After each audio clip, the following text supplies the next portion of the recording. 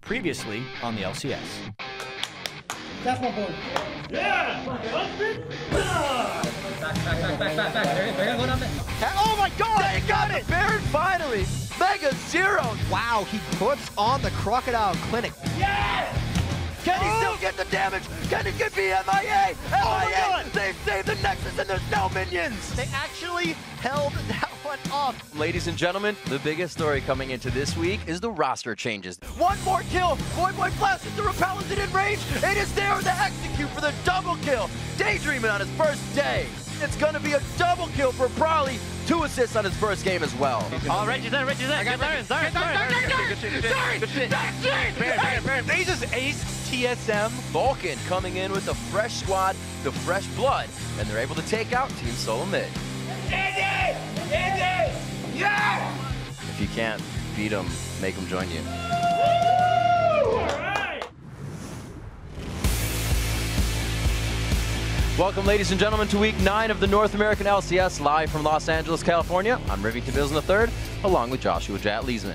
As we get closer to the playoffs, the teams aren't holding anything back. In Week 8, we saw 5 level 1 brawls leading to more than a dozen early kills. Yeah, but the biggest story coming out of last week was the roster changes. Vulcan got a player transfusion when they injected Gigi's Bloodwater into their lineup. That actually forced Gigi to call up an LCS rookie Daydreaming to play support. But it was Complexity's addition of Prolly that had the biggest impact. Prolly won our MVP last week. He went 20, 12, and 35 in 3 matches. Complexity as a whole went 2-1. Daydreaming did well as well. GG went 1-1. And Bloodwater, even though Vulcan went 1-2, he helped Vulcan beat TSM. Absolutely, and it was one of those big games last week. Today, Dignitas will be starting with a new lineup. They'll be playing without Crumbs in the jungle when they take on Counterlogic Gaming. And just to be clear, Crumbs hasn't been benched. It's just a 1-week thing. He is out this week. So DJ Lambo will be in for Dignitas in the jungle. The last time we saw him, he was on Azure for the LCS qualifiers. So there will be a lot of pressure on him because this is a very big week for Dignitas, and this is the first time DJ Lambo has played in the LCS entirely, so they have a chance to catch Curse this week. The pressure's on, and we've seen a lot of the new guys pulling out some big stuff, so we'll have to see. And that brings us to the standings. Curse continues to control the top spot, but Dignitas is just 1 loss back from a share of the league lead. Team Solo Mid is sitting comfortably in 3rd place, while CLG stays in 4th despite losing their only match last week. And only 2 wins separate the last 4 teams in the league. Marn is holding on to 5th, ahead of a Vulcan squad who was on a bye this week, while GGU and Complexity are still in striking distance of the final playoff spot. And with the playoffs just 2 weeks away, today's matches will have a big impact on the seedings. First up, Curse needs a win to stay on top when they face off against Marn. Then Dignitas and their pinch jungler head into the Rift to take on Counterlogic Gaming. Plus, Curse squares off against a revamped Complexity team coming off their best week of the season. And then GGU and Marn battle for control of the final playoff spot. And that's all followed by the semifinals of the Summer Promotion Qualifier. First up, it's Curse Academy facing off against Summon, formerly known as Square Duck, followed by Quantic taking on Velocity. And just a reminder, time's running out to choose your all-star team. Make sure to go to lolesports.com and cast your vote for your favorite players in each position and help send them to the LCS All-Star Game where they will represent North America against the world. But you better hurry because voting closes on April 15th, which coincidentally, Riv, is when your taxes are due. The more you know, Jat. Yeah, and once you're done picking your All-Stars, hop onto Twitter and tell us which NA LCS Pros play style has most influenced your game and why. We're at LOL Esports. Use the hashtag LCS. We'll read the best responses later in the show. Okay, guys, it's our first match just around the corner. It's first place Curse taking on Mega Zero and Marn. Don't go anywhere.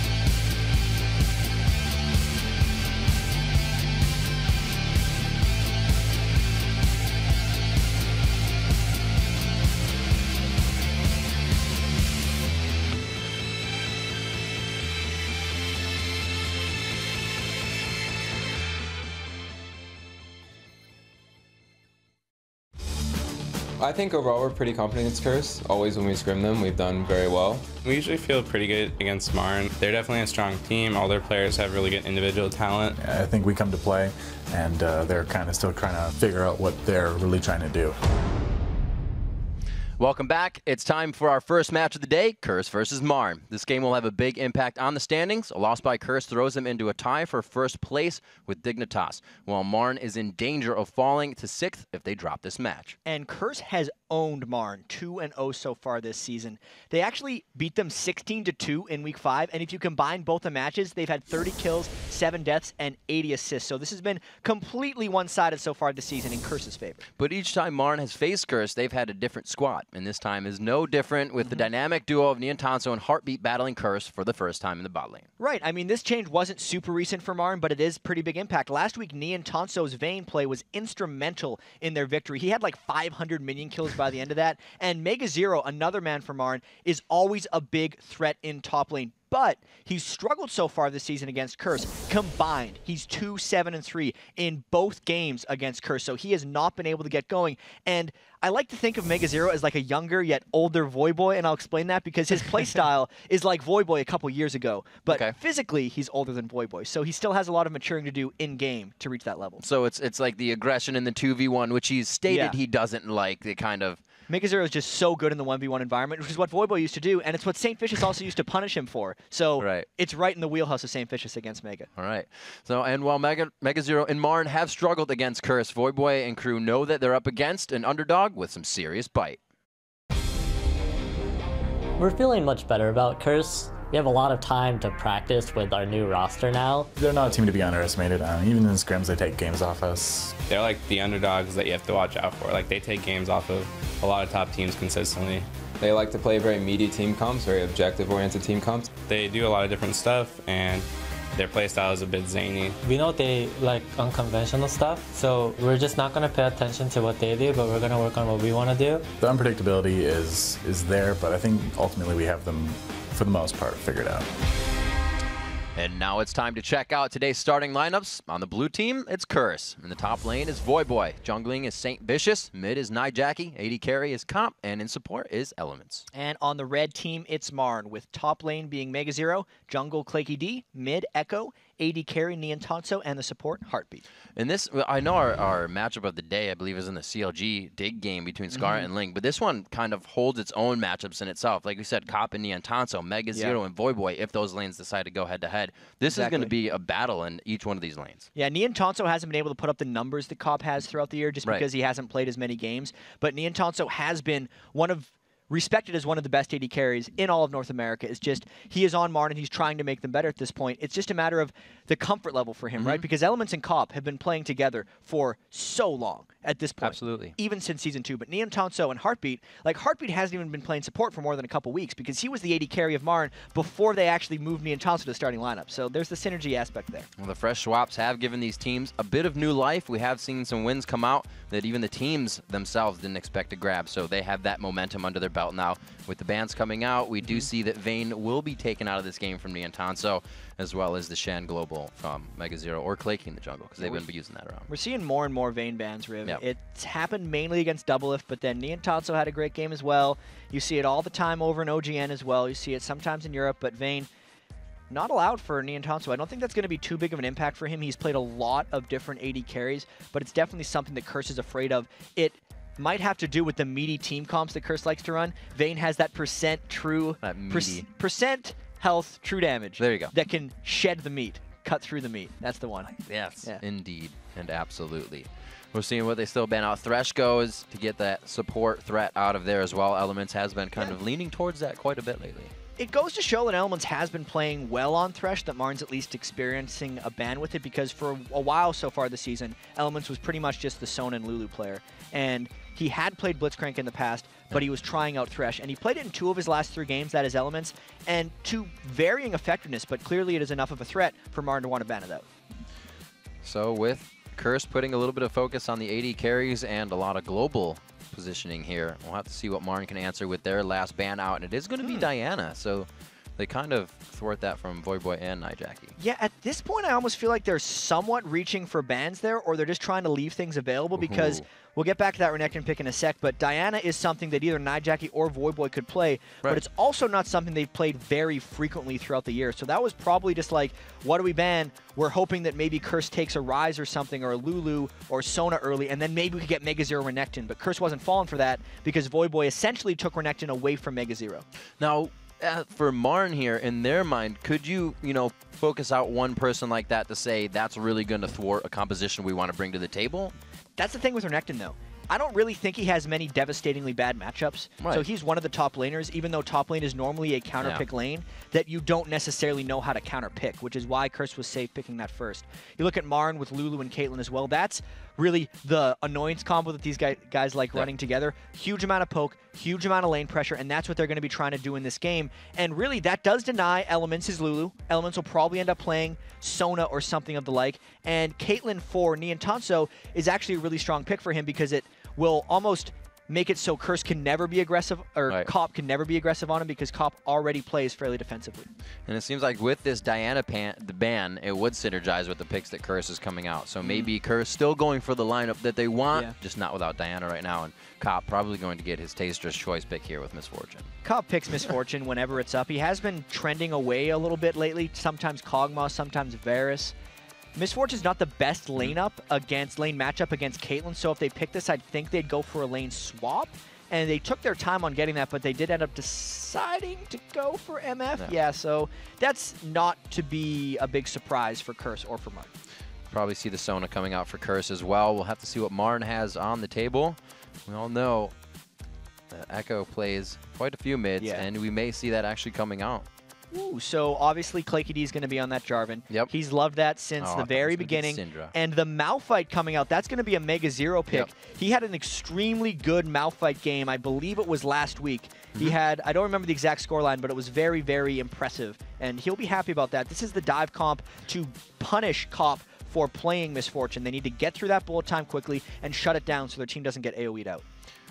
Actually, remember this is when Cop was on, I think it was Kog'Maw, that they were able to pretty much just run him over and over and over. So we'll have to see if he has his Misfortune. He has a little bit of escape that she brings with that strut. We'll see if he can make it happen. But Mega Zero is, like you said, going to be gunning for that back line. They have the tank to get in there. We'll see if Curse actually looks like they're getting a lot of peel for their AD carry as well here with Karthus if they pick it. Yeah, and Karthus is something that's made a bit of a comeback. We saw Vulcan playing it, we saw Reginald playing it as well, and it is something that Nijaki has played in the past. It's a very farm-heavy thing, and it will synergize well with gank spot lane. I'd almost expect if they're going to go with Karthus to go with Sona as well for Elements, unless they're going with something a little bit crazy here. So this is a standard team comp for Curse for the most part. They want to land a wall, allow Saint Bitches to run in with Volibear's Rolling Thunder, get the flip back, and then Voyboy to follow up, right? Like, that is a comfort thing for Curse. It's actually another fairly meaty team comp, as Echo would like to say, because even Karthus, when he builds that Rod of Ages, and if he goes for the Seraph's Embrace build as well, becomes very difficult to move around. So that'll be pretty good for Curse. And really, this plays into what Nijaki's been playing a little bit more aggressive lately as well on his Ryze play and everything that he's been bringing to the table. So it'll be cool to see how he takes this into effect and becomes one of those divers with St. Vicious and Voyboy. Is not as usual to see. Yeah, absolutely. So for Marn, their team strategy is somewhat dive heavy, but they have the poke potential from Lux. So Echo actually picked Lux because he's trying to pick off Nijaki before Nijaki can get into the team fights. So Marn is mostly about laning, with the exception of Malphite, who's going to be the team fight initiator for them. And then, of course, you look at Curse. We touched on it before. Very, very high damage. That's pretty much 4 threats that they're running, and they are a dive-focused team with Cop in the back trying to throw in the bullet time. So what kind of trouble does a Karthus present, or just the composition that Curse has for a Claky D? How mindful is he going to have to be of ultimates? Because it has to make it that much harder. Well, the thing that Claky D is going to want to do is focus his Cataclysms in the right spots, because all Nijaki wants to do in a fight is actually just walk into the right position and sit there. He wants to close off part of the battlefield. Luckily, Cataclysm can do a similar thing. So if they can get in positions where Claky D can either ult in or around of Karthus, he can keep them out of those zones, and they'll save themselves in those fights. But it's very tricky to do. And there's not a lot of actually gap closers for either of these teams besides Voyboy who really can get out of that. So Cataclysm is going to be very effective when Claky D can get it down, and hopefully he will be helping. He's going to try to help. He's going to try to help. in the right way. It's not going to be one of those Chouster killing hotshots in the top lane helps. It's going to be like legitimate helping. Claykey really wants to keep his team alive rather than help Curse. All right, we'll just see how much helping as we jump into your first game here, week 9. It's going to be a long day. You better have your popcorn and beverages ready, and you better have your seat nice and squishy because you're going to have to be sitting for quite a while. This is game 1 here of our very long day in week 9. Curse versus Marn. As we start this matchup off, we see a lot of focus from Curse in the bottom lane with 3, as they also send 2's top for a little protection in the jungle. So we saw bloodbaths last week in our first 2 games. There were huge amounts of fighting. Curse was involved in a fair number of those because they actually don't ward too much at level 1 historically. They have a 3-man scout here down in the triangle brush. If someone walked in here, I believe St. Vicious would actually be able to kill him though. So Niantonso also in a defensive formation. Both teams actually going for low ward starts with very defensive, almost offensive line-like formations.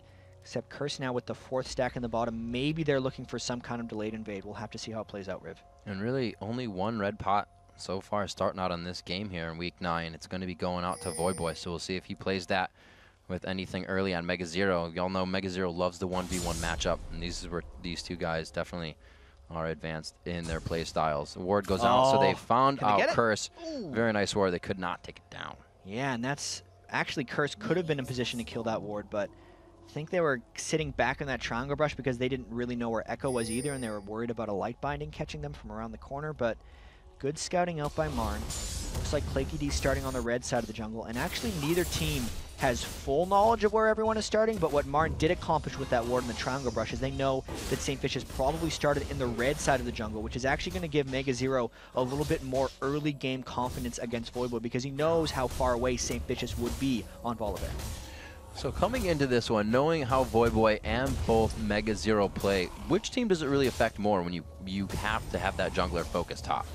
I think right now it's going to benefit Curse a little bit more just because they're more experienced duo-wise between Voyboy and St. Vicious. If Saint decides to go up there, the nice thing about this matchup for Voyboy is Malphite doesn't really beast on people early, and Renekton does. So even without jungle intervention, I think Voyboy should have a bit of a battle edge on Mega Zero, but I don't even know if we're going to see kills in that lane because both of them have went for teleport, which means they're mainly looking to farm and affect other parts of the map. I really want to see how that plays out as St. Vicious goes bot.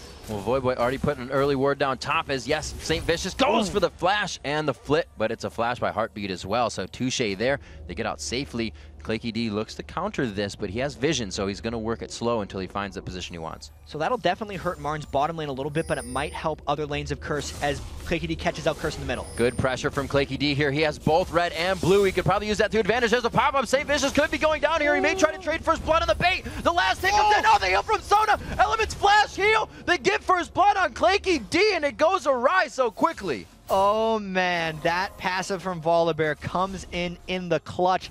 That is one of the reasons Volibear is such a popular pick right now, because you can't really mess with him safely early on. That was a fight that Claykey probably should have won if you think about it. He was level 3, right, to St. Vicious level 2. He got the jump on him, and he got him low. But because the passive saved him long enough, and because Elements came in for the hero save, flash heal, it allowed them to close it in on him. And it's all because of that passive. It's all because Claykey tried to make a play and got punished from him. Really good collapse as a team from Curse to save him at the end of the day, though. Everybody says Curse is really good at making your mistakes, or capitalizing on your mistakes, I should say. And here at 3 minutes in, they have done so to grab first blood, 500 gold in the lead, and that actually gives an assist as well to St. Vicious and Elements as he came up, like you said, for the hero save. Saint now with, I don't know, that was Saint's kill? No, it was Mid's kill, so we got refresh double buff in mid now for Nijaki as well. Yeah, Nijaki's definitely going to be living off that blue buff. Karthus can't really aggress too heavily onto Echo early, so I'm pretty sure he's just going to be trying to farm this one out. You got to keep in mind Nijaki burned his flash and exhaust in order to get that kill on Claykey, so he doesn't want to be too crazy. The main thing that benefited Curse for, though, is St. Vicious got a really early Madrid's Razor, which is going to try to clear the jungle extra fast with Volibear on and try to repunish some of those ganks since they burned the flash in the bottom lane in the first place. But really big play for Curse overall, and when Nijaki shops is when we're really going to see that first blood come into account. Bottom lane cop, I see 26 to 30 in CS as they poke back and forth. You can see Elements really just able to heal up the poke that Lulu Caitlyn brings to the table, so that's not really a super lane push for them there, and you can see his cop just trying to get the CS in where he could be getting the aggression in. here. That's Cops, that support CS, or the support AD carry. So he's just farming right now. More than happy to go to the late game. And look at that bottom lane support items. They all started with nothing but consumables, and they've actually gone through all of them already at 5 minutes. So there's been a lot of early game warding. There was a lot of stuff that happened with that jungle invade and the early flash having to being burned by Heartbeat. So they're going back to base really quickly. You can see Elements has actually shopped first, and Cop has shopped first as well. So this is something you have to keep track of in these duo lanes. If you fall a shot behind the enemy, you're going to get bullied for a little while. That's why Heartbeat is going back at the same time, and that's why Niantanso is mainly clearing that wave. And the decision now is to go back early and keep up in items as Cop, or try to get a bigger CS advantage. And it looks like Niantanso spending the extra time to shove. And is that a way a team can force another one to play out of their style? If you do have a lead early, you go back. Does that force the other team to have to go back and put them in a bad spot?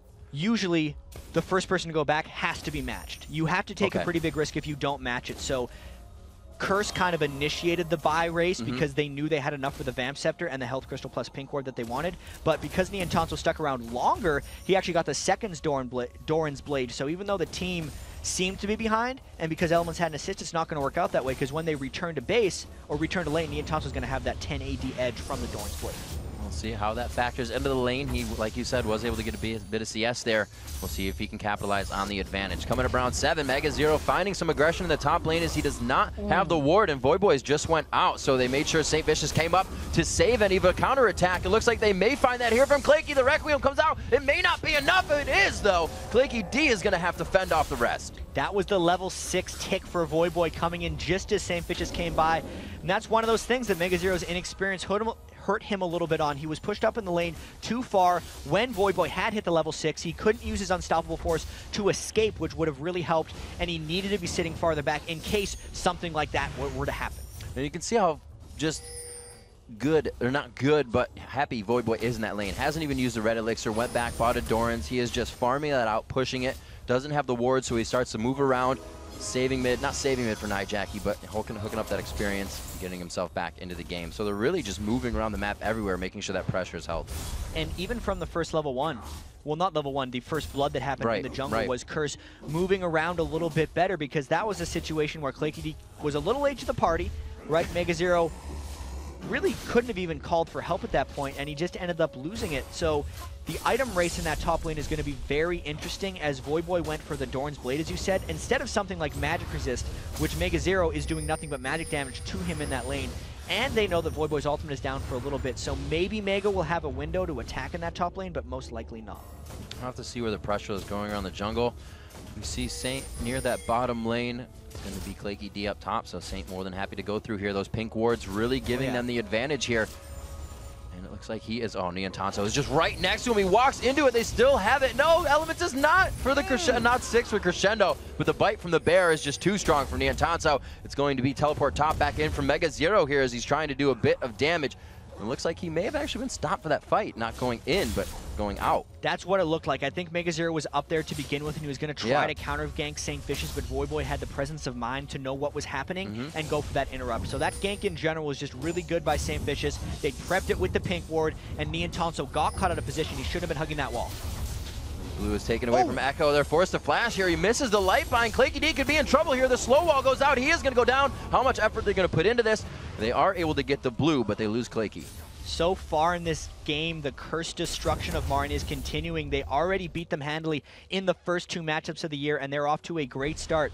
Not only are they stealing those blues, they've gotten the first 4 kills. They're pressuring pretty much every lane. You can see Nijaki's been the one who's almost roamed around less, but because of his presence and his early level 1 kill, he's the most farmed on the team.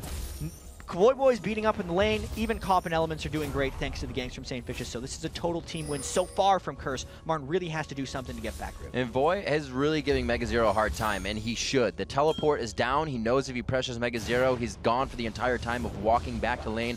Void Boy's teleport is up. His ghost is almost up, and he could probably go in on a fight here soon.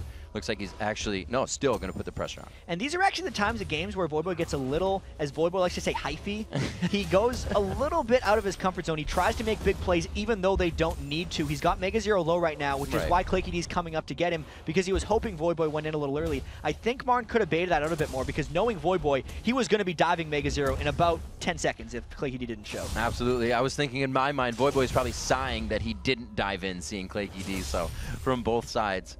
of the coin there. Voyboy backing off, though, knowing that Mega Zero's out of there, but at least they have the jungler vision top. What is St. Vicious going to do? Looks like he's going to farm mid and tax the lane a little. This is something St. Vicious does a lot of, and in this game, since he's done so much ganking, he's actually about 16 minion kills behind Claky D, but this is not a bad team strategy, because what he's trying to do right now is he's trying to shove out the mid lane because the blue is up for Nijaki. So Nijaki's actually going to go and take that, and they're really just sharing map objectives. If St. Vicious was helping Nijaki with the blue, A, they wouldn't be pressuring Echo here, and they'd also be getting less experience overall. So it's a pretty smart play by Volibear to be in the mid lane while Nijaki takes the blue buff. And he's actually doing a great job of just harassing down Echo. Echo's still only 3 CS above Nijaki, and he's been out of lane for that entire time. So good little bit of pressure there as they keep it all around the map. We've even seen Voyboy come from the top lane to farm mid as Nijaki went back. So Curse is really just on the move to cover each other. Yeah, it's the rotations, right? It's something you see more in competitive play because you don't really learn rotation from solo queue. Everyone just kind of does their own thing and selfishly farms themselves. You'll see top lane late game. In these games, everyone shares ward positions, they share buffs, they share lanes if they're doing it right.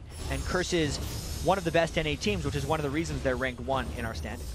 So at 16,000 gold, we have about Teleport 14,000. The teleport is coming in bot. Mega Zero going hard on this one. He does have the unstoppable force up. They wait very patiently on this. Cataclysm locks in elements. They could actually still have Cop here if they decide to go, but no, it's the teleport in from Voyboy this time. Wild Growth onto him. He can't certainly find a kill. He's looking for the last hit. One coming in there. It looks like he could finish off another one. They're going to go for a full dive here. St. Vicious. That last hit for the passive ticking on for him keeps him alive. Voyboy finally finds the double kill. Ace in the hole does not kill St. Vicious. Oh, man. That passive too strong. Cop onto Mega Zero, and now it's just a standoff between Mega Zero. Cop coming in from the side, though. Will Voyboy try to tank this one up? Cop takes the damage from the turret. They're going to trade it off. He might make it out. Oh, Caster Minion's way too strong. Voyboy gets a 3rd kill on the fight. So a huge win for Curse there.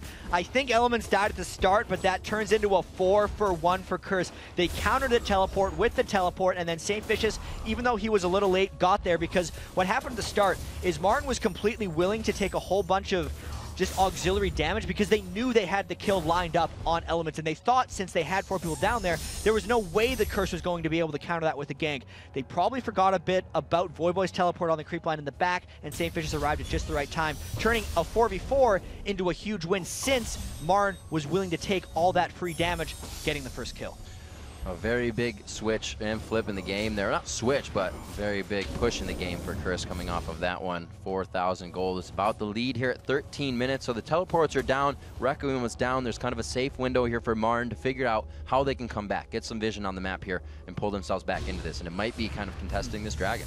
Curse doesn't really want to give him a chance back in the game, right? Because they know that Mega Zero ran straight back top lane when Voyboy was running back mid, so even if there was going to be a contest there, it would be another Curse advantage. They know that in that last fight, everyone used their ultimates, so even though Curse was down ultimates, they're like, whatever, we know we're up in gold, and without ultimates, we're stronger than you without ultimates. Because even when you look at the items, it's a Sunfire Cape and a Rod of Ages and a Bloodthirster to just a Vamp Scepter, you know, a Morellonomicon, and an uncompleted Sunfire Cape from Mega Zero, so Curse knows they can force, and they're doing it well. So was that a good call by Marn to hold off on that? Was it a too soon, and they can come back later, or should they have challenged? For the Dragon, it's one of those situations where if they could do it again, they probably would have ran down there and tried to like catch Curse in the midst of some Dragon damage, but they'd already sent Mega Zero top lane. So once that happened, there was no way they would contest that Dragon. So based on their prior decisions, their other decision was correct.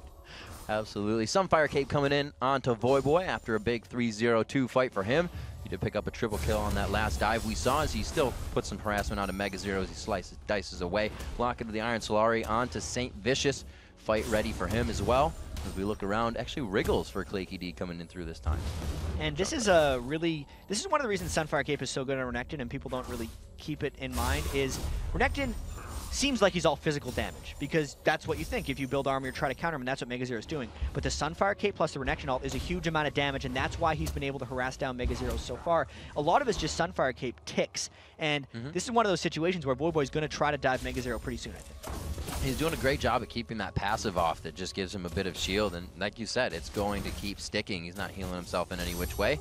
Echo pushing a little bit down towards mid as Nijaki gets a few more purchases. That needlessly large rod for a spike and damage. That means Requiem has even more presence on the map now with these fights, and it really can turn a bad dive good.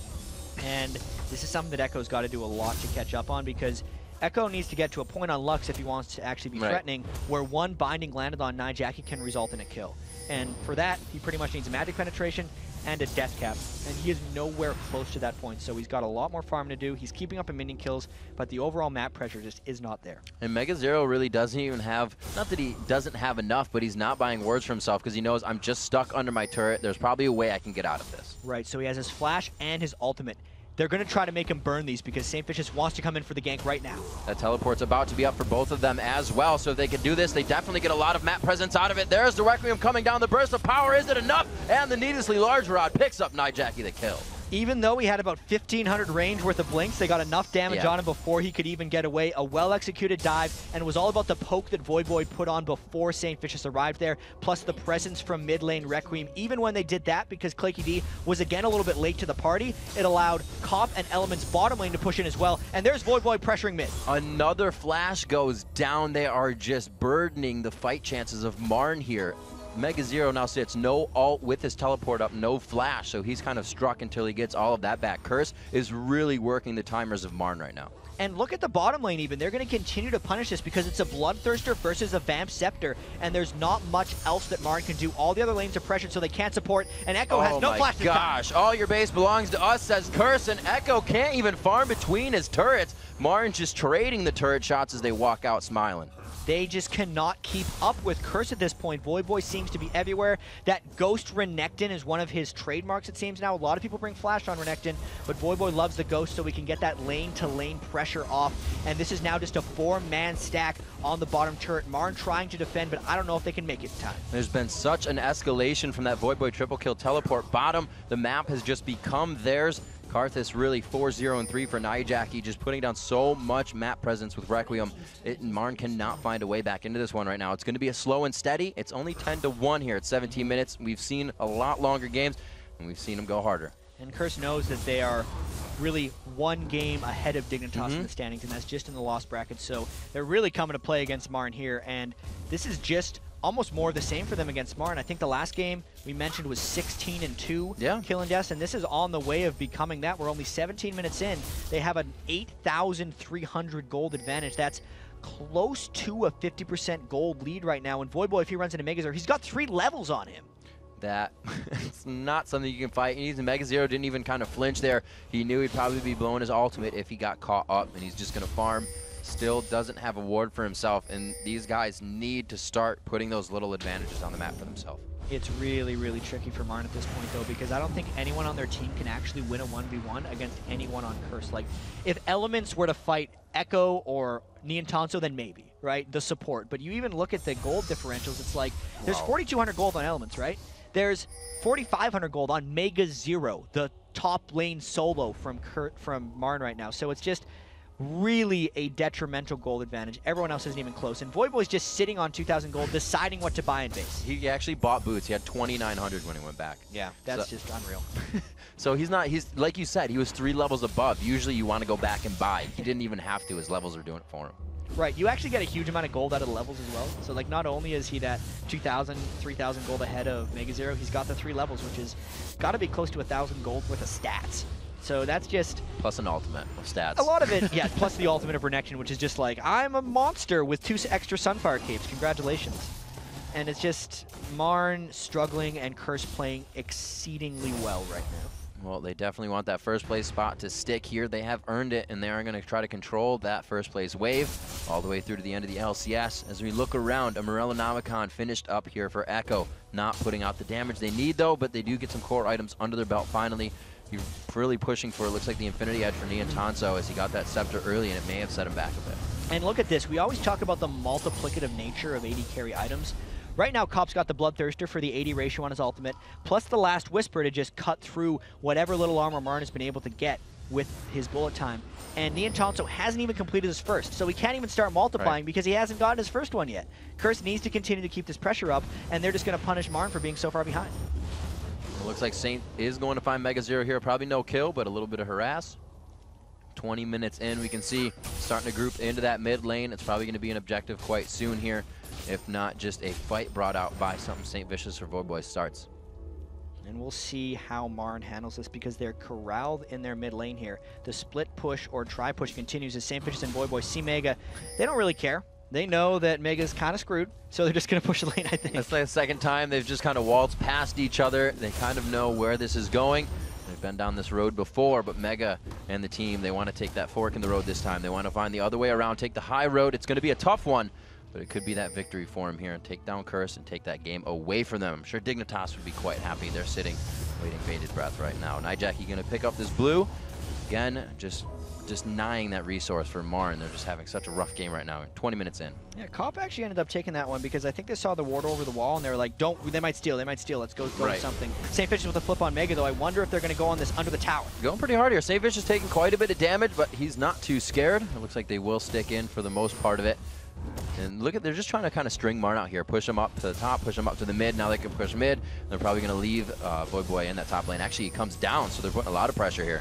Curse actually seems to be taking this one a little bit slow as well because they've kind of been stationed in this spot for, I'd say, the last 2 or 3 minutes. They've killed one of the kind of inner or outer, like middle tier turrets. That's the word I was looking for, on the right side of the map right now. And they haven't made much push for the next ones. I wonder if they're just trying to farm out the lanes and steal the kind of double jungle they're able to accomplish here and get a big enough lead to maybe force an objective, because they're all kind of going back to base. They're clearly waiting on something. I just don't know what it is quite yet, because they already had the 2 items on Cop. They already had the death cap on Nijaki.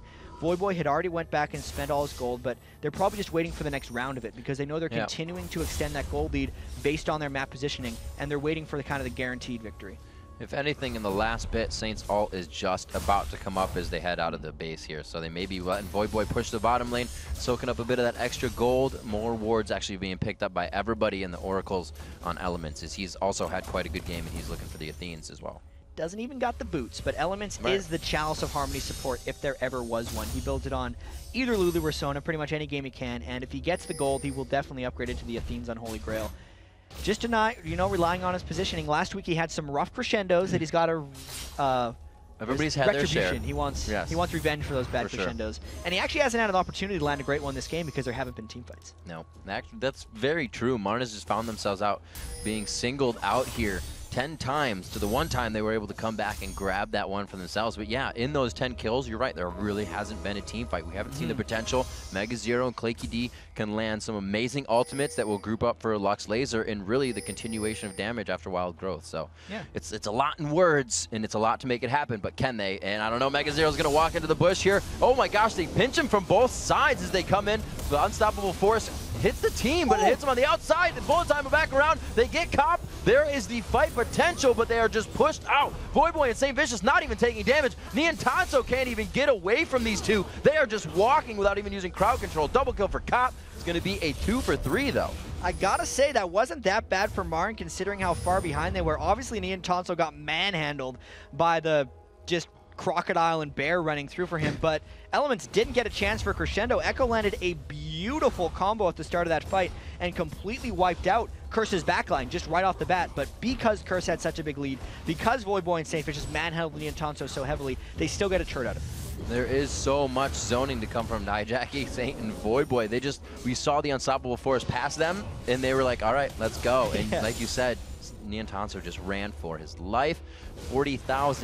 41,000 gold here for Curse, too. 30,000 gold for Marn. 13 to 3. Like you said, doing quite well there to pick up 2 Comp and Elements. But that fight's going to go on quite long when you have that HP bar of Voyboy and St. Vicious. So they got to figure out a way to get that damage now. So they got to hold off, farm it up, and really figure out what objective to go after next. And I wonder if that fight's going to scare Curse off a little bit just because of how poorly it went, right? They definitely shouldn't have traded 3 for 2 in that situation. It was just the fact that Cop and Elements clumped and allowed Mega to hit the Unstoppable Force into Echo's final spark in that one.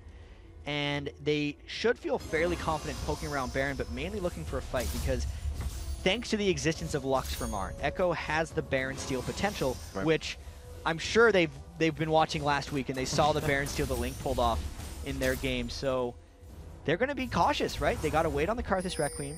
They're waiting on Voyboy's Dominus, his Renekton ult, and they're going to try again. And I'm pretty sure if Cop and Elements don't get instantly killed in the next fight, they're going to walk them off the field.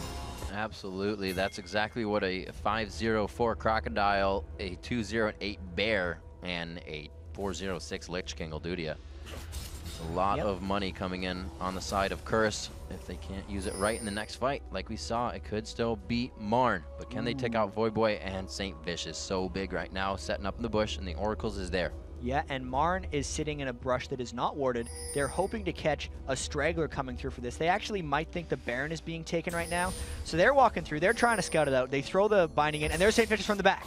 Oh, they see Saint, so that's pretty much see everybody. The wall goes out, so they cannot get through. They zone him pretty good, and they start going for Echo. Echo is going to be locked in here. Voyboy in a 4v1 as the team is behind him. He tries to get around Cataclysm, a pretty good laser, but they are still going to be forced out of this. Voyboy is taking on the whole team right now. His Mega Zero is forced to do the same, but Voyboy dashes. Comp takes a shot to the face, but he keeps running like a trooper. St. Vish is looking to get another flip in here. I don't think he's going to get the speed from that Lucent Singularity, and they back off.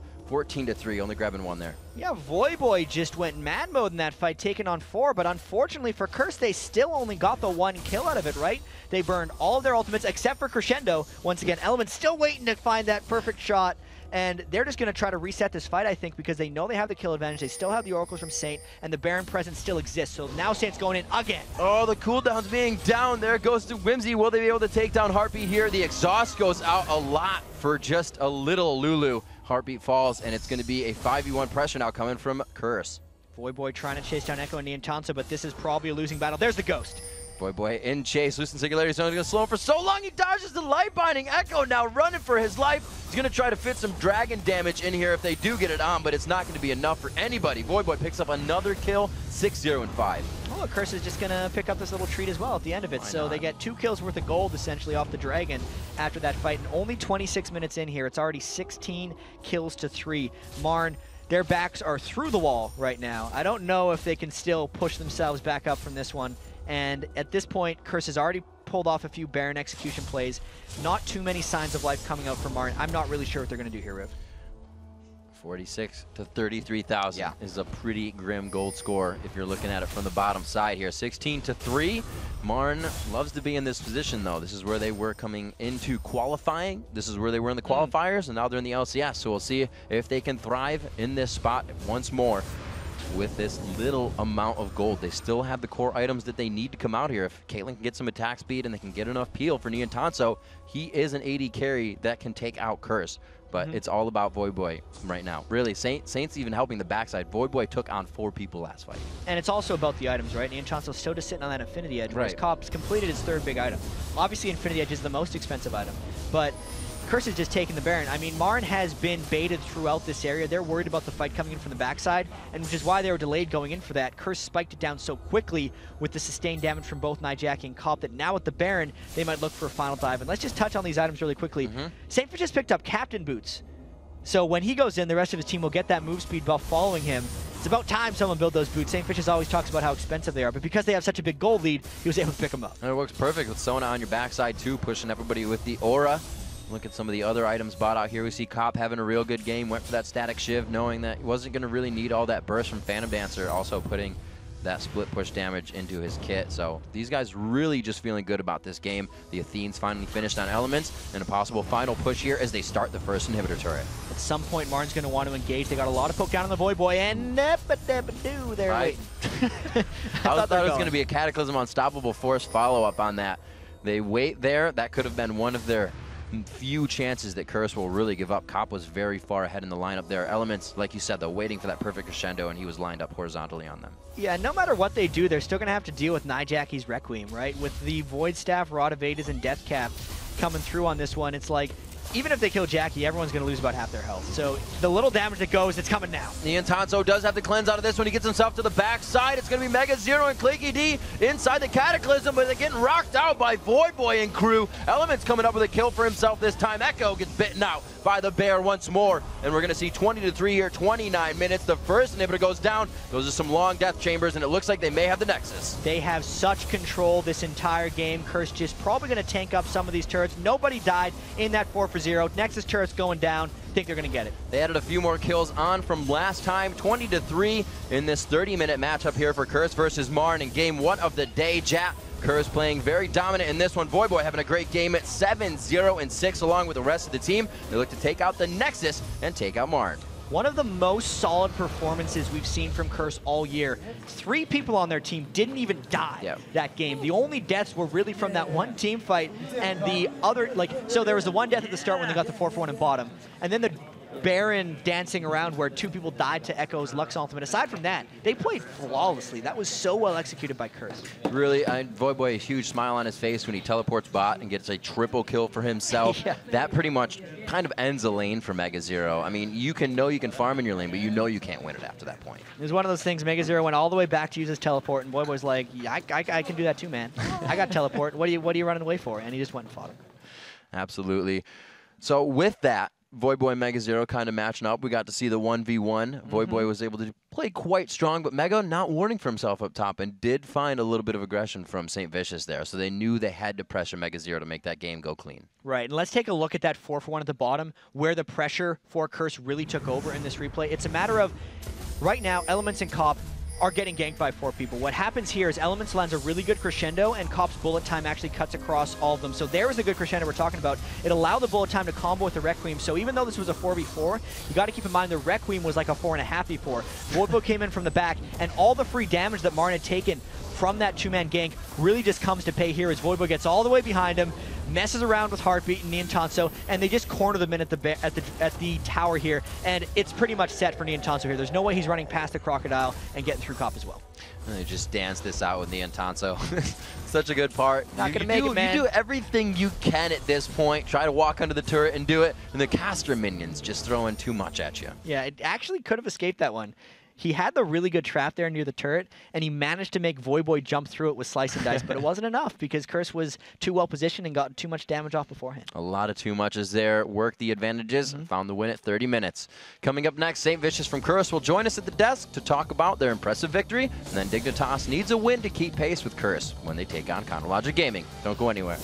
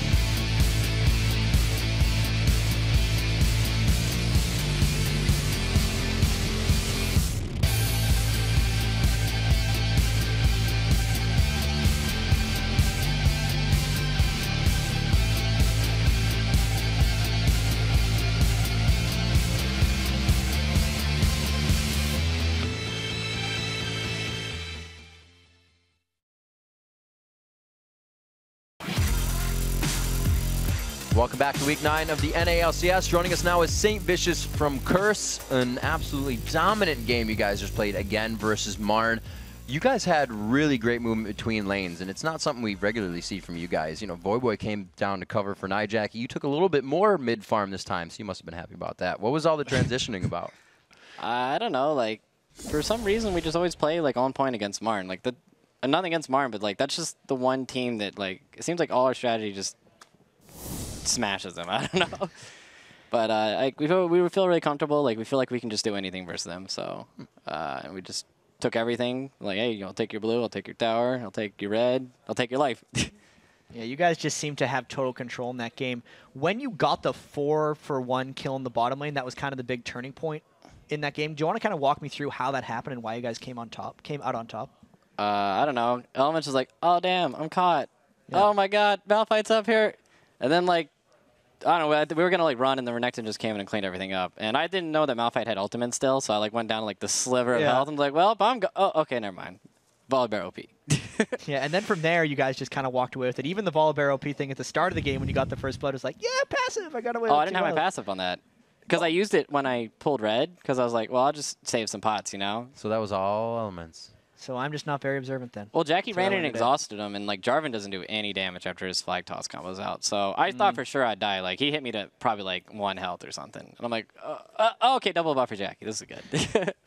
Awesome stuff. And the All-Star voting in Shanghai is going to be closed on April 15th. You have a pretty big lead over the odd one a little bit. Do you want to talk about your expectations? Do you think you're going to win? Are you happy about where you're going right now? I mean, I think anything's possible. Like, we're going to bring, what we're talking about, we're going to bring the All-Star team to the Curse House, and we're going to boot camp there for a week before. So hopefully, like, we can pull some crazy strats out. Like, there's a lot of players that are getting, like, the picks. Like, people can play some pretty random stuff, so I think we can come up with some fun team comps. Should be good. As one of the top junglers, you know, having that vote, what do you think people see in you? What do you think puts you up top as one of the best junglers in North America? I think it's about, like, building the proper team, because, like, I know Dyrus and Scar are on top right now, and Scar is more of like a passive farmer lane. I mean, he can be aggressive when he wants to, but you need to have like aggression somewhere on the map, and you either needs to be like in the bottom lane or your jungle. Like, you need to have at least 2 aggressive players on your team, I'd say, to make plays off of. So Dyrus is more of a passive player. Scar is more of a passive player, so I guess they picked me to be the aggressor. So going by that same motto, do you have a similar setup on Curse, and then who fits which aggression roles? I'd say Voyboy and I are the aggressors, definitely. And then Cop and Elements just chill out bottom and farm. And Jackie just wanders around and dreams about Chinese food. So what's it like now? Almost to the last week, almost to week 10. You guys are still holding on to the first place spot. We've heard Elements say, you know, it wasn't great to not be in first, but having first is also good because of the pressure. How are you guys taking it right now? You training any harder? Is there any special recipe coming up? I feel like the worse we do in scrims, the week leading up, the better we do. Like, we just got, like, destroyed in scrims this week. It was terrible. And then like, we come here and we're like, all right, everybody's on point. It's good to go. So maybe before Super Week, we're just going to make sure to lose, like, 100% scrims and just, like, get stomped by, like, some Bronze League or something. I don't know. There you go. You were saying you guys lost the games and you went up in 2% in votes. So yeah, lose games, pluses. Yep. All right. So with your scrim schedule, I mean, I've talked to you a bit before about this, how you kind of thrive in the chaos. There's got to be more to it. Are you figuring out why you like lose in scrims, but then just dominate in the LCS? Or it's just like magic. I honestly wish I knew. Like, we're just frustrated. Like, how did this even happen? Like, we're just sitting there trying to go through it and break down the scrims and everything. Just like, Steve's just got like spreadsheets out and documents and stuff and like pictures and pie charts and God knows what else he has. But we can't figure it out. For some reason, we always do good. I guess people just play better in like the live environment. Yeah, who gives you the most trouble in scrims of all the teams in the LCS? We played CLG a lot this week, and then we just played other like rando teams. So we only lost to CLG actually, but I don't know. It's probably CLG. Like, just their play style, the way they play is just counter to ours, I say. Even though we're like 2-2 against them in the LCS. Awesome stuff. And I also heard that you had a new Curse store. Do you want to talk about that a little bit? Yeah, we just opened it up. It's teamcurse.net, and there's a little store button on the top right. So we have like little funny shirts like Curse Cop, and he's like eating donuts and stuff, and then they have like a Chubby Bear shirt, and you can like buy our jackets and stuff on there. So check it out. Awesome Do you have any stuff. St. Vicious jungle stuff? There's a shirt that says confirmed on Saint stream, which actually it doesn't have the apostrophe on Saints, and I had people like message me and stuff, like a huge row of them, and then one of them it's like, excuse me, there's no apostrophe on this, And then it ends, we should be together. I'm just like, what? All Weirdest grammar Nazi ever. The love of an LCS pro, ladies and gentlemen, St. Vicious. Well, guys, congrats on your match. Congrats on the rest. Good luck on the rest of the matches, I should say, and keeping that first place hold here. Dignitas on your heels. Good luck in the LCS. All right, everyone, it's time for our second match of the day, and that's Dignitas versus CLG. Dignitas has been one of the league's best teams all season, thanks to their fearless leader and the most popular mid laner in the league, Skara. Earlier this week, I got a chance to sit down and talk with him about Dignitas.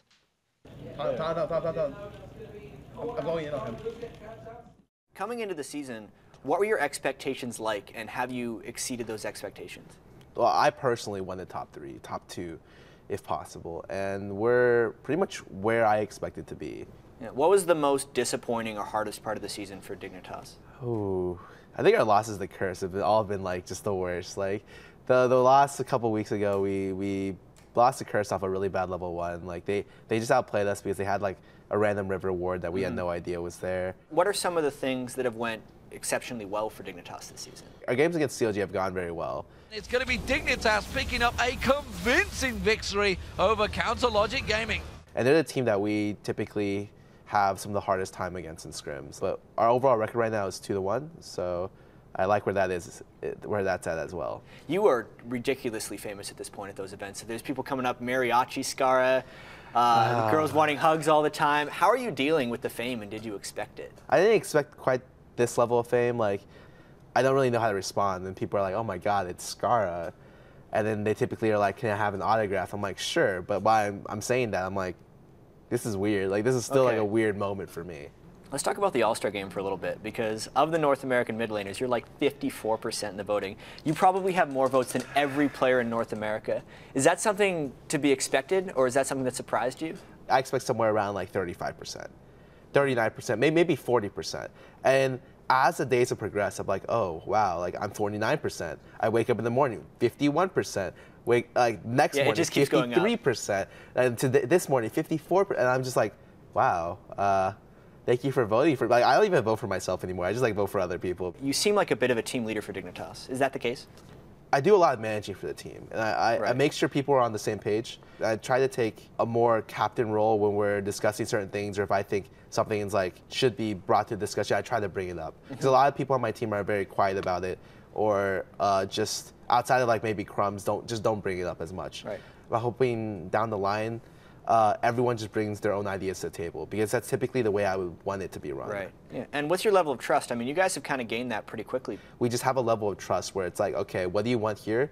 What's ideal? And what are we looking to play in? What objectives, like what champions are we looking to play against these? And that's how we prepare for games. And it's worked out for us pretty well, I would say. Right at the start of the season, Crumbs had to go back to the jungle, and you guys picked up Kiwi Kid. How do you think Kiwi Kid's adapted and fit in with Dignitas so quickly? He meshes very well with most of the people on our team. That's why he's fit in so well with us. I'd say communication-wise, he's still getting there. And he still has some like rough edges around, but for the most part, he's performed very, very well. How long do you see yourself being involved in esports? It's obviously my passion right now, and I love it. I'd say as long as I enjoy doing it, I see myself in esports for the whole period of time. So, Jack, in the interview with Skara, you brought up that crushing in the All-Star voting. What makes him so popular? Yeah, so Skara is not only just a likable guy, but he's well-spoken, and most of all, he's good at the game, and he's been in the scene for a long time. So people can vote him for his skill, the old fans vote for him, and the new fans vote for him. So it's one of the big reasons that he's so far ahead. It's awesome to have players like this in the league that can kind of hold that for the community, for other people as well, and be a leader for them, or even a mentor at times. And to see a special extended version of Jat's interview with Skara, head over to lolesports.com.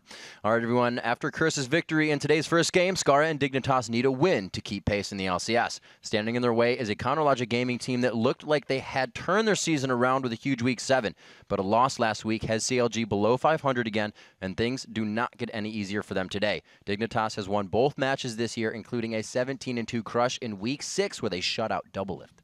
And Doublelift actually leads the LCS with 117 kills, but had 0 against Dignitas the last time they played in Week 6. He was 0-3-1 as Ezreal. So CLG is set up to have Doublelift as the carry, so if he gets shut down, CLG just loses.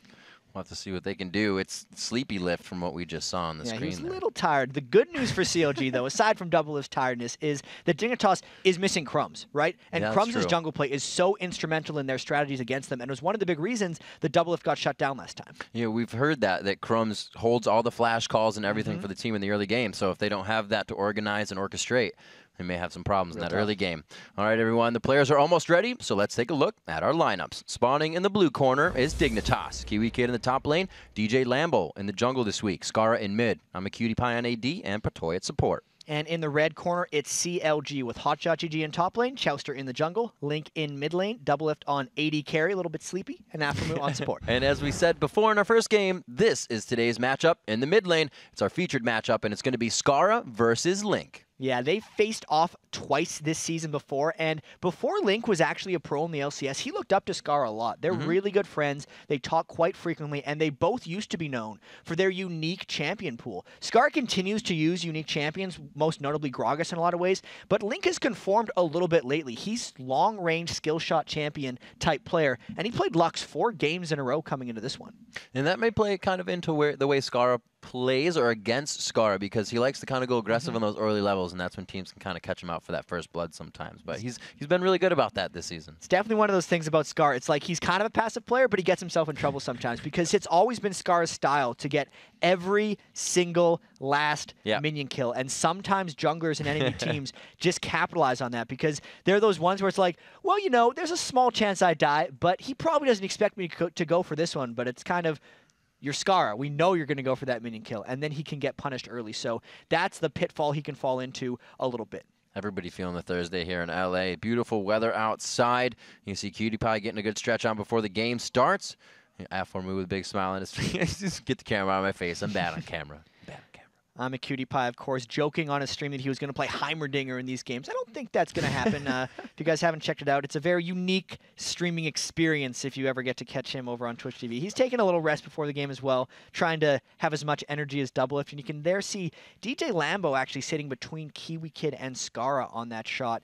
Totally new experience for him. I mean, doesn't even have the full Dignitas jersey. He's in here for the week, right? He's got the Dignitas shirt. He's part of the team, but it's such a huge responsibility, as you talked with. I wonder if in Dignitas' practices they've switched up their communication at all, because I don't know if they'll trust DJ Lambo to just take all the information and then make the big decisions, seeing as he's so new to the team and they've really only been practicing together for about a week. It would be something that's hard to do, right? Because then if you leave that up to him, already having the position of a leader, you can't be quiet. So if he gets frustrated and then can't do that, quiet is the biggest thing that can create chaos, being quiet. If I had to guess, Dignitas is going to be putting a lot more stress on Skara's role this game because he already says he plays a bit of a captain role, and I'd expect him to probably play a bit more of a calling role here too. Even he was talking about Kiwi Kid in the extended interview about how Kiwi Kid is really good, but his communication actually isn't quite there yet. So it really does put a lot of pressure even back on Skara again, and Skara complains that we talk him up too much because he is way ahead in the All-Star voting. And then you look at Kiwi Kid, who's not part of the two-man race, which is between Dyrus and Voidboy in the top lane, but he's still a really strong player in himself. Even more pressure there for Dignitas. So looking at these teams and what they've really played before, Counterlogic Gaming kind of still has that late-game-esque play style to them. I think they always will. And Dignitas really has a fight composition that will consistently win a laning phase. Who's really going to have that advantage in this matchup right off the bat? A lot of it's just going to depend on what style CLG picks into, because CLG is kind of reinventing themselves so far in this season. They're 10-11. That is nothing they're happy about. I mean, last week we had that great feature on the struggles that they've kind of went through, and then it just got a little harder last week because they lost their game, right? They dropped below 500 again. Doublelift is still really the only one they're relying on to carry. Chowster's still not playing super high threat junglers, right? Aphromoo, I think, actually gets a lot more flack than he deserves as well. He's top % kill participation of all the support players in North America, or even all the players in North America. Some of that could have to do with how much Doublelift gets kills and how Aphromoo is just like always next to him since he is a support. But it does go to show that he is doing a really good job there. It's the team synergy for CLG that isn't quite there yet. And it's crazy to think now, Curse, I believe 17-4 on the mark, which is 21 games, which means they have 7. CLG has 7 right now. And with Curse at 17 games, CLG's 10-11, so they can only win 17 games. So There's they no need way to get these wins. There's no way that CLG would be able to pass Curse. Right now, Curse is just fighting to try, or CLG is fighting to just get a better seed, right? They want to make sure that in the in the LCS playoffs that they have a better chance. But I think first and foremost, CLG wants to win these games against the higher tier teams because this is their measuring stick. Of all the teams, like of the top 4 that if we can call them that now, CLG loses more to the bottom teams, but actually has a pretty good success rate against the top teams. So they're gonna really focus on this Dignitas matchup. We see Gragas Diana being banned out here. They're kind of double banning a little bit with the Diana and getting that Gragas away from Skara. And we see the Udyr and Lux as well. Like you said, Link on those long-range skill shot champions in mid. And if there is a criticism against Skara, it is his small champion pool. He plays unique champions, but he doesn't play that many. So the Gragas ban, the Diana ban, they're trying to attack him. You can see he's already a little bit worried because he's like, yeah, I really wanted to play one of those 2 champions, and I can't. So the Udyr ban was definitely at probably Hotshot GG split pushing top lane. And we'll see what this last ban goes for CLG, whether they throw another one at Skara, and they actually just throw Shen out. They do. They leave the Kayle open, which Dignitas really hasn't toyed with too much lately, but it was said previously in the early weeks of the LCS, we will drop our strat for Kayle. Yeah. Dignitas usually provided strategies that didn't involve Kayle, and then if someone left him out, they're just like, okay, yep, we'll take it. But Kayle has received some changes since then. We are on the 3.5 patch, so not the 3.5 balance patch that happened a couple, like either last night or 2 days ago. So it's what these guys will be comfortable with. But that left Thresh open when they banned Shen, and that is a huge pick for Patoy. He is definitely going to enjoy that. It's going to give Patoy, It's going to give I'mACutiePie the aggression he may want in lane. His Draven is still open as well. We're going to see what Chronologic Gaming goes to pick on and start off here. Probably just top jungle if they don't decide to go with support and not really show anything. Well, Doublelift has went on record saying Draven is trash, so he's not afraid of the Draven. Of course. Even though he's lost a few times to it in the past. We'll see how CLG marks with this because Vayne is completely available, right?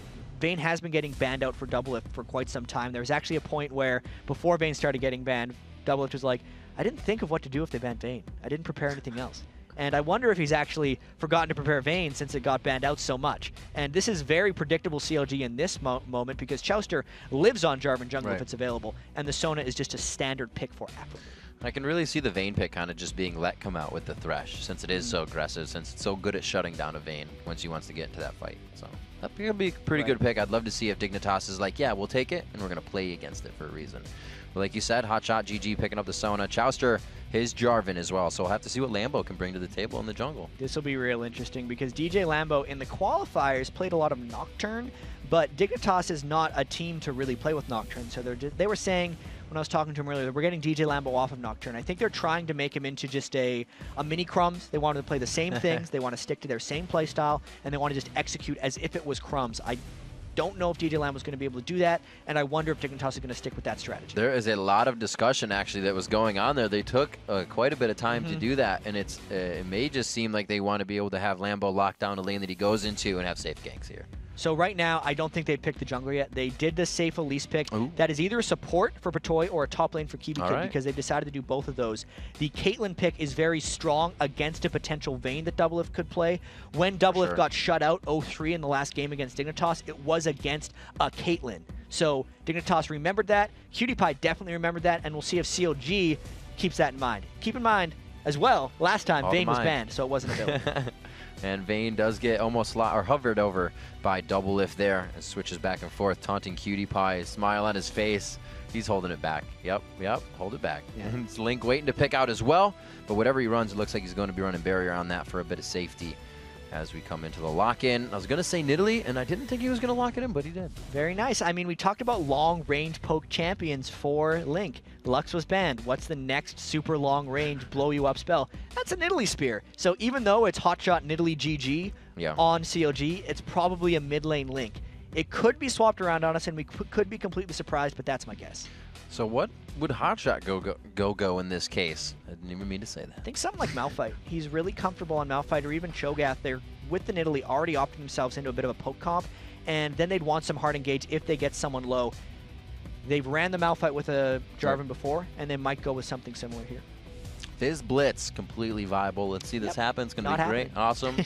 And it's locked in. No, and it's all locked in. But there actually could be the Kayle being locked in as CLG waits and watches as Patoy smiles as they lock in these last few champions. We are going to see a Zed coming in, and the Kale does get locked in. So this just mixed everything up right now because Dignitas has probably a Kale mid or top because the Zed could go mid, top, or jungle, and the Elise could go mid, top, or jungle. This is actually something I don't know because I don't know enough about DJ Lambo. I've seen Scar practice a lot of Zed.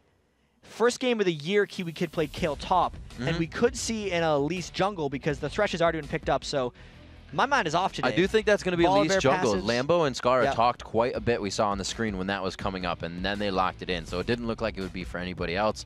We could see the Cho'Gath on to Hotshot GG in the top lane, and they are going to lock it in to kind of accentuate that poke composition. Yeah, so the CLG pick is a comfort pick for Hotshot GG. He's going to try to create pressure on that Cho'Gath. That's the poke farm late game comp for CLG. It's like everybody support double lift and get a little bit of poke going on there. And Dignitas threw me off so much that for some reason, when I saw Thresh and Elise, I thought Elise was going support. I don't know where that would have put Thresh, but now it does look like DJ Lambo is going to go with that jungle Elise if they don't do any more swapping. Kiwi Kid will be top Kale and Scar will be mid Zed. So this is a new look Dignitas a little bit. Elise is not a Crumbs jungler. This is very much a DJ Lambo jungler, so we'll really have to see how that goes for them when they get into this game. I was really thinking that Dignitas would give them some kind of crowd control, easy gank for each lane jungler that they could bring to the table, right? You got a Kale on the top lane, you get your crowd control from the jungle. You got a Zed in the mid lane, crowd control from the jungle. So they can really work top and bottom.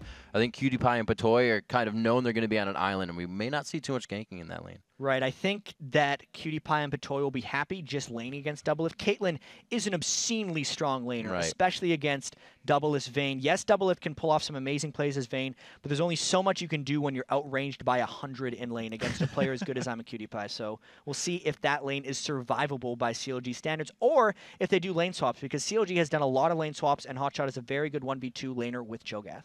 So Chowster, mostly aggressive in his theory crafting. Do you think they're going to actually go for an invade on this? It'll be very, very interesting because CLG has risks free to take, right? But for the most part, Dignitas CLG when they win, tries to do it by outplaying people. They had that little cheese-ish strategy way back in the day, but when you do the late game strategies, you're not really looking for like the early game win. Right. You're just going to try to outplay them and grind out victories. All right, so don't pressure yourself out when you don't need to. We'll see if Chronologic can stick to their guns on this one as we are onto the Rift. You see the teams facing off game 2 of the day here in Week 9. Chronologic Gaming versus Dignitas now underway. And red elixirs for Dignitas once again. 750 gold thrown into that pot. So I'm a QtPie, still really the only AD carry that throws that red elixir first. Patoy opting not to go for a red elixir. We had seen some Thresh red elixirs the other week, but dumping 1,000 gold into elixirs might be a little bit much. 750 is reasonable for Dignitas, but 1,000, that's just madness. And you can find the return on investment somewhere. Yeah. Return on investment, the dividend shuds in the wrong direction here. But Dignitas 4 grouped up in a lower brush. They don't get caught out by Chowster's flag toss, and they might try and invade, but Link is looking for a bit of scouting. Does look like Dignitas is going aggressive. Oh, the Nidalee Spear just going across, whizzing past Patoy there. We do see Hotshot did take teleport, and he will be in the bottom lane to start this one off as we get a swap coming in. Let's see if this will be called by Dignitas. And it looks like they may stay towards this top side. QtPie has not chosen to back yet. So Dignitas got the ward control in that spot, but CLG defensively warding. They put one on their own red. They don't want to have that taken away. And it does look like the level 1 bloodbaths from last week are a little thing of the past. There's a bit of luckiness coming into those ones. And they're back to their standard stuff because both junglers starting at Wolves. And it does look like we'll see the lane swap from both sides. Really not too aggressive on the wards. They get their wraiths in. Not as much vision coming in for Chronologic Gaming. A pretty deep ward here for Dignitas, so they may get some vision to work on in the early part of this game with that gank up top. All right, so Kiwi Kid, top lane Kale will be very interesting to see how he deals with the 1v2 because his 1 kill experience this year did not go well. Yes, it was against TSM, and it was a 1v lane, I believe, against a Renekton, but it didn't work. So Kiwi Kid has the reconfidence now with DJ Lambo on the team, and he's helping him with that. So we'll have to see what Dignitas does here in the first 5 minutes, if they really try to work anything off the red elixirs, or they are, as usual, just solely for the lane win and to be safe in the lane if anything happens. Hotshot now returning to lane after pretty good help for Chowster in the jungle, and we are going to see how Kiwi Kid starts to handle this 2v1 in the top lane for himself. Actually, looks like Scar has went to the bottom, and QtPie and Patoy stay mid. This is something Dignitas has done a lot this year. We just noticed here. So Link going to get pushed back a little bit in that lane. They got barrier on Link as well, so he should be slightly more immune to potential mid lane dive, but now we really have to see how Scar and Kiwi Kid do and how the tower damage pressure works out. Like, how much damage is Link's tower going to take versus how much damage Kiwi Kid's tower is going to take in the top lane. Really great pressure from MyMaCutiePie here, getting all the shots in he can, as well as using his abilities. They know if they just get Link under that turret, it's going to be very hard for him to farm, and that's an easy lane to shut down right away. And it looks like they're actually trying to deny him right now. So they didn't show their two-man lane very early, I think, and that's why Link auto-attacked the wave a little bit. So instead of just pushing the turrets, they're doing what rarely gets seen, where they're trying to just keep Link off of experience and just keep him down in the game. We see some movement here for a lane gank, possibly from Chouster as he heads towards that top lane. It's the same way Lambo was going, but he may not be early enough. It's going to be a slow one here. Kiwi Kid is quite far back to the turret. He still has his escapes up, and he should be safe here. So you can see CLG pinging, thinking there might be an approach. They know it's just a three-man brawl right straight up the middle. And Kiwi Kid just giving up that turret smartly, doesn't want to get dove. He's waiting for the Lambo backup. They shouldn't lose the entire turret on this push. Looks like they are going to get quite a good amount of damage, though. Lambo coming up to help. We see mid getting actually pushed back by Link. He's having some fun time there. They're giving him some room to play with, and they still are going pretty aggro on this turret. Double lift farming as Chouster getting as many shots in as he can. Lambo shows himself a little bit more here. They know they need to get the pressure off. And this is just the counter pretty much. So Kiwi Kid didn't get shut down that much. Still farming, you know, got 10 minion kills compared to Link's 8, who's been denied a little bit more than Kiwi Kid over in that lane. But so far, really no action. Gold is even. Junglers are just mirroring each other. And maybe even a slight edge of tower damage probably towards CLG, but still nothing of huge note. QtPie is continuously hitting those headshot Piltover Peacemaker combos. Link has absolutely chugged through all consumables now. He has an empty inventory belt, and he looks to really just sustain off the mana that is quickly going out of that mana bar as well. It's one of these combos that recently Caitlyn players have started doing. If you fire your 90 caliber net at the same time as your Q will cast from way back from where you ended up, but it will have the same range as if you didn't move. So what actually ends up happening is you slow them with your E, which gives your Q a better chance of landing, and you get the damage from both. And that's the combo we saw MyMaCutiePie performing like that. Just locking it in every time. Scar in this bottom lane here.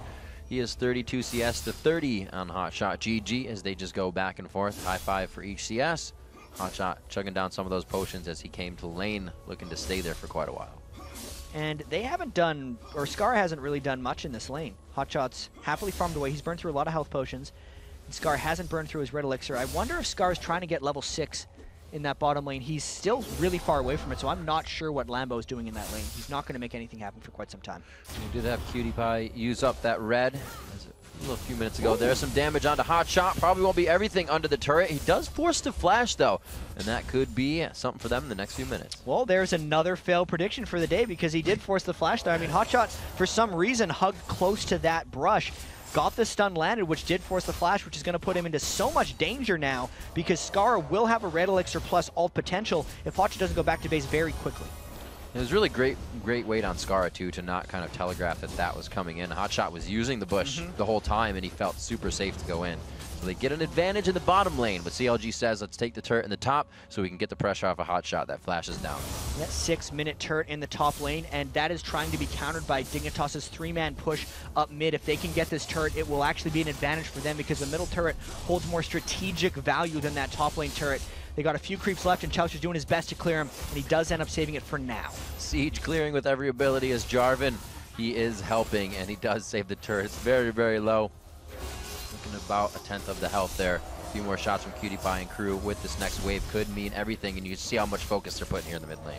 But look at this. Aphromoo has managed to come down to help, and Doublelift will be on the way shortly. So far, CLG has won the turret's arms race. That's one of the risks you put when you have 2 people mid instead of in a top or a side lane. You don't push the turret as quickly for some reason. It's just the mid lane is more easily protectable from the jungle. Hotshot teleports to the bottom, so very much CLG playing a turret-focused strategy thus far, and they have a slight edge in it. And they're going to focus that power. Hotshot looks to stay in that bottom lane for quite some time, so you're going to see them putting together Link, Doublelift, and the rest of the crew in this mid lane, so he can do his job. 7 minutes in on this one. It's only an 800 gold lead for those turrets around the, or for that turret, I should say, around the map. going in favor of Counter Logic Gaming. Patoy here to soak up some experience in mid, and everybody on Dignitas is trying to get in that XP zone right now. We see Caitlyn going top, Scar back to the bottom. Yeah, so Hotshot GG actually picked up an early Glacial Shroud. We'll see if that's enough resilience to Scar's Bilgewater Cutlass if Scar decides to go aggressive on him in the bottom lane here. Actually has a level on him as well, so gotta say, even though Hotshot's down 9 minion kills, he has been ganked once. He's doing a pretty good job holding on that Cho'Gath. The utility are really showing the team fights. The big thing that Dignitas wants to take a victory in is the fact that they've kept Link to 22 minion kills, just now buying his Tear of the Goddess on Italy. And the fact that COG has the turret as well. So I gotta say, early game victories for COG so far. So we are 8 minutes in here as Dignitas slowly tries to get some CS back into their favor. Well, not CS, but ground, and that map presence back into their favor. Kiwi Kid now into that mid lane, as we said. We saw Cutie Pie go top. He's trying to get himself nice and fed up. Probably got some good money under his belt, as he really hasn't put too much there. Only 400, actually, so he's quite behind on that Vayne BF sword. Yeah, it's the big reason is he completed Berserker Greaves. Right. So he's gone for the mobility and the attack speed, trying to proc more headshots, whereas Double to just rush the BF sword, and he's relying on Tumble and his passive for his mobility. Also the fact that Double is in the mid lane, which is a shorter lane, and he doesn't have to worry about getting back as much. Plus, CLG is putting extended pressure on the mid lane because that's the turret of theirs. It's the lowest, and they don't want to let that fall. And then it looks like we might have a dragon soon. Actually, everybody kind of hovering around that area. Hotshot finally coming back. His ult is down. That teleport's still down. The flash is still down. So they got to be careful. They don't really have anything but that smite for this dragon attempt. And they could have a lot more. So patiently waiting this one out could really put them in a better spot. So both teams have 4 people kind of lurking around the middle. Hotshot's wave clear is just here for support because they really, really don't want this turret to go down, despite the range poke and harass that could be present from Dignitas' lineup. See, that turret has not taken damage in quite some time, and I'm expecting COG to live here as long as possible. They're going to make sure that they don't shop in bad increments, and they're going to make sure they always have people there to defend the turret. So why has it changed now? Usually it's Hotshot in the bottom lane. Why have they gone ahead and sent Link to the bottom? Is it so he can continuously scale with Scar throughout the game? I think it's they don't want him to fall behind too much. A lot of their strategy is going to be around Link spamming his spears, and he was getting so denied in the middle lane, and they knew that Dignitas' pressure on the middle lane was going to be detrimental to his farming, so they just put him up against Skara. He can try to keep his range, right? He can hopefully not get spiked out by Skara's combo, and he's going to be able to pick up a bit of farm in that bottom lane. We'll see if it ends up working out. All right, Hotshot GG, level 8 rather, to level 7 here on Kiwi Kid, using all his abilities to just push the lane. He knows he's only getting a little harassed from Kiwi Kid. He's got a smile on his face, though, so no real danger for Hotshot GG. Yeah, Hotshot maxing his Feral Scream on Cho'Gath. Usually what he does is just kind of the Scream strat. There's the crescendo coming out. The cleanse comes off. He gets the flash, but it gets taken down. The Cataclysm closes him out. And it looks like they're going to keep going for this fight for a few more shots. CLG backs off with a quick advantage. One of those things I couldn't quite see Chouster coming, and I guess Dignitas didn't either because they didn't get out of that one. That's the extended pressure that Dignitas wants to keep putting on the middle lane, and CLG is keeping just as many people there to try to counter it. But now Scar is roaming up, and now they'll see if they can get something happening. You can see the leader making the calls as they try to go in. Lambo looks to start the execution, but he can't get out to get to Cocoon from the Condemn. A lot of siege there. So 3 people mid for Dignitas, but that left Link free in the bottom lane, shoving that lane up as quickly as possible and immediately pulls Scar back down. So far the communication does seem a little lacking for Dignitas, right? They lost the turret siege, they haven't been able to find a strategy to get the mid turret down, and they fell asleep a little bit there with the Chouster game. Lambo going back to farming here. Hotshot GG, not really a target that he could put a gank on anymore. I'll have to wait until Link comes back into the bottom lane and put some pressure there. They may have some aggression onto Dragon, but teleport's about to come up for Hotshot, so we may now see CLG start to position for that. Yeah, they know Kiwi Kid can't really counter it, and Kiwi Kid's still sitting on that red elixir from the start of the game. So another thing we have to remember is 2 of the red elixirs have been consumed for Dignitas, whereas it hasn't been the case for CLG. So not only is it that 1,300 gold, you add 500 of that, and it's almost a 2,000 gold advantage here for CLG. Link is recovering as well in this lane. He's doing fairly well. He's got the Sorcerer Shoes as well. Even though he has no defensive items on Italy, he still hasn't been spiked out by Skara, so he's got to take some pride in that farming ability. And I really want to see if Dignitas has a move to make, because all season they've seemed to be one step ahead of their opponent, and it doesn't seem like it's the case so far in this game. Expect 1 more minute to be the amount of time that CLG really waits on, probably pressuring anything. That's going to be Hotshot GG's last stack on Feast. We see the mid push going down here, so they're trying to get some damage on this turret, and the champions in middle make that Dragon a little bit easier. You don't usually see early dragons from anybody but Complexity, but 13 or 14 minutes could definitely be a time for both of these teams. And COG should have pretty good dragon control, especially if Hotshot's Feast comes up there, because they can spike the 1,000 damage from Feast with the now 670 damage from Chouster's Smite.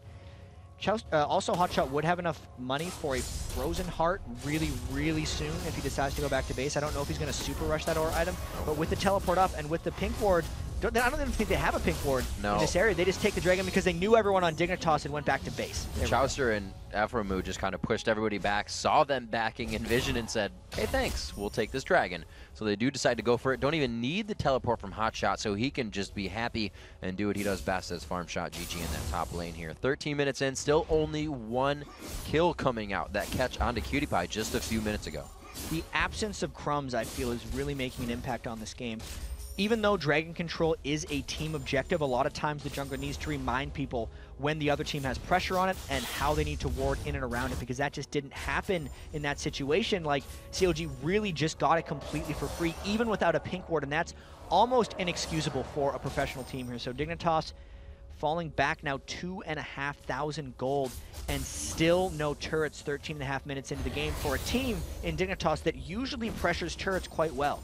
So we actually see DJ Lambo picking up the blue throughout the game here. He is going to stick with that so they can keep getting those initiations in and also help him continue. I wouldn't say stay in the game. He does have a good core item, that Spirit of the Spectral Wraith under his belt. But hopefully he gets the auras for his team, as these fights are really going to have to be where Dignitas gains an advantage. Skara and Lambo now to push this bottom turret, open up the map presence here. Looks like they're just going to waltz in and take it down if they have the wave. Link is keeping it pushed up fairly well, though, and with that blue buff in the bottom lane, it's not going to be taken very soon. Gotta say as well, with that Elise jungle, Spirit of the Spectral Wraith, he's going to be going kind of damagey jungler, and that's not the jungler who will do the Lock of the Iron Solari plus Aegis build. So if anyone has to build it, it's going to have to be Patoy, which means he's really going to have to live on that Philo Stone for a while and not ward as much. Let's see if they can switch it around. A lot of things are going to have to change for Dignitas this week. As we said, that pinch jungler DJ Lambo subbing in here just for the week. Afro Moo to clear out some wards as CLG looks to gain more map presence. Visions, or wards are vision. Yeah, wards are power. Vision. Wards are power. Vision is power. Vision Come on, is man. Power. We'll get kidding. it. So we see Lambo again, every buff for Lambo this time. It looks like he's going to grab everything for himself. Chouster to head to the top lane. Link now to the top lane as well, as everybody's kind of switching up. Hotshot GG in the bottom. Skara will back. Will they decide to go into Kiwi Kid, forcing the flash of the Cataclysm? That's a good cooldown trade for Chouster if he wants to go for it. There's a 108-second cooldown on his Cataclysm, but that's a 300-second cooldown on Kiwi Kid's flash. So if he does that again, they'll be able to get the kill. It's just a matter of time. And because Dignitas isn't applying that much map pressure overall, Chouster's completely fine letting his Cataclysm go down. They wouldn't need it for a dragon fight because they already know the dragon's down. And there's actually not even really turret pressure being applied by Dignitas either, so COG is free to do whatever they want. You can completely see what's different between the younger and the veteran teams, right? Dignitas knows they can't really make moves. They're not putting themselves in positions that would make this game a 4-1 or a 5-1. Right. It's 1-0. They know what they can and can't do. It's not really a struggle for them right now, but they haven't found the entry into their top or advantage side of the game. They will have to make one pretty soon, though, right? The problem is, though, it's a Lock of the Iron Solari on Chouster and a Frozen Heart on Hotshot GG. Where is Dignitas' team fight going to come from, right? Link has the good poke from his Nidalee Spears, especially once he gets a little bit of AP. Hotshot has the utility here, and Chouster round 2 doesn't have really anything this time. Let's see if they can force something from Kiwi Kid. His ult is still down on this one, actually, as they go into it as well. Kiwi Kid taking a bit of damage here. There's one final chunk, and it looks like he is able to get the lantern from Patoy. The Dark Passage saves him there. Patoy came all the way up, but he actually focused and rotated down from mid lane. Let's see if Hotshot can keep defending this turret, because CLG doing an admirable job keeping all their buildings up. Absolutely, a little bit of damage to Hotshot as well, but he keeps sustaining that passive to good. Keeps in the lane with the minion wave, helping him out here. Chouster looking to activate something in middle. Again, they are just on Kiwi Kid's tail. They do not want Kiwi Kid having any freedom there. He's just sitting on that Sheen, and the overall pressure from COG is superior here. They got that middle lane coming through. This is a cannon minion wave. Chouster's ultimate is up. There they go. Oh, the crescendo. Where's the Cataclysm coming in? I just wanted to see it anyways. There it is. It's going to force the flash. They are able to get the final third bolt from Double Lift. DJ Lambo finding a turret to trade it back. They actually bursted down Kiwi Kid before he could even use his intervention. That was so much spike damage, and they know that 2 people on Dignitas are bottom right now, so the only person that could potentially defend this is Batoy. CLG gonna get turret number 2. And it looks like they are grabbing that second middle turret as Skara and DJ Lambo coming back from the bottom side, trying to pinch in CLG, but they were not able to find him, and really just there to clean up the minion wave. This is one of those things, I mean, yes, a lot of people will crutch on Crumbs not being here being one of the reasons Dignitas isn't performing right now, but CLG shows up against the top teams and their big-time rivals. CLG, when they play TSM, plays really solidly. CLG takes games off of Curse. CLG is actually the hardest scrim opponent for Dignitas. Skara says that they lose more scrims to CLG than they do any of the other teams. So finally, maybe CLG is taking their scrim success to the big show, because that's something they haven't been able to do yet this year. Right, and they're doing it methodically. It's not like they specifically went after Lambo and hurt his jungle. They're just playing their game, and they're making each lane a winning lane right now. 3-0 at 18 minutes, and they found just about a 5,000 gold lead. This is really big for them. 3 turrets to 1, plus the Dragon, plus the kills. They are playing almost flawless right now. No one has died on their team. They protected all their lanes really well. You know, the Dragon is up for 25 seconds, and they're going to go ward around this spot right here. I expect pink ward being placed on Dragon there by Chelsea. They're warding as a team. You can see Kiwi Kid is already in the top lane, trying to run down now. They might be a little out of sorts. I wonder if CLG goes for a team fight here. Chelsea's Cataclysm will be up in a few seconds. Aframu's still got about a quarter cooldown on his Crescendo as well. Double pink, too good on Dragon. Triple pink coming out for CLG. They're really taking away any danger for this attempt here. They're going to even get blue for Link before that starts to get them fight ready, and they're going to go into this one quite strong. We see Dignitas is almost ready for this. Dignitas actually wants to try to get down the middle turret, hoping they can catch CLG doing a Dragon, because Dignitas has been trying to get this turret for about the last 10 minutes. Maybe they'll get it here, but I think CLG's far enough ahead that they will fight for this turret if they can. That turret has not seen a shot since we last said it. 13 minutes, it was low on health, so they could not get it there. CLG repositioning to stop that mid-wave push. And looks like Dignitas actually forced all the way back to their side just from the vision of CLG, and that could be enough for the Dragon. They're worried about the Crescendo and the initiation potential from CLG. They're going back, clearing their own buffs, and this is probably just going to give up the Dragon. I wonder if Dignitas can push up the mid lane in time, but they were so far out of position, I believe like CLG will be able to rotate. They don't have that wave clear they want. Hotshot could put himself in the middle of the fight here. They silence out Kiwi Kid to try to pop him up. This would be a pretty hard initiation. They're losing too much vision, but they're going to stay in mid. Chowster now finding that a little bit in the fog of war, but they are going to group up and back off. Chelsea does not want to overextend himself and get himself out of position of his team. He's had some amazing Jarvan ults and some not so amazing Jarvan ults in these past few games, so he's really going to want to make sure to make the right one count here, because they got a huge lead already. They do not want to throw this away. There's not a lot of poke damage coming from Dignitas as they try to go. Cataclysm goes in. Everybody gets out. He's pulled back in. Chowster for the flay from Patoy, and he eats the spear all the way to death. Very nice job from Link. Picks himself up a kill there. 4-0 now, 20 minutes as they go on the inhibitor turret. Aframu still has his ultimate, and they are still poking. CLG will probably want to continue this one, or Dignitas will fight him. So there's the lock of the Iron Solari going off. The fight's going to initiate from Skara. He's right in the middle. The Crescendo goes down. Did he get the dodge out? Skara gets obliterated in this fight. Cutie Pie finds himself going down. Double If getting some big kills here. Hotshot GG with all that armor from Frozen Heart and Ninja Tabby just tanking that turret up. We're only 20 minutes in, Riv, and CLG's taking the inhibitor tower. This is absolutely crazy. Counter Logic looking super flawless here. They have played every lane great this game and really just kept it in the mid lane for the better part of the last 3 minutes, and they found themselves an inhibitor based solely off of team presence. The Repel goes in. Can Lambo start this fight for his team? The Lantern goes out, which means they're going to play it safe. Finally, Chowster goes down, so the first blood of the game for Dignitas happens at 21 minutes, but it's at the cost of their inhibitor. That is super detrimental to their long-term strategy here. That was just Hotshot powering up in that fight, right? Like, Scar went in with Zed without much backup. They didn't have the tank initiation potential on anyone for Dignitas, right? Like, where's their tank jungler right now? They have an Elise who built the Spectral Wraith item, but no Aegis, right? No auras coming through. Cutie Pie doesn't have anywhere near the item threshold the Double Lift has reached, and he just got completely focused off there on the side, right? Dignitas is really fighting a losing battle at this point, because with a team comp like that Dignitas has, with so many squishy threats, they really have to pull ahead in the game. They cannot afford to fall behind like that. And actually, you kind of see them realizing that. Like we said earlier, DJ Lambo is going to want to continue to build damage, and he actually is forced to go for the defensive build now. Whether that was a plan all along, Right. or whether that was a reaction to them not having magic resist against Nidalee Spears is yet to be seen. Like, Aegis is not the ideal item for Elise. Like, even top lane Elises that build tanky will go Magic Pen and then tanky items. But DJ Lambo doesn't even have the Magic Pen yet. He hasn't been able to buy his Sorcerer Shoes. He hasn't gotten a Haunting Guise. And he's really just built that Aegis, I think, because the team realizes they really need it. There's a death cap on Link. Those Nidalee Spears are destroying people. CLG actually knows better than anyone how much you need a Runic Bulwark against a Nidalee because Mandatory Cloud on Vulcan destroyed them with it in 1 week. CLG learned their lesson, and they're going big this game. And it looks like Dignitas is actually going to try to feed CLG some of their own medicine. We see Kiwi Kid picking up a Lich Bane. They want to re-push these lanes. They want to also have a split push comp here, and hopefully Kiwi Kid can be one to push that out for him. We see him trying to fend off a top lane here as CLG still stronger on the split push at the current moment. And Chouster is in that lane as well, while Hotshot has the split push with the teleport. And here's the thing. He's trying to harass down Scar.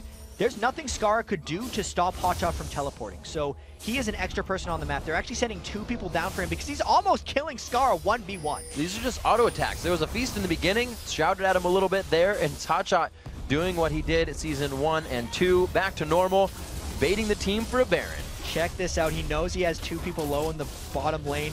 He's like, guys, just go do Baron. Look at how much CLG was warding up that blue jungle while Hotshot was toying with Scara and DJ Lambo down bottom. This is something Dignitas doesn't even realize is happening, and Hotshot didn't even have to burn his teleport to make this happen. He is just sitting in the bottom lane. He hasn't even really lost any health in this engagement and still has the bigger minion wave out of the fight after sending 1 back. DJ Lambo tries his hand. They call Kiwi into the bottom lane now, and it's going to be now 3 people who have attempted to push Hotshot away.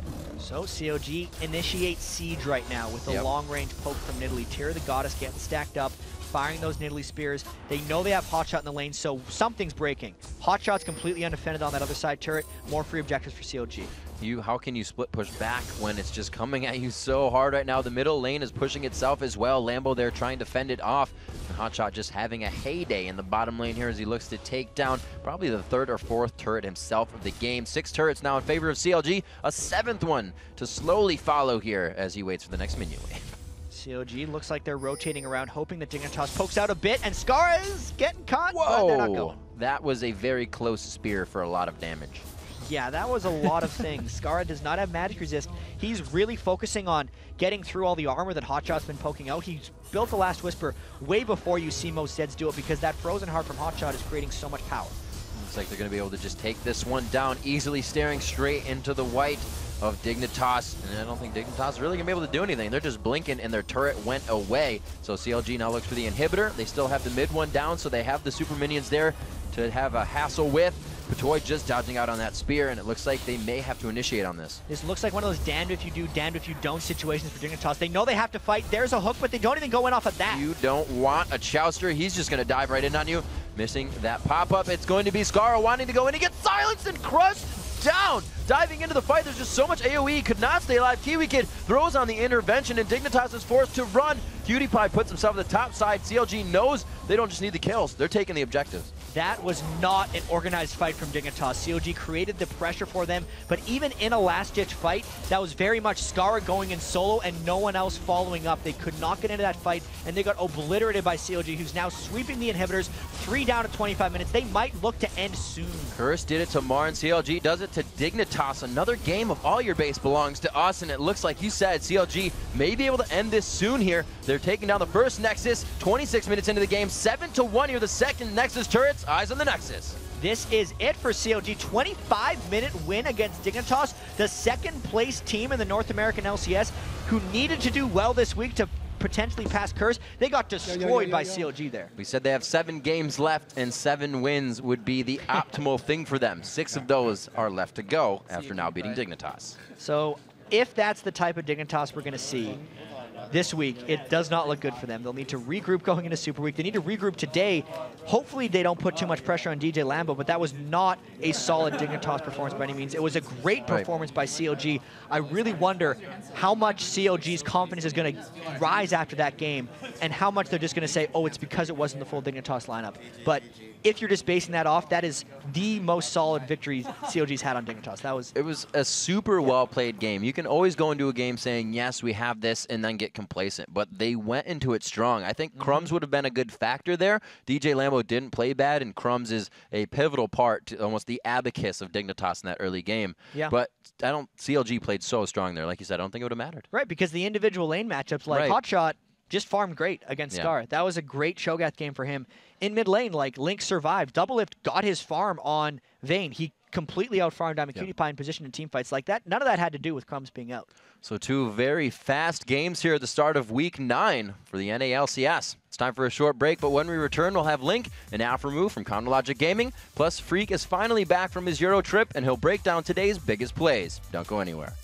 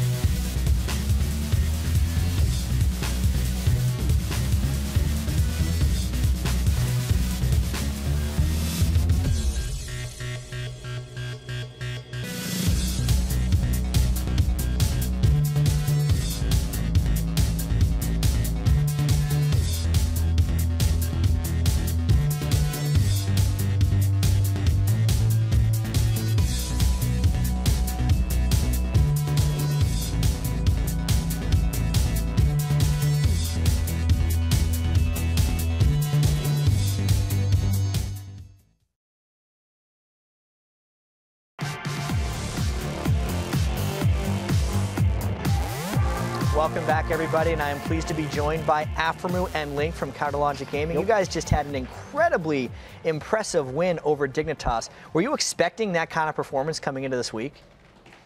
If we were going to lose today and tomorrow, we would have been pretty disappointed because our scrim record this week has been like 11-1 or something like that, wow. or like 13-1. So we've completely dominated all of our scrims, and it wasn't like just like close games where we like throw over and over again. I mean, we might have had like a couple of those, but for the most part, they were like stomps. So Right. So, I mean, getting into this game as well a bit, you guys had it from start to finish. Was that because your scrim record was so impressive this week, or do you think that had something to do with Dignitas' new roster? How much do you think DJ Lambo for Crumbs affected Dignitas this week? Not having your regular jungle there is definitely hindering. I mean, Crumbs is a great jungler, one of the top junglers, and I think he should have been in the All-Star vote, but he's down there, so I voted for him. And definitely doing well in practice is a lot of help too. And having everyone on the same page, not really having the extra talk coming from people, being miscommunication, not knowing what to do. What do I do? And you just walk in a circle. And we've definitely got rid of that. And just listen to Chaucer. As you can see in the game, it's just boom, boom, boom, and that's how I win the game. All right, so Link, were there specific instances in that game where you could tell that Dignitas wasn't really clicking, or was it just you guys performing? DJ Lambo's tried to gank me over and over again, like bottom lane, and he tried to do a lot of these ganks, but they were kind of predictable. So the pressure he applied compared to like what Crumbs does, like Crumbs sometimes just walks into lane and then just like ease the wave with like Nasus, and then that's like pressure already. But I feel like DJ Lambo is trying to like too much of a ninja tactic where he's trying to like get you from surprise, and that sort of ganks don't work in competitive play because it's sort of obvious, or it's too predictable in a sense. So yeah. All right, so you guys, getting back to your scrim schedule, 11-1, but even all season, everyone's talked about, and especially yourselves, how well you're doing in scrims, but then you don't perform in the LCS. Do you know why you're doing so well in scrims and then sometimes don't perform in the LCS? Or have you figured that out yet? Well, my team says it's cold in there. It's too cold. It's too cold. But that's it? I mean, I don't know. I guess in more high-pressure situations, we miscommunicate more than sitting at home where it's just calm. All right. So, yeah. So do you think as the season progresses and you guys get a little bit more comfortable with the studio, you think you're going to start creating your scrim success and move it on to LCS success? Well, LCS games are really different because compared to scrims, there aren't really any like kills early game. Like, you know, you can go like 0-0 for like 20 minutes. So what happens is all these team fights that happen at like Dragon, they're like the win or lose, fight, right? So it's a really high pressure situation. And then say you like get a kill or something, then people start going crazy, and then that doesn't really happen in scrims. Because in scrims, people just die over and over. And it's like whatever because it's a scrim. So LCS games are completely different. So, just practicing and reminding each other to stay calm throughout the game and being like, just listen to Chaucer, calm down. Right. Where do we have to go? Just listen. And then we sort of know what to do. All right, so Aframu, I actually noticed in some of the stats we had, you have the highest team participation in either kill or assist of everyone in the LCS. Even though you have been getting some flack, some people weren't saying you're a great support, but right now, do you take any pride in the fact that you are the top support? Do you think you're doing well in your role? Heck no, dude. I suck.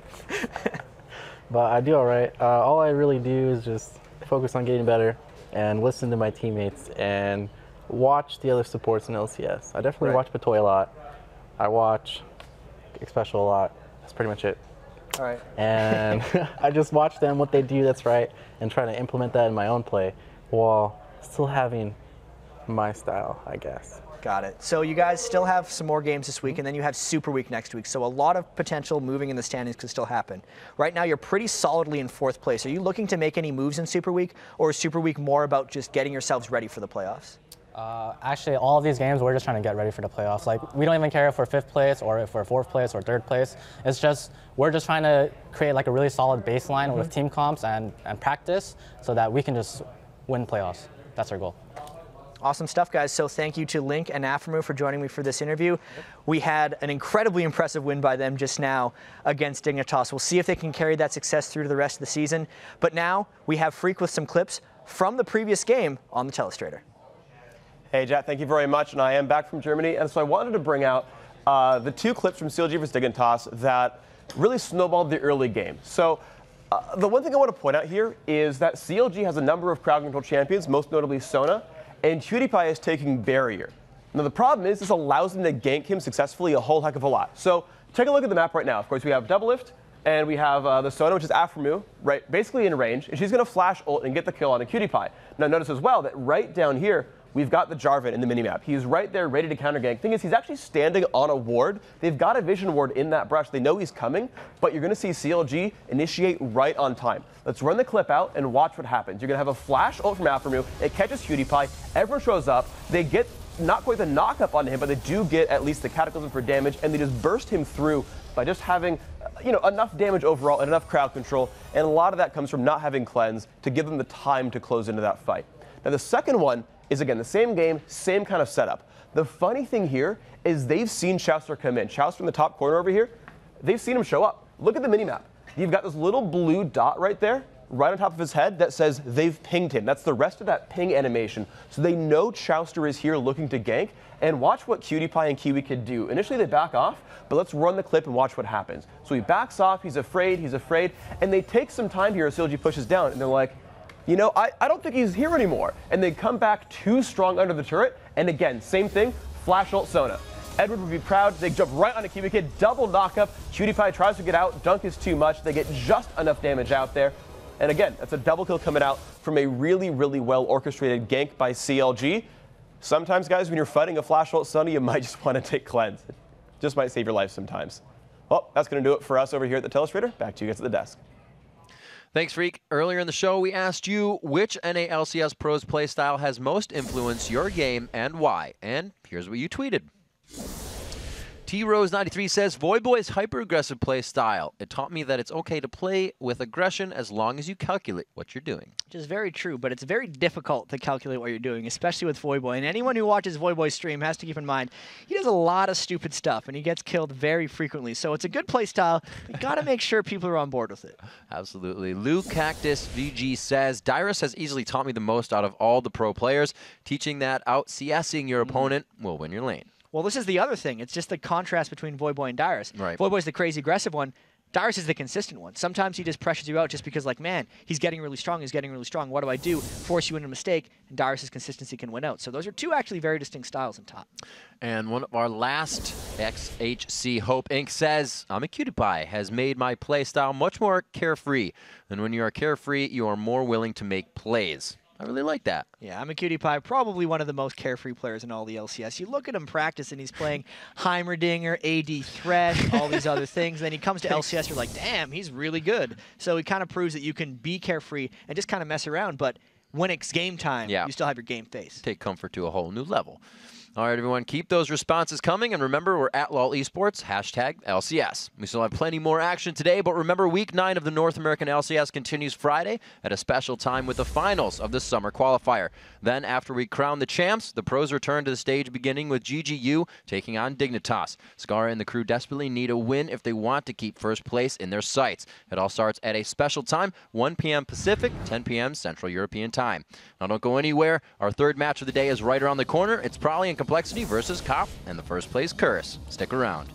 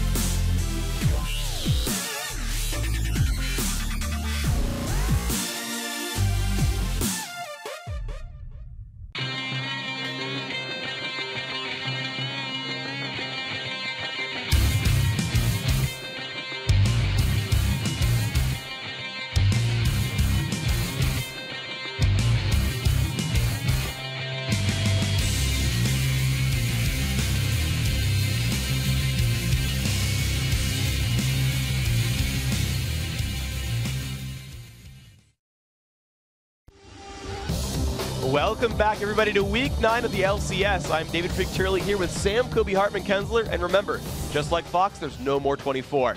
Now it's time for our third match of the day, Complexity versus Curse. And thanks to Dignitas' loss earlier today, Curse has a chance to extend their lead as the #1 team in the LCS standings when they battle Complexity, a team they've owned so far this season. Yeah, I mean, while Curse have won their first 2 matches against Complexity, this time they're going to be up against Prolly and his unconventional champion picks. Here's what the madman in the mid lane had to say about his strategy last week. Like, my kind of like philosophy with things is like, if people don't know how to play against it, you're automatically stronger with that champion. Like, if everyone played Ziggs, like he'd probably be a really weak pick. But for the fact that no one knows what to do against him, it makes him just a lot more viable. And as we saw last week, Prolly made quite a splash with Ziggs in Complexity's win against CLG. Now, Kobe, what makes unorthodox champion pick so strong? Well, it's just another way of getting someone out of their comfort zone. It's just like banning out their most played champion. If you introduce a new unknown factor into the matchup, then it can really put someone off their game. And that he started out really well last week. He had an explosive start with Ziggs against CLG, and he was on fire versus Vulcan. Yeah, of course, an excellent match from him as well. And you know, he's got more up his sleeve, I'm sure. Yeah, I would not be shocked if we saw a new champion from Prolly today. Jackie admitted that he didn't know what to do when he was faced with Mandatory Cloud's Quinn for the first time. Yeah, well, that's exactly what Prolly is looking to take advantage of in this match with his huge champion pool. Let's see what the teams have to say about it. Complexity is looking maybe a little bit more dangerous. We typically get like a decent lead, but we can never like close out a game. So hopefully with our new addition of Prolly, we can close out a game. Complexity is definitely looking really strong. Prolly, for a long time now, has been one of the mids that I respected the most. His favorite champion is like Cannon, and then he plays like Rumble mid, Ziggs mid, Zyra mid. I'm giving away too many secrets mid. Now that he's on Complexity, I think that he's just going to have his time to shine. With Prolly's very unique champion set, we can surprise them and, you know, maybe pull out a win. Well, now that we've heard from the teams and all the secrets being spilled out from Loud and Mortis, let's check out these lineups. In the blue font, it'll be Complexity. Nick Wu in the top lane, Loud and Mortis, the secret spiller in the jungle, Prolly, the madman himself in mid, and Brunchu and MAA on AD and support. And in the big red letters, we have Curse. Voyboy up top, St. Vicious in the jungle, Jackie at mid, Cop on AD, and Elements on support. All right, so we're about to get ourselves into this game. 9 players in the lobby so far. And, I mean, this is going to be quite a good match. This is going to be a really good one.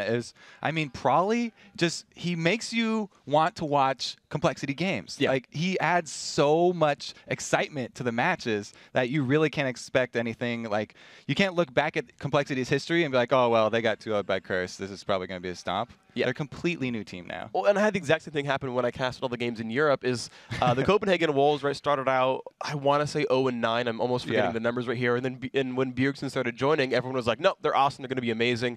You know, and they sit number 5 in the standings. And suddenly everyone's like, no, we're going on the Bjergsen hype train. And everyone became a Copenhagen Wolves fan. Yeah. Well, anyone who can carry Panky in solo ranked has got to be good. Oh, man. What, you're just beefing on other casters now? Burn! That's messed up. I don't know if that's okay. I love Panky. Sure, yeah, with jabs like that, I'm sure you do. It's tough love. Look at Voyboy. They have tough love on Curse. If any team knows tough love, it is Curse, because they yell at each other all the time. Oh, actually, as I was walking by off of the Telestrator block, Element starts joking with me about new dress code for the summer season, and he says, yeah, we should wear jorts with blazers. And I was a little bit sad about that reference. I like it. Okay. I hope that one would die and Elements remembered. Oh, well. I'll never forget. I wish people would. So, guys, we do have 10 in the lobby. And once again, you know, yeah, I mean, we talked about it a little bit, right? Curse are 2-0 in the matchup, but it's a Complexity that beat CLG, and CLG is the team that just beat Dignitas. Like, we see teams get revitalized in the last couple of weeks. It happens a lot. I mean, what do you think the chances are for Complexity here to be one of those top 6 and surprise everyone in the last 2 weeks here? I think it's really good, actually. I was watching the games with Dignitas, and Kiwi Kid said he was going to bet that Complexity would actually take this game in an upset. Really? So he's willing to put money on it. I think that it's not just Curse doesn't just have to worry about Prolly playing something different. He has to also worry about Nick Wu feels so much more confident now that he's got pressure in the mid lane. He said in the interview, he was like, yes, I feel so much better. I can go super aggressive. And so it really synergizes with the rest of the team. Everybody can play differently now.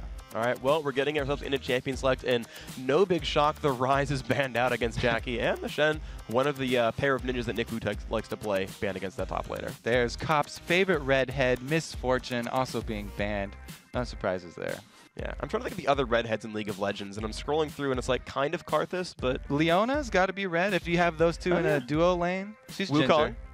Wukong's got red hair. Vladimir, if you count the aura of light bouncing off of him. Of course, yes, there is the pair of ninjas banned out. Shockingly, again, Zed and, well, Shockblade Zed, I would guess, and Shen certainly banned away from Nick Wu. It's gotta be shocking. Gotta be that special skin. Gragas would count as a redhead too if you count belly hair, I have to say. Actually, it would have been nice to see one. Kennen as the third ban as well, just a triumvirate of ninjas banned away. It's interesting that you say Kennen because that's actually Prawley's favorite champion. Exactly, yeah. He plays Kennen any way you can play Kennen. He'll play him top, he'll play him bottom, he'll play him middle. Will he jungle?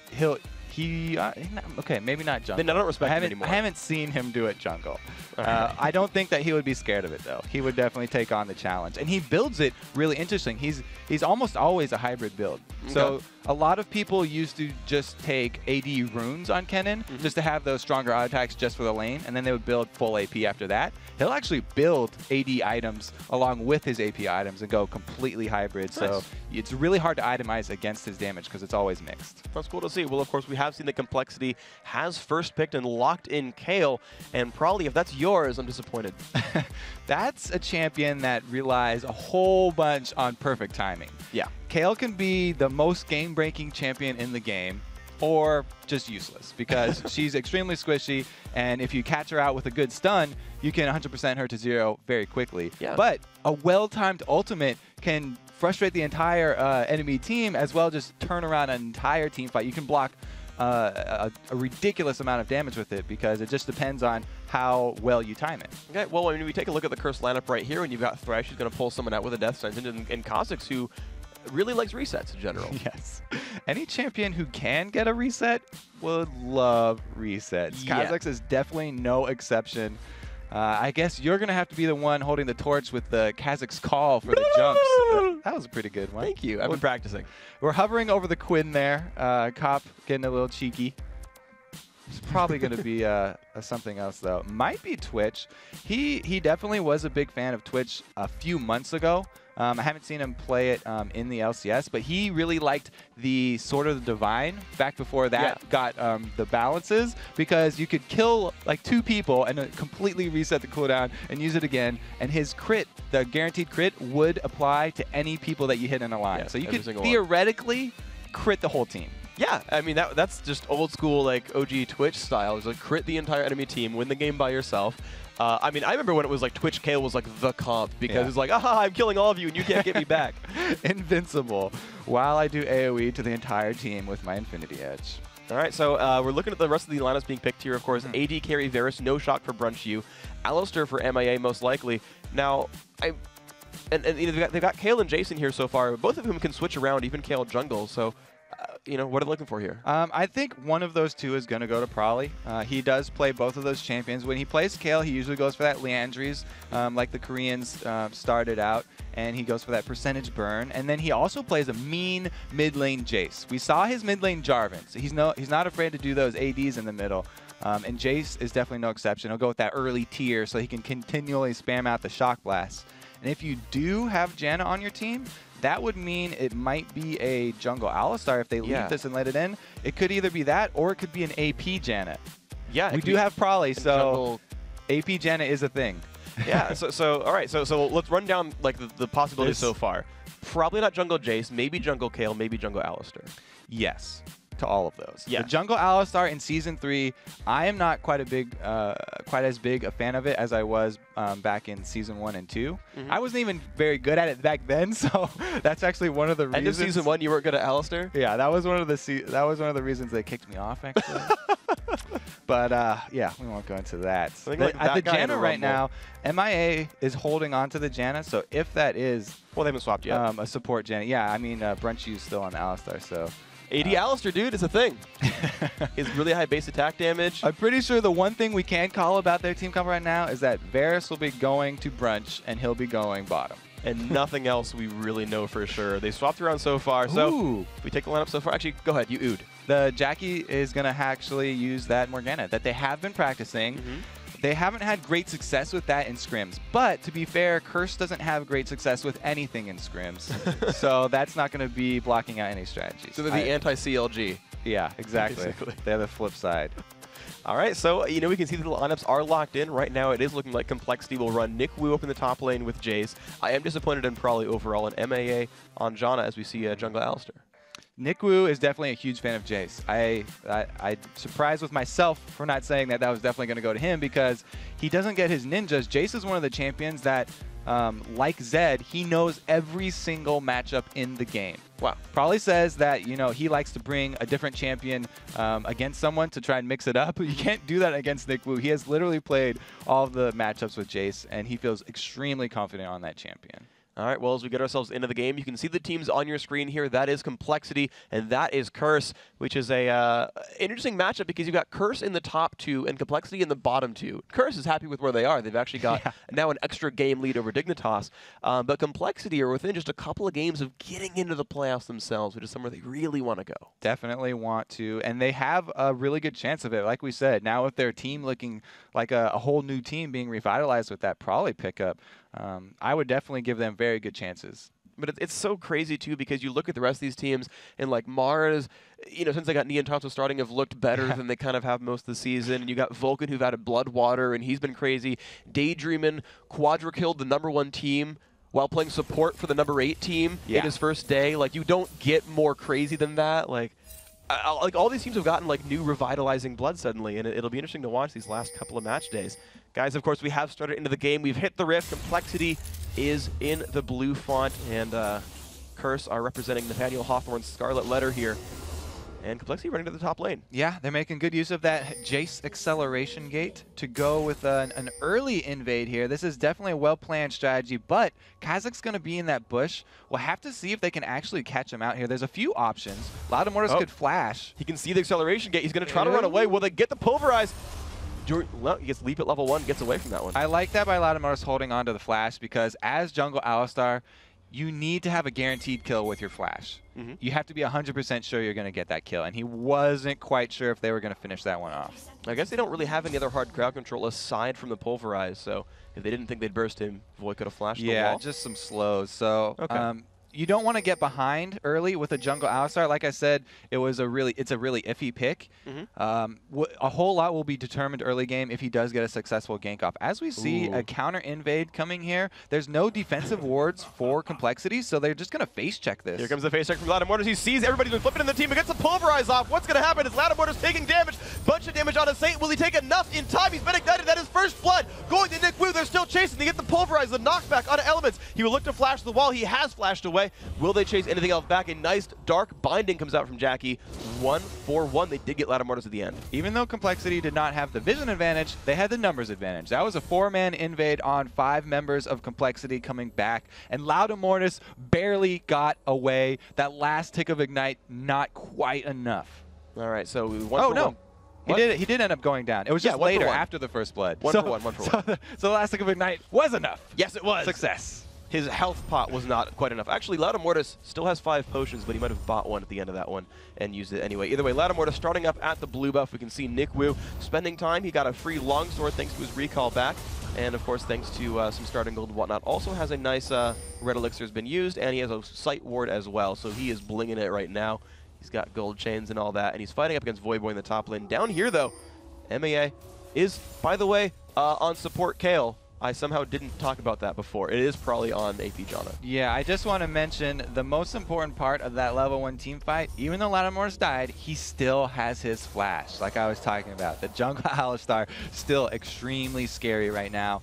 And with the early invade, the flash from Jackie and the flash from St. Vicious, as well as Elements, were burned. So that opens up these lanes to even more gank potential from Loudamortis. He should probably make an early move on one of those. Jackie did a pretty good job. He's got 1 ward in the bottom side river, but if Loudamortis comes from the top, he will be unseen. All right, well, you can see probably trading damage here with Jackie. That'll be an interesting matchup. Both do have shields for themselves. We'll see which one ends up mitigating more damage here. But probably just kind of sitting here, 12 to 11 in minion kills. They are matching up fairly equally. And we're kind of seeing the junglers clear around. We had a failed gank from St. Vicious a little while ago. Yeah, so AP Janna middle. Oh, Voyboy going very aggressive top. Yeah, top lane, a lot of pressure on both sides. Nick Wu, all of them use the red elixirs. And Voyboy trying to jump away. The Ignite is still on. Will he have the shot blast? Oh, he did not have the gate up. He couldn't quite get the damage. And Voy, he's only got... So he's used 2 potions so far and has 1 left in his inventory. The unaccelerated shock blasts are so... painful to watch. They're just so small and not uninteresting compared to the real ones. All right, again, we're seeing Prolly and Jackie just fight head-to-head. 19-19, but here comes St. Vicious from the side. They've got a bunch of retreat pings spammed out, so Prolly knows he is there, sitting on the right-hand side of the lane. He's trying to run away. He needs to dodge this dark binding. He does not. He's standing right on top of a ward, but it's his own ward. He tries to knock up St. Vicious. The slow comes out. Will he get the flip? He does. Prolly's getting knocked around. He's going to try to teleport away from this one, and meanwhile, they're killing Element from the bottom lane. They trade, and they still get the kill on the Janna just at the last second. I think Red Buff helped with that one. So overall, 2-1 for Curse in that fight. I just want to say there was such good ward coverage from Complexity, but Prolly still staying in there. He relied on his ability to dodge that binding, and he just didn't do it. He walked right into it, actually. Yeah, he ran a straight line, even though he got into the bush. St. Vicious smelled the hit, went in after it. All right, well, great pickup there by Curse, and of course, again, we saw that 1-for-1 trade in the bottom lane, despite Loud Mortis making it a 3-on-2, and we now see that there are 2 kills on Cop on Twitch, but he's down about 12 minions. Yeah, very good for Curse. A successful turnaround. They got through that scary phase where Alistar had his flash up and they were missing a lot of them. Not only did they kill Mortis, but they burned that all-important summoner. All right, so we're seeing Prolly now sit back in his lane after dying. He's picked up a Doran's Ring along with a ward. Could use that one a little bit earlier, but we'll see how that one pans out. The Void is now the one aggressive in the top lane, 30-21 in minions there. And Saint now for the first time, so Red Buff didn't really matter because now he's getting his first one. Yeah, he's going to do a pretty good amount of work with that. We just had the balance patch come out to reduce the speed of level 1 Rolling Thunder, but that's not live on this tourney realm right now. So he's still extremely fast right now. As soon as he's charging towards Prolly, he got a huge speed boost. Prolly doesn't want to let Saint get close this time. He's got that same ward there, so he sees him, and this time he's going to back right off. And actually, Loud Mortis is looking there at what's almost a counter gank, but Saint recalls back, so now they've got a 2-on-1. We'll see if they can land the crowd control onto Jackie. He should have Black Shield. Of course, he does. Rank 1 on that one. Loud Mortis shows himself, and of course, with no flash, looks like he won't find quite anything, and probably just shoving the minion wave out. There's also a pink ward here down bottom in the tri-bush for Curse. So they have vision if Loud Mortis comes from his jungle, but if he had hugged the red side of the river there and gone down, he could have got behind Cop and Elements. All right, Elements also got a blind death sentence. Does not quite land that one. You see here's Brunch U is just kind of staying in this lane. So 43-44. We see basically equal minions down here. And Brunch U's actually picked up a red elixir to try to turn around some of these fights, though, as Cop sits on 2 kills. Yeah, Brunch actually feeling pretty good, though. He did get a kill of his own, and he's even in CS, so it's not too big of a deal. We had both teleports used for each team also, so no threat there going to come for a couple more minutes. Okay, so 2-3 on the scoreboard. We can see a 700 gold lead here for Curse overall. Certainly looking very good this game. Elements picks up a few souls, and St. Vicious now is looking for a gank up in the side. He's waiting around by this mid lane. Probably does still have flash available. And here we go, Element. He's going in, knocks him back into the ground. The ult comes off from Jackie, but probably he's actually not going to take too much damage there. Saint still trying to dive this one. This could be pretty good for Loud Mortis. Will he get the damage output? Oh, he was not in range to do the headbutt, but still probably picks up the kill thanks to the turret. Wow, I've almost never seen that kind of mistake from Saint, but he just straight up died on his own volition. Yeah, maybe he had too much faith in his passive. Decided that he could regen more than the tower could put out. The towers are a lot stronger now, though. Recent buff to them. They actually do more damage to champions. So maybe he was not quite accustomed to the damage output. Probably, though, a good job by him. Even though he was slowed, he was able to dodge that binding. Maybe that was a little part on Jackie's misfire, too. But I have to say, Loud Mortis, he could have got a free assist on that kill and just decided to pulverize the ground instead. I mean, it's good on him to not, like, pulverize a guy or, like, headbutt a guy who's still in range of the turret, like, and knock him out and save him. I've seen scumbag Alistars do that before. You can see actually a fight down in the bottom lane, though. Everyone taking a bit of damage. Ellis puts down a shield, keeps himself alive. And now Jackie is getting a little babysitted blue buff here, so Saint helping the team, absolutely. Level 5.5 on him. And they do still have vision ward coverage of this dragon. Ooh. They do not see, it's slightly out of range. But they did see. It's slightly out of range. All right, there we go. The ult coming off there is going to try to root up Cop and Elements, but will it be too much? French U getting knocked around. He gets the knockback as well, flipped as well. Look at the knockbacks there. and he was playing leapfrog for a little bit too long. Cop picks up that kill. 3-0 on Cop, and they've got control over Dragon. Yeah, Elements got to take the long roller coaster ride there as the cleanse flash did come out, but he was still in Superman mode. Did they decide to go for this Dragon? They've got a pink ward here, but it's just out of vision of that ward for complexity, like you said, so they know that Curse are going for this Dragon. They're spotted. It's at best a 3 versus 4 for complexity, and that is enough to make Curse run away. So good reactions there, and a nice safe play by Curse. Looks like they're happy with their laning phase. But guys, we're only now 300 gold apart. Somehow this gold lead has shrunk itself down quite a bit, and honestly, these guys are neck and neck right now. And we did have the bottom lane here for complexity start out with their dual red elixirs as usual. That's kind of their thing. The only thing is that MIA's elixir already ticking down. He used it pretty early, so that one's not going to be available when they do get ganked again. We still have the important one that's on Brunch, though. Yeah, he does have his inventory now. Let's take a look at some of the items, though, because Probably is playing a bit of a new champion, so still props to him, and he's got the early and needlessly large rod on AP John. That is very important. It helps him wave clear. He also has an extremely strong shield. His Howling Gale, that tornado that he's going to use for wave clear, just gets plus 94 magic damage off that needlessly large rod. And you can see there one-shots the ranged minions now. That is a great break point to hit. All right, and of course you can see that that wave clear will continue to move on as he fights up against. Look at the damage there on the top lane, though. Voyboy forced to run away. Nick Wu. We haven't looked at this lane very, very much, but it's 70 to 81 so far in minions. So Voyboy, despite being down first blood gold, is actually winning this lane so far. Yeah, he's doing a really, really good job here, and we do have St. Vicious waiting in the wings here just for the engage. Is he going to go in now? Yes. He is going to look for it. Nick Wu is trying to run. He will have the form switch here. The acceleration gate is up. He puts that one down, but he goes back out of Voyboy. Does he have the damage output? Looks like he does. Finds it 1 for 0, and here comes the teleport from Probably. Will it be enough? They've knocked back St. Vicious. The passive is ticking, but it's not going to tick enough. 2 kills picked up. Complexity with an amazing counter gank. Beautiful turnaround right there. Also nice use of the teleport. The teleport on Curse is actually on Voyboy, who is the one doing the aggression there, so there was no global presence coming from them, and Probably just spread that so well. Now Lattimortis is covering the middle turret, and they're able to shove on this top one with the wave clear of an AP Janna. They should be able to take this one down, no problem. I mean, it's getting just crushed right now by minions. That has gone down, and Probably will walk away while picking up gold from the minions and just walk his way out of that one. So, yeah, another death went out, did not quite land. Cop looks for a slow. He gets slowed back in return. Element still pushing into this one. They are actually going in on this. MIA taking a bunch of pink as here comes Voyboy from a teleport. MIA, he does have the ultimate available, pops it onto himself. They kill Element to the other side, but MIA is still getting dived. Void taking punishment after punishment. He teleports and gets out of that one. Cop is in a battle with Brunch, and Cop wins that one. 2 for 1 now to Curse's favor. So Voyboy wants to use his teleport, does get some back there. Now Lattimortis in trouble. He's not going to like this one very much. The ult comes off, lands the stun. He pops his own ultimate to walk out of this one. Does knock off the black shield. Will he have teammates coming up in time? He could go for the pulverize. Takes a bunch of pain. Here comes a shock blast across the wall. Lattimortis gets a shield just in time to stay alive. That should survive everything for him. But Void, of course, is taking down this dragon pretty much unanswered here. And it looks like Curse will have that one for free. Will they be able to chase on back in? They go for this one. They don't quite get the damage on a Void. He's still trying to run away. The slow puts Probably out of range for his W. The Zephyr not going to land.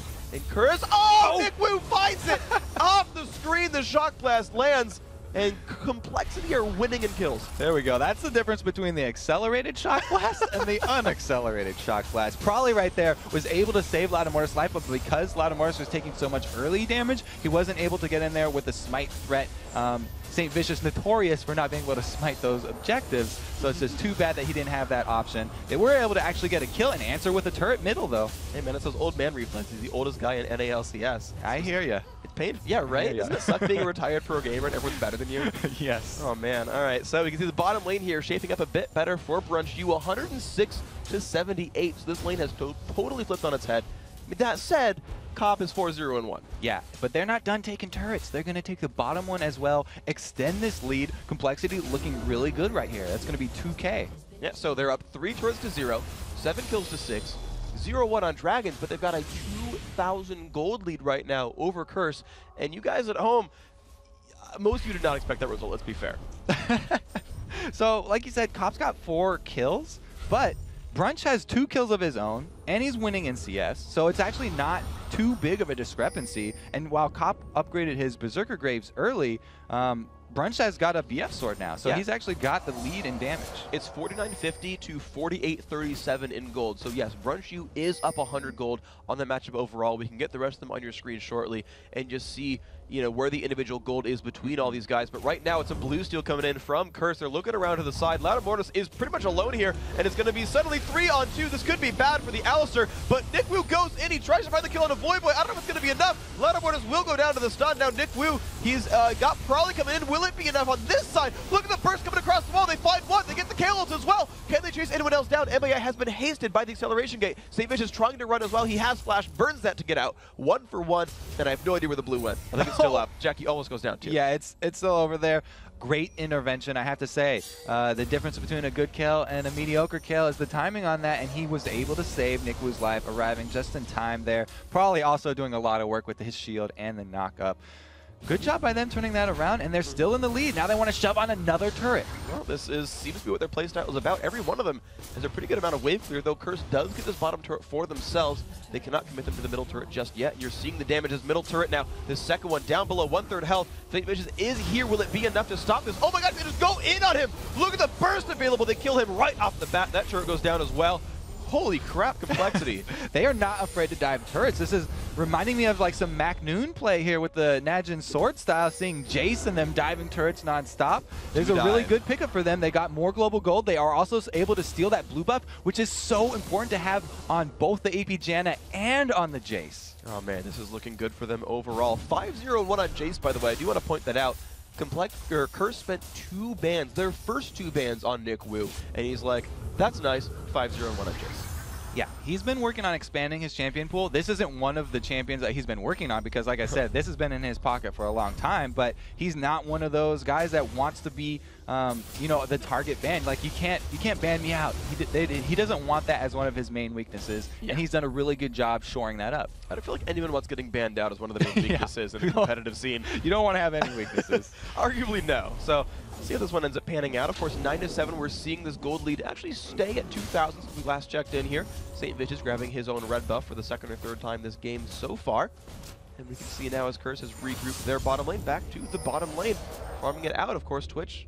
Always pretty good late game. Yeah, he is really good late game, but probably going with his favorite item, it seems, the Deathfire Graphs. He also used that on Annie. If he can use that on Cop, then he's going to take that amplified damage, and they might be able to just take out the main damage source from Curse very early on. What's interesting to me actually about that is it amplifies magic damage from all sources. So if you had other AP champions on his team, but he's got like a low damage jungler and a physical damage top laner. Yeah, Varus does do some good magic damage with his Blighted Quiver. If he could pop that, it'll help a little bit there. So you got some synergy. Yeah, you can give him some credit. A little credit there. All right, it does percent max health in the first place. We'll see how it pans out. Brunchu, of course, still pushing through on this bottom lane. Has MIA around there. Pops the Oracle's Elixir, so there's the one eye he's got. And we can see Loutamortis puts a ward down as well. They spot Saint and Cop.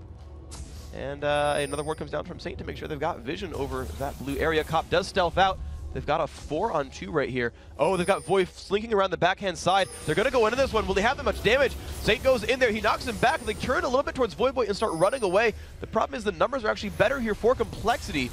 They're going to actually move back in, and they find the route. They find St. Vish. Will they get the damage up? But there is a pulverize just in time before Black Shield lands. And now they found that Jackie. He pops the the Zonias as well. The stun goes off on Loutamortis, but that is an ulted Cal. It's not the best target for a team fight. And Complexity are still looking around. Void Boy down very low on health. The left-hand side does not quite drop off. The DFG is still available as well. Oh yeah, AP Janna with Teleport is an amazing split pusher. She can clear waves so fast. Once Probably got down there, they didn't hesitate to turn that around, catching out St. Vicious, and basically just got a free kill, plus a bunch of pressure on this turret. You can see how much Probably's ultimate heals the whole team almost back up to full here. Nick Wu took like a full combo from Jackie and 3 turret shots and is like, yeah, I'm healthy still. Yes. Oh yes. All right, so we can see now Complexity driving through this game right now. 5-1 on turrets, 10-7 on kills, 27.5 to 24,000, so a 3.5k gold lead, and they're finally looking for their first dragon here. This should not even be contested right now. Complexity looks really good on the map so far. Yeah, I have to say also MIA making some good decisions here. He's got that Oracles very early. I say that's very early because he didn't upgrade his Sightstone yet or anything. He doesn't have much health. Like I said, Kill is a very squishy champion, but you need that Oracles when you're going against a team with Twitch because you don't want him sneaking away after any kind of fight. you definitely want to get that AD carry off of the field. I gotta say, that is one of my favorite parts about Twitch, is like shoving your lane out and just like getting a free kill mid, and it's like, great, I don't need to farm gym minions. Like, I got minions. There we go. Probably with the wave clear. Yep. Oh, the wave clear. It's so nice. I always like seeing all that gold pop up. Like, it feels so good when you're like, it took no effort. I couldn't have possibly missed any CS here. Lattimortis, that was the one holding the mid lane. 63 on him. Probably, again, the symphony of minions dying in sequence. They actually do the wave, if you notice. They all go up in sequence at the same rate. Minions do the wave when you play Janna. It's a good thing we don't have any voices for the minions dying. There was actually a post about the Jurassic Park sound. Never mind, I won't go into that. Okay, we'll move on. All right, so they are going to shove 2 lanes again. Probably does not have his teleport up right now, but he can still shove solo. Janna also gets that movement speed from her passive, so he can get from a top lane or a bottom lane to a mid lane very quickly. Oh, wow. Actually, probably was looking to bait Void for a farmer there. He sat there in that brush and said, okay, Nick Wu, you take the farm here. I'm going to pretend like I'm gone. But Void didn't show up to take that wave right here. So instead, the Complexity lineup is all here at this top lane, 5 strong, and no one from Curse is yet in range. Can they burn this down in time? Saint isn't even moving right now from the mid lane. They've only got 4 to defend this. Look at that health bar just dropping. It's gone right now. No one from Curse is ready for that one. 6 turrets now, and Complexity are still moving forward. Saint still farming in the mid lane here. They're on an inhibitor turret. Saint, you have to get there. You're the tank for the team. They can clear those waves so fast, and they're already starting to hit the turret. They're looking for a little bit of damage right there. Looks like they don't want to push in too terribly hard. Of course, they have, oh my gosh, the poke is there. MIA taking a bunch of pain, does not quite get pulled back in. Pops ult onto himself to make sure he does not go down. Of course, he has no CDR in items, so unlike mid Kale, where you see that Nashor's Tooth early on, he's got an actual cooldown on that ultimate. Yeah, that's huge. They'll actually be off for about 80 seconds here. Definitely Complexity want to pull back as soon as that ultimate is down, because that is a game changer. Good job right there. Nice hook. Alleviates them of all the pressure top, and the bottom wave minion wave right here is pushing really nicely for Curse, so they get some free damage on that bottom turret. Yeah, and you see Prolly is making his way over there as fast as possible. And just by the way, guys, so you know how Prolly is skilling up his Janna, it's max Q then max W, still 1 point in that shield for what that's worth. And of course, you can see the items down at the bottom of your screen, so if you're trying to play like Prolly, there's a little bit of information. Yeah, and the shield, by the way, the base damage isn't the big part. It's the ability power ratio. Since he's AP Janna, he's getting an extra 246 every time he shields someone. Yeah, I think it's like a 0.8 or 0.9 ratio. On 270 AP, he's got 240 bonus shield right there. So it's, yeah, 300-something point shield right there. Probably, again, on the wave clear duty. No big surprise there. It's going to, again, the minions do the wave, and he's going to pick up a nice little bit of gold. Nick Wu and the rest of the crew actually holding up in the mid lane. Binding comes off, does not quite land, but it's now Curse looking for their own counter push, and they've got all 5 here in the mid lane against only 3 right now. And this time, it's Lattimortis who has picked up the Oracles. So Complexity, understand the importance of keeping that Oracles against this Twitch team, not only to clear out wards, but also to catch out the AD carry. And he's going to actually be on the front lines. He's keeping this in his inventory so he can surprise them. Maybe if Cop will get out of position and make a mistake. Sometimes, late game, Twitches will get a little aggressive, and they will try and scout thinking they're invisible. But if you pop up that Oracles real quick, you can catch him out and easily win an objective off that. All right, well, MIA's Oracle has timed out just now. Probably actually did not leave his side lane push, so he's gotten a whole bunch of free farm. And Curse has sent Voyboy to take that farm back for Team Curse here. So they're trading farm back and forth. The gold leads 6,000 right here. Going to keep checking into that one, because this is honestly like something I'm scarcely believing myself, that Complexity, I mean, honestly, at the bottom of the standings here, are currently winning against the arguably #1 team in North America, and they're making a very good show of it. I've not seen any major mistakes. They're poking out pretty strong. Some damage there on the Cop, 2/3 health. Piercing Arrow coming out from Brunch U. I want to check that one as well. He actually has max Piercing Arrow first. That has 5 points into it. So Complexity are very much about this poke. Yeah, but you still have a Twitch with an Infinity Edge. And if Jackie can get a good ultimate, then everyone will be slowed, and theoretically, like we said, Cop can hit every single person on the team. If they get very lucky with a couple of those crits in 2 different spots, MIA won't be able to intervention multiple people, so somebody will go down. All right, we'll see if that ends up happening here. Complexity still milling about the mid lane. They've got a vision ward over the Baron pit now, so they've got no vision there for Curse. We'll see if they do anything about that. Voyboy is back in his base, running to the top lane here to stop a minion wave push. And Complexity have regrouped towards this mid lane here. We'll see where they end up going next. Bottom lane is shoving out on its own. We'll see if they do anything about that one. Probably, of course, still roaming about. 193 minions on him. He is by far, well, I shouldn't even say by far. He's only 5 ahead of Brunch U right here. But as far as minion farm is concerned, Complexity's winning that one by a lot. Yeah, the thing is, Voyboy's got a teleport of his own, so if probably split pushing, then they would usually send Voyboy up there. Kha'Zix actually has a difficult time keeping AP Janna contained. Probably can wave clear from a really far, really long distance, where meanwhile Voyboy's going to have to get in there with his Void Spikes, and it'll be a little tough for him. It looks like they're just content to clear out all the wards in the jungle side here, and they're going to pressure both top and middle. All right, they are definitely putting the pressure on right there. You can see probably moving back and forth between the top lane and this mid lane here. Looks like he's going to take the Wraiths for himself. What a good Ghostbuster he is. Let's see now what is going to happen now on the map. Loudamortis has moved over towards the Dragon. The Dragon is alive, and Loudamortis, he has chugged his own Oracle, so he swept that out and is now currently trying to solo this. Then he gets help from Nick Wu. So, Dragon number 2 for Complexity looks to be secure. Complexity has a really nice team comp because Curse want to initiate on the whole team. They want to get an AoE initiate so they can make use of Jackie's ultimate and Cop's ability to shoot multiple people. But we've got AP Janna here with the ultimate to knock everyone out. And then we also, if someone gets into a bad spot, MIA has got the intervention to protect a single target. So if St. Vicious goes in there and flips one person over, they can just intervention and block all the damage that Curse are going to try and do. So Curse have to be very, very careful with where their focus is and not get all their skills baited out by that intervention. Well, they land the poke onto Cop again. Down to 300 health is him. He's trying to just sweep away everything that he can. And let's see. Oof, the poke lands again. Cop is losing health, losing health, losing health. They've got to be careful for him. Latch Shield, of course, will not block any damage from Nick Wu. The rest of Curse have now just hugged this mid lane. And, of course, Complexity have now run to the sort of left-hand side. They're running around Baron, and there are no wards that spot them here. Curse has to be aware of this. Yeah, they've done a really good job since they've had Oracles the whole time, clearing out all the wards. And Curse are kind of walking in blind here. But Complexity, they aren't going to force anything. They're just going to send Prolly again, split pushing. He's going to just acquire so much money. He's already got the death cap on top of that Deathfire Grass.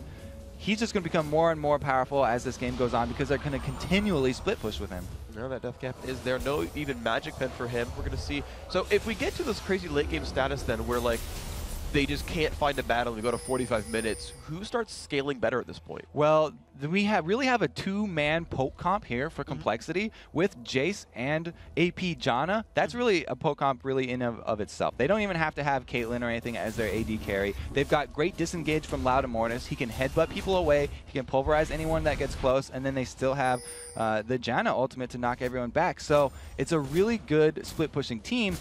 It's just that Complexity haven't had that much time to practice with each other. They're not quite sure how to finish off a game. You can really see it here. They're taking a very long time. Oh, St. Vicious going with the invade. All right, Brunchy does flash away, but they've got so much burst coming on him. He gets the KO just in time. Can Brunchy run away? He's trying to get out. Of course, Loudamortis is taking everything as a giant bull, and here comes the counterattack. Prolly getting bursted out. Pops zones, but they're going to go in onto him. The damage is there. They don't even kill Saint. Element's running away as well, and Curse finds a 1-for-0 on the map. That's the problem with Complexity's comp. If you get a free engage on the AD carry, then everything's going to go downhill from there. They're forced to use all their defensive ultimates just to try and get him out of there. There was the intervention, and then Prolly had to get on the front lines to pull his ultimate for heals and knockback, and then they just burst him down so quickly. AP Janna does not want to get close to the bear. Yeah, and that ended up being a pretty rough spot for him. So now Curse pull it back a little bit for themselves. They've gotten both red buffs at this point as Voyboy has stolen the bottom one. Niku does get his own golem buff at the very least. Let's see where these guys end up going. Brunchy finds out that, yep, my stuff has been taken. Clears that one away with a single crit. And Voy is now pushing down at the bottom lane for himself. Complexity still, that was only one kill, so it doesn't put them behind very much. And the big part about that was Prolly had to use his ultimate or his teleport. So with the teleport down, that really limits their options. What they wanted to go for was have Prolly split pushing on the bottom and then force something with a quick Baron. It looks like Nick Wu wants to make something happen himself, though, going on Saint. Puts the Ignite down, gets the knockback. He's going to be one shot away. Can he land this one? Shock Blast. Yes, he does. He finds it. Dominating is what Nick Wu is right now. And you can see that St. Vicious has indeed died. So he's making, Nick Wu made a play by himself, and that opens up that Baron's threat that they wanted before. Probably still doesn't have the teleport, so he's going to actually come join the team, and they'll have a 5-man versus 4-man around the Baron pit. All right, let's see what ends up happening here. Of course, Voy had just used his teleport. He's rejoined his team. can see them moving on forward. The Baron taking some damage. It's just a full 4-man curse right here on the other side. They've got 5 for Complexity. Ooh, Jackie getting poked down is really big there because what they want to do is have Jackie get into the Baron pit and ult everyone. They got the root on Elements. The damage is going to be there. They find 1 kill for free. Will they turn back and go for Baron attempt number 5 right now? It's again a 5-on-4 on the map. The ult is available for Probably to heal his team if he needs it.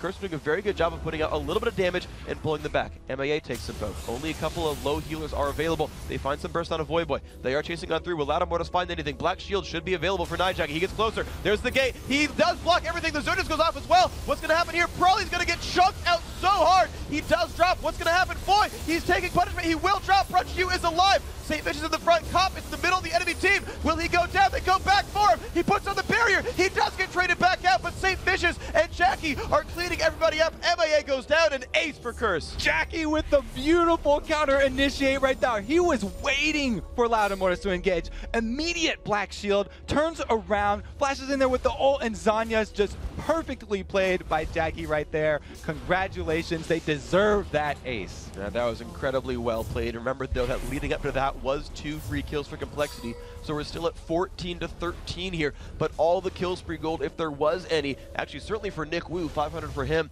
has gone to Curse's pockets. There we go, that's the word. So 44.5. The treasure chest. Their treasure chest, and they, wrong Thresh skin. He would have a treasure chest if he picked the actual Thresh skin, so Element scumbag. He left us without a messed joke. up my pun. God, what Elements, a jerk! come on. Elements ruins everything. Anyway, we can see now that Complexity, they've still held on to a 5,000 gold lead, but boy's getting pretty big, I'm going to say. Yeah, he is getting pretty big, and he got a lot of money in that fight, even with just assists. So that's going to help him out a lot. He's ticking up that the Manamune into the Muramana. It's not quite there yet, but it's really close. He only needs 100 more bonus mana charges on that thing, and he's going to be right there. So as soon as he gets that, it's actually a huge spike in damage. Well, Complexity is running around with a lot of ward coverage. The Dragon has just spawned, and they are ready for it. Boy does smell this one out, and the rest of the team is coming down as well. They'll kill it before he shows up, but they could always try to look to engage a fight. The poke comes out, and looks like Saint is going to look for an engage right here. He's been slowed down. The burst comes out from Probably, but he's doing it to a Volibear. Lattimortis is trying to bait some cooldowns, and he goes in, he finds Void Boy for some pain. Will Curse keep moving on forward? Looks like they're going to disengage. So when you have that headbutt pulverized down, they all back off. You can see them right there. That's a huge. Those are huge cooldowns for Lattimortis, and they really need those displacement moves in the team fight. Like we saw last time, Curse want to fight grouped up in an AoE team. Just like I was saying, they want to have Jackie be able to get in there. It's going to be really difficult for them to pull off that same team fight where they come out with an ace when Jackie's flash is down. That is the most important thing for Curse right now. They're trying to delay until Jackie's flash can get back up, and then they can pull off the same kind of play. Cop can use his ultimate and start firing from the back lines. All right, well, Complexity are back to their old tricks. We've seen Probably side pushing on the right-hand side, does have teleport available, and picks up home guard boots for what that's worth, so we can get back to the action sooner. And we saw the blue steel coming out from Nick Wu, so he is a Zoolander fan himself, and we're seeing where Complexity is going next. They should still be in control of this game. They are up 6,000 gold. They've had a bunch of uncontested dragons in a row, and they've disengaged from most of their fights pretty successfully. Let's see what the siege ends up going for. They've got, again, blue buff on Jace, so infinite poke is available, and Curse are trying to hold the line. Everything available for Complexity right now. They have all ultimates up, and they have the teleport available for Probably. He's sticking around here, though. They haven't sent him off to split push because these fights are happening so quickly that even the duration that it takes for a teleport to go off and for Probably to join that fight is a little bit too long. They have to have him there for the very beginning if Elements does land that straight hook.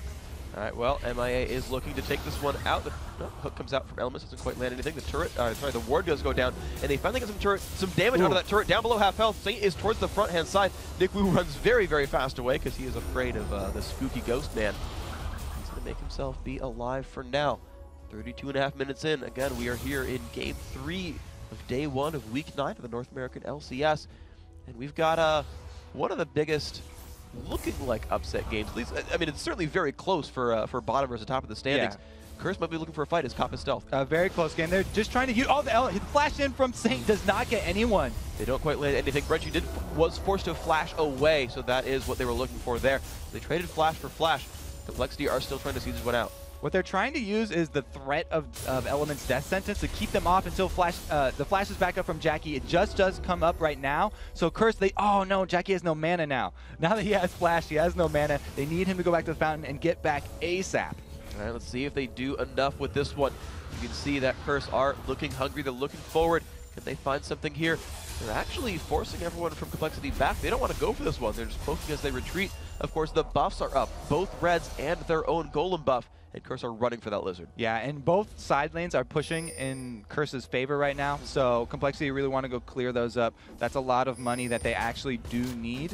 Prawley's teleport still available, but the important flash from Jackie did come up. He actually got home guard boots because if they had engaged right there, he needed to be on the front lines immediately. They're all going to swing over this top turret, and they are going to catch out? No. MAA does see them. Voidboy does show up there. He gets the slowdown. The flash coming out from MAA. Will they find the damage from St. Vicious or the hook from Elements? They will not, but they will find a free turret that is going to go Curse's way, and there's really no answer here from Complexity, so well orchestrated there. Void didn't even burn flash for that, so a turret and a summoner. Yeah, that was a good win for them right there. A little bit of global gold. Probably, though, making a beeline for that middle. He's going to just throw down his Tornado and leave because that's going to be able to split push by itself. Now Curse all up in the Baron pit while Voidboy recalls in a bit of a dangerous situation, but there isn't any vision for Complexity, so they don't make the move. Yeah, Curse wasn't trying to start anything just yet. They put the Lantern down for vision from Elements and then backed right off, of course. Complexity, it's on them to reward that area. They've got to make sure they know what's going on. Brunchu goes for the poke, lands some onto Jackie. He does have some armor thanks to the Zonias, though. Complexity is still moving forward. Probably going to have to watch his mana, too. He doesn't have a blue buff, and he's getting a little bit low. He's going to need every single spell at his disposal for the team fight. Yeah, he's just running a couple of Doran's rings for regen there. We'll see what ends up panning out with that one. They're still not fighting a fight. Yeah, they decided to give that blue buff over to Nick Wu so that he continually poke with his Shock Blast, his accelerated Shock Blast. He hasn't been able to land one onto Cop, though. That's what they're really looking for, to try and get either Voidboy or Cop. There we go. A Jackie one is actually really good, too, since they want to keep him off the front lines. Yep. Let's see what ends up happening now. Looks like Complexity are recalling back to base yet again. They just cannot find a foothold to start a battle here. They're sitting at 6,000 gold ahead, 35.5 minutes here. Once again, you can just see that scoreboard up the top. Complexity and Curse, 1 kill separates, 3 turrets separate. I think 1 Dragon at this point separates these teams. And speaking of Dragon, it is only 50 seconds away. Yeah, so Complexity weren't able to push too hard early, and Curse are really happy with this because they have that Twitch with the Phantom Dancer Infinity Edge combo. He's going for a Last Whisper. Once he gets that, there's not much you can do to avoid taking damage except for not get shot. Yeah, and actually just comparing, once again, the gold values for these guys because I want to see just who's the most rich. Brunchu is still ahead of Cop in gold individually by about 1,000. The top laner is 1,000 away. Actually, Saint does have more gold than his jungle opponent, though. Yeah, well, you can see, because there's a completed Last Whisper here for Varus, but Cop's still working on his. As soon as he gets that, Curse will be ready to fight again. Actually, all the gold is basically on Prawley. Like, the biggest disparity there, 12.8 versus 9.2, a 3,500 gold lead. More than half of the overall lead that Complexity has is just in Prawley versus Jackie. You can see that Complexity had a really good plan. They executed it well, too. It's just that they haven't had the team practice. They haven't had the time necessary to get to many late-game scrims where they have to finish off a game like this. And they're just content to keep on taking these dragons, try and get that global gold, and hope for a really good team fight to just come out of nowhere here. And Curse just aren't giving it to them. Well, they picked that one up. Curse does run away to left-hand side, knowing they'd be running into a 4-on-5 if they went the other way. And Voidboy is splitting to that top lane, catching some farm for himself. Bloodthirster, Muramana, and most of Last Whisper there on him. Probably, of course, still picking up farm. What? Oh, they were looking for a bush. They were looking for a bush invade, but the acceleration gate is always there. They've got good disengage, and probably doing some work on the bottom lane of minions here at the same time. So they're really just using the same strategy, middle and bottom. Split push. Yeah, the push is still there. Probably is ticking up in minion kills ever so, well, I shouldn't even say ever so slowly, ever so quickly, really. Yeah. Complexity looking back towards his mid lane, and of course Voidboy is like the guy they're sending to clean up. He's got the most minions on his team. He's the cleanup farmer.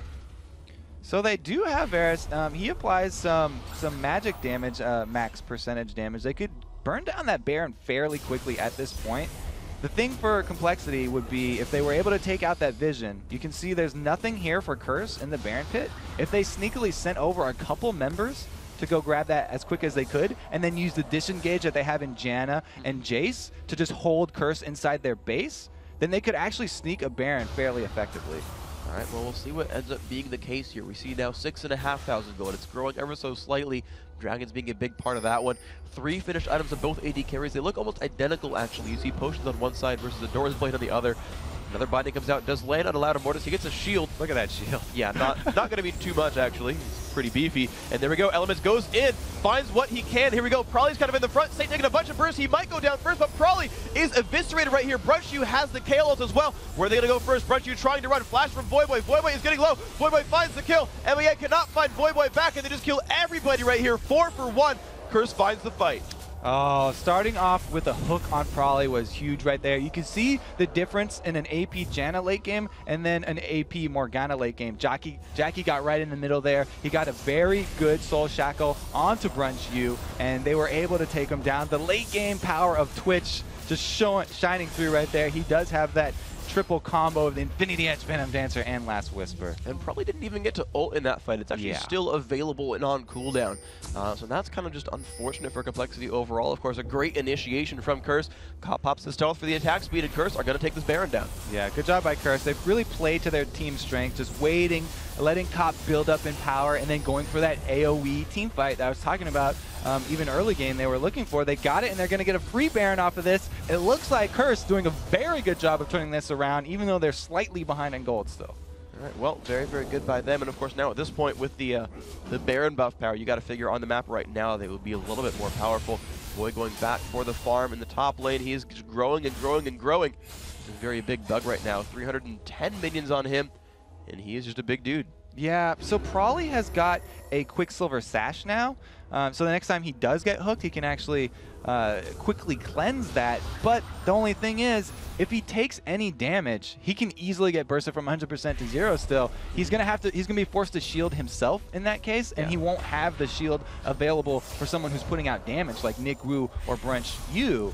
So even though he's got the cleanse, he doesn't have the survivability that Jackie does with his Zanyas, where he's guaranteed to last those extra 3 seconds. Yeah, and we've seen that kind of play out overall. I mean, the Jackie initiations have been incredibly powerful this game so far, and we look at Complexity, and they are, in fact, back for their old tricks. This time they're trying to wait out the Baron buff, probably pushing on the right-hand side. The rest of the team shoved up the mid lane, and they're just going to try to wait for that to time out.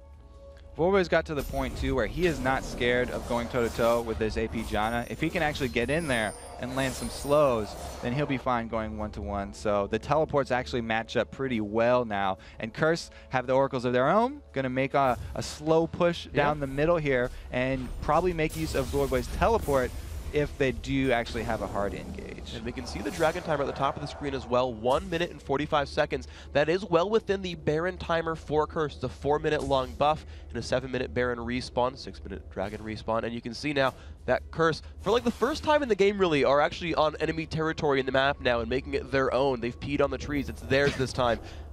And here we go. Let's see if Curse is... Oh! Okay, it's just caught like backdooring some minions. I thought they were doing something tricky or something. Yeah. They're not cats here. That's a bear.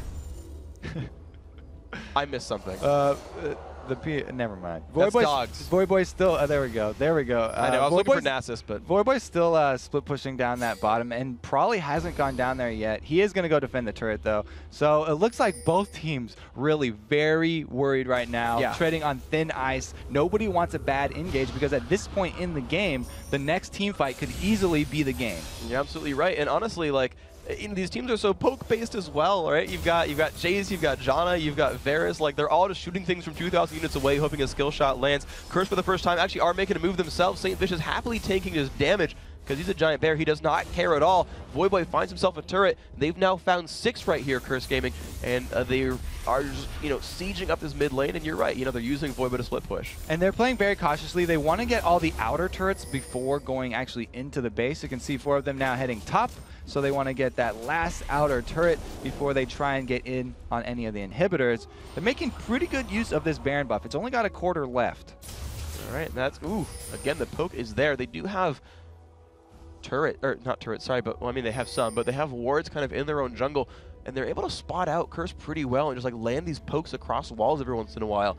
And what's impressive to me about Curse, though, is they have 0 dedicated healers, 0 healers at all, really, and they're not, like, just dying to poke over and over. Well, now they've got the regen from the Baron buff, so that was helping out a little bit. St. Vicious was happy to tank some turret hits.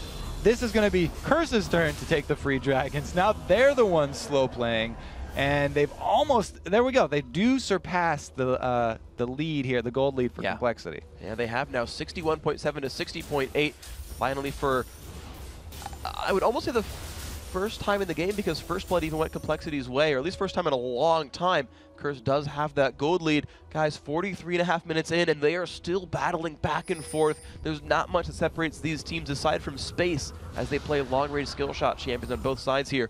And we'll see what ends up happening as the Baron buff has timed out by this point, so we're back on equal footing in less than 3 minutes till the next Baron.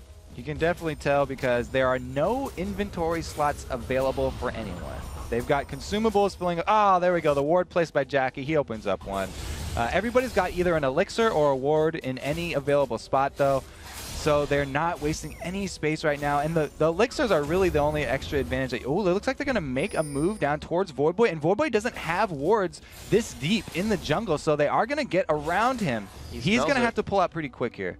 His body's... No, he turns back. Oh, no. Voidboy, that stutter step is going to cost you. Okay, he sees Johnny. He now sees Alistair. Can he get across the wall? He's popped stealth, and he gets a little bit away, but do they have enough? Do they have what it takes? He has flash available, but he's taking damage after damage after damage. The GA is up. They're going to be able to force that one down, but the rest, of course, are pushing down the mid lane right now, so Voidboy's just buying time, and he flashes the wall, buying even more time. He's still getting away. The leap gets him out, and they're now onto the inhibitor turret, actually. That turret is going to die right now, and they're now onto the inhibitor itself just for a single kill. So they get Voidboy, but their base is now in shambles, and in fact, that inhibitor is gone. And Baron's not up. Voidboy's going to respawn in time. Can Complexity do anything with this 5v4? Good answer right there. Voidboy burned his flash and his GA and his life for that. That's going to be an inhibitor, but Complexity want to run straight down the mid lane and try and answer while they have the numbers advantage. There's 40 seconds left. Loud Immortus is the only one going straight up here. Probably has his teleport, so he's going to split push the side a little bit and then try and get in there in time. Jackie still has his ultimate, so they still have great team fighting potential. And Jackie's zoning aggressively. He black shields himself and looks for a skill shot. Doesn't quite land it, but here comes Complexity. This turret, again, only down to 1/3 health. Though without probably it's a 4-on-4, so even with the quote-unquote numbers advantage, they're not too confident just yet. Mortis is taking poke. Oh yes, he does. He comes in with the teleport. This is going to be the push for Complexity. 10 seconds till Voidboy shows up. They go in. They're going to push down to the turret. You get the push on a lot of Mortis. Jackie comes to the front. He flashes. He pops the ult. MA is trying to run backward. He's going to get stunned, though. Where's going to be the damage? MA taking so much pain. He goes down without ulting. Jackie pops Zodiac. Loud Mortis is going down as well. They find 2 for nothing so far. He's now Brunchu getting crushed out. And the 5v4 team fight goes in Curse's favor. Elements even survives and jumps in to try to find Nick Wu. Nick Wu does see Voidboy, but I don't think he's getting out of this one by any stretch of the imagination. 5 for 1. Pentakill as well for Cop. Wow, Elements even went in on that. He was so happy with the way the fight was going, decided, yes, I'll just jump in. Maybe they won't finish me off, but they do. I have to say, at the beginning of that team fight, Jackie ignored Loud Immortus, got everyone else on Complexity in his soul shackles, and he zoned the whole team, while Cop was able to fire away from the back line, pick off person after person. It's a great combo here, this Twitch plus Morgana, and now they're going on the Nexus Turret. Is probably going to be Curtains. This is probably going to be GG for Complexity. You're seeing an 8-second respawn still on to kill. Minions are there as well. This is going to be what it takes. It's going to be Curse taking down a slugfest of a battle in 46.5 minutes, and that is GG. Nexus goes down. Congratulations, Curse. Congratulations indeed. I have to say, probably going to give my MVP to Jackie over there for that one. He didn't even die the whole time. He was playing very aggressively, always getting right into the middle with that Morgana. He played it so well, turning the team fights around. Good job by him. He was really, really pivotal for Curse. That was an absolutely just amazing amount of play, right? 2-0 and 17. And, I mean, yeah, it's easy to point to Cop, who went 12-1 and 8. You know, Twitch. Yeah, I mean, a lot of damage on Twitch. Pentakill in the last team fight, certainly a game-altering performance. But you're right, I've got to agree with you on Jackie really making consistent initiations. He's one of the champions I kind of consider one of his core few champs, where when you see him on it, you're like, he's going to have a good game here. Yeah.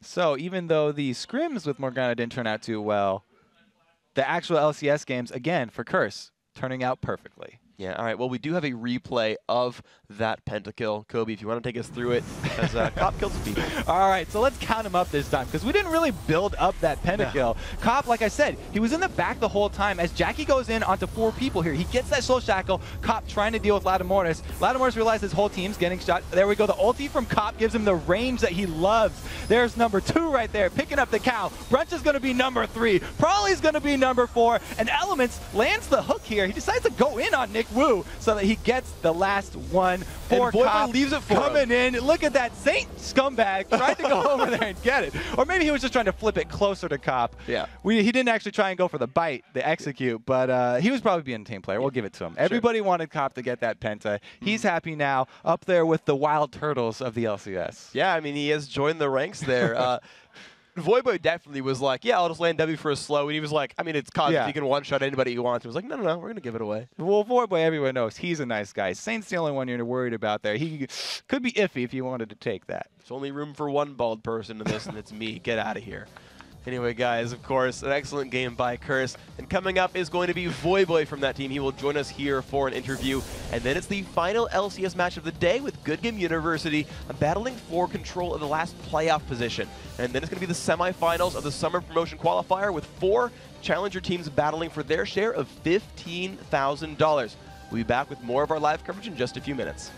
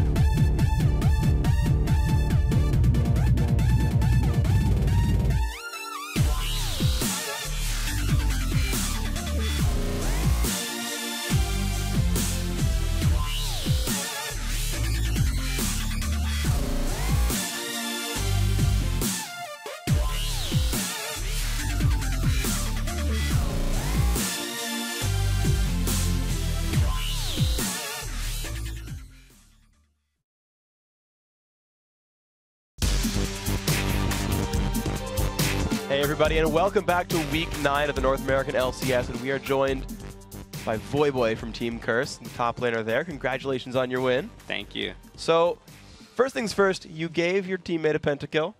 Walk me through how one secures a pentakill for a teammate. Well, generally, like, in team fights and stuff, a lot of times, there'll be so many things flying, people will be screaming, like, focus, focus, focus. A lot of times you won't notice, like, who's getting kills and stuff. But at the end there, I was, like, dead. I respawned just in time to TP in, and Quick Cop picked up a quadra kill. I was like, oh my god. And then Elements landed, the barely, he was, like, about to die. He landed the hook onto Jay's. I jumped over the wall. I popped my ult and slowed him, and Cop just flashed in, picked up the pen, and we were like, finally, Cop gets a pen and kill. It was nice. And I saw at the end there, actually, Saint turned for an auto attack, like, as he was going down. Was Saint trying to steal that, or was he a team player? I think so. I think he was trying to take a little of the spotlight, but we had Cop's back. All right. Everyone else was ready for that one. Well, okay, so walk me through then as the game started. They had some really awkward, unorthodox picks. How much of that could you see from Champion Select and guess, and how much of that was like, oh, it's John Amid? Yeah, so we know MIA really likes to play Kayle support. It's something we're very familiar with. We were considering banning it, and when they pick Kayle, it's a very ambiguous pick. We didn't know if it was going to be mid or top. We thought maybe it could be Jace mid, probably plays like pretty much everything. And when we saw the Janna, we were like, oh, okay, that's a Janna mid. And then we were like, okay, they're going to be split, because we knew he was probably going to take TV, because most Jannas do. We're like, okay, they have a pretty good poke comp, they're going to be split pushing. Like, we were a little bit worried. It was a very strong comp, and we were kind of scared, but I think the thing that gave us some confidence was we figured that Alistar was going to fall off, because Alistar jungle, he has really good ganks. His early game potential is really good. I mean, he's a beefy bruiser, but late game he doesn't really do like the same amount of work as someone like Volibear, I would probably say. So that's something that we took some solace in. And that was that like how you were planning on winning the game? Because you said, you know, we're afraid of this comp. It's a good comp. There's split push. What do you do as a team? I mean, you've already locked in 5 champions. What do you do as a team to be like, okay, here's how we'll change our game plan to win? So generally against poke comps, you have 2 options. You can get poked and die, take Nidalee, Jace things to the face, and be like, okay, you guys can take all our objectives, or you can hard engage them. And if you have a team without hard engage, then poke comps pretty much destroy you. Thankfully, we had a pretty good engage comp. We had Volibear. He could keep flash flinging. We were basically trading flashes. Every time Voli's flash was up, we try to get engage on them while they were pushing mid. Sometimes it worked out. Sometimes we would just get a flash off of Varus or something. And we basically knew that we had to do something. We were actually a little bit nervous, because before we had that like really big ace in team fight, we were pretty behind, and they were just out damaging us at pretty much every stage that we tried to fight. And we just went for it. We went crazy. We got the ace, and we were just like, all right, the momentum is ours, and we just took it from there. So. All right, nice job. So you guys have done a really good job of building up Cop and making him look good. He's got the best KDA, and now you've added a Penta on top of that. Have you guys ever considered going like the CLG route and doing a strategy that you actually build around him? I think a lot of times you have to remember, like, people have different play styles and stuff. That team comp and stuff, of course, works for CLG, but I think we as a team have our different play style. We all like our own champions. And I think that the fact that, like, it's not just like kill Cop, win the game. Like, you have to focus on jacking me and saying stuff. I think it brings a lot more to the table. I mean, we have run like tank comps before. We've run team comps like Kayle, Twitch, Malphite, and stuff that are focused on keeping the AD carry alive. But I mean, Cop, he got a pentakill. He has highest KDA. I mean, I think he can handle himself. So he's a great AD carry. How much thought went into that Morgana pickup? Was that to combo with Twitch as well? So the Morgana pickup, we knew like they had a very CC heavy team. They had Varus to initiate, they had Alistar, and Jackie, of course, that's his signature champion, Morgana. He always pulls out the plays when he's on that the dark bindings and stuff. So we were sort of considering it. It's also, the Morgana also brings really good synergy with Kha'Zix. She has good AoE. She can spell shield herself or Kha'Zix whenever you jump in and prevent those very vital champions from getting taken down and CC'd. So we like the Morgana. So talk to me about your lane, actually. You were heads up against Nick Wu, who got first blood in the very first fight. Comes in a lane with like a red elixir and a potion and a ward and a longsword. And you actually had a bunch of pretty unfortunate ganks as well. How do you hold on against what looked like a losing lane, basically? So at the beginning, I was like, we were camping that Wraith Brush, and we were like, oh my god, Alistar's coming in. We all ran. Like, my team was like trying to scramble to get him. I was obviously top watching. I had to level up E first because they 5-man invaded. And we like tunneled to kill Alistar, and then like just around the corner as we were starting to hit Alistar, their whole team showed up. So they were able to win that teamfight sword. I mean, it was a 1-for-1, but Jace picked up first blood, and Jace came top with like a red elixir pop. He had long sword, a bunch of pots, and I was like, oh my god, like this is gonna be hard to deal with. But I just tried to stay at range, farm it out, and I did my best to just stay in the game. I was actually like even on CS until the gank top where me and Saint basically both died. We forgot about the JNTV, but it was actually just like a bad gank. Like we should not have gone for that at all. Okay. We sort of bloodlusted, and I mean they outplayed us. So that was like one point where we were like, oh my god, we messed up so hard. But we were able to come back, keep it cool. I just farmed up. I was a little bit behind, but we had some good team fights. I split pushed a bit, and we all became like really powerful late game threats. All right, well, again, congratulations on your win. Thank you very much for the interview, Voyboy. Thank you. And we're going to move on, though, because it's time for GGU versus Marn. It's the final matchup of the regular season between these two teams, and thanks to GGU's recent roster changes, Marn just might be being taken to school, and, well, we'll see if they have the upper hand. GGU is a very inconsistent team due to their roster changes overall. Player skill, I feel like it's just very rocky. We just recently had Bloodwater leave the team. We're not really scared about Marn, we're more scared about our own selves. If we're like having a bunch of subs that we're using against Marn, then things might not turn out so well. If you can't have a steady roster, then like the players won't get to know each other and know each other's play styles. Really, it just means the starters have to really step it up. Pretty much what you have to do against GGU is just not get behind early, just stretch the game out. Their game management is very poor, and so just wait for them to mess up pretty much. That's all you have to do. Well, we'll see if they will mess up, but these guys, there couldn't be more on the line in today's match. The winner of this game will be in control of their playoff destiny. What we mean by that is that if they win all their games from here on out, they're guaranteed top 6. If something else happens, they actually have to rely on someone else to lose to guarantee a top 6 spot. So being in control of their own destiny is very important. Now, while Marn is up 2-1 against them, it was GGU in the driver's seat during last week's showdown. Daydreamin came up huge, I have to say. All the subs, we keep on going over all these subs that are performing so well, but Daydreamin, he went 2-2-17 as Thresh, and he was involved in 19 of GGU's 22 kills. Meanwhile, on the other side, Mega Zero actually did well. He had a good game. He was 4-3-2, which doesn't look that impressive, but on a losing team, that's actually pretty huge. He needs some help, though. Claky D, he went 0-6-6, so they're going to have something from the jungle. They need to make some plays. He has to make something happen and turn around some of these losing lanes. All right, and we'll see if they can do it. Let's break down the lineups for these two teams. On the blue side, it is Good Game University. In the top lane, that will be Zion Spartan. In the jungle is Nintendude X. In the mid is still Jintei. At this point, I got to consider him a starter. And the AD carry is Don't Mash Me, and the support is still Daydreamin'. Never can tell with that team. On the red side, though, we've got Marn. They've still got Mega Zero up top, Claky D in the jungle, Echo at middle, Niantanso on the AD carry, and Heartbeat supporting him. All right, so before we get into Champions Select, let's take a look at who you think are going to win this match. According to LOLesports.com, 75% of you guys think that Marn is going to come out on top of this one. That's pretty big. And I have to say, I do have confidence in them. Having casted their qualifier round where they did that amazing base race, I always just have this feeling in the back of my head where Marn can still win this game. They can just Marn anyone. Yeah, Marn is now the verb of just coming back from all crazy odds. I mean, they really did have like this weird, like crazy just route the whole way through. And, you know, in one of the early weeks, we had this Cinderella story video about they barely squeaked into the ranked 5s ladder, and they barely squeaked through that qualifier, and they barely squeaked through the live qualifier. Like, over and over and over, they barely do it. Now they're sitting in a pretty comfortable 5th place, although I'm gonna laugh when they, like, are at 7th, and they have to win their very last game, and it's against Curse, like, in week 10, and they're like, okay, we have to win this match to get 6th, and they do it again. Like, that's gonna be, like, Marn's destiny. We'll prep a good audio reel for that, have some good rocky music playing, see if they can actually pull that off. The final countdown is coming. Go. The Eye of the Tiger pumping. I think we should just have all songs at once playing at the same time. Like Gonna Fly Now and Eye of the Tiger, and just all of them at once. It'll sound terrible, but you'll be so amped. Yeah, synergy doesn't really work with audio. It depends.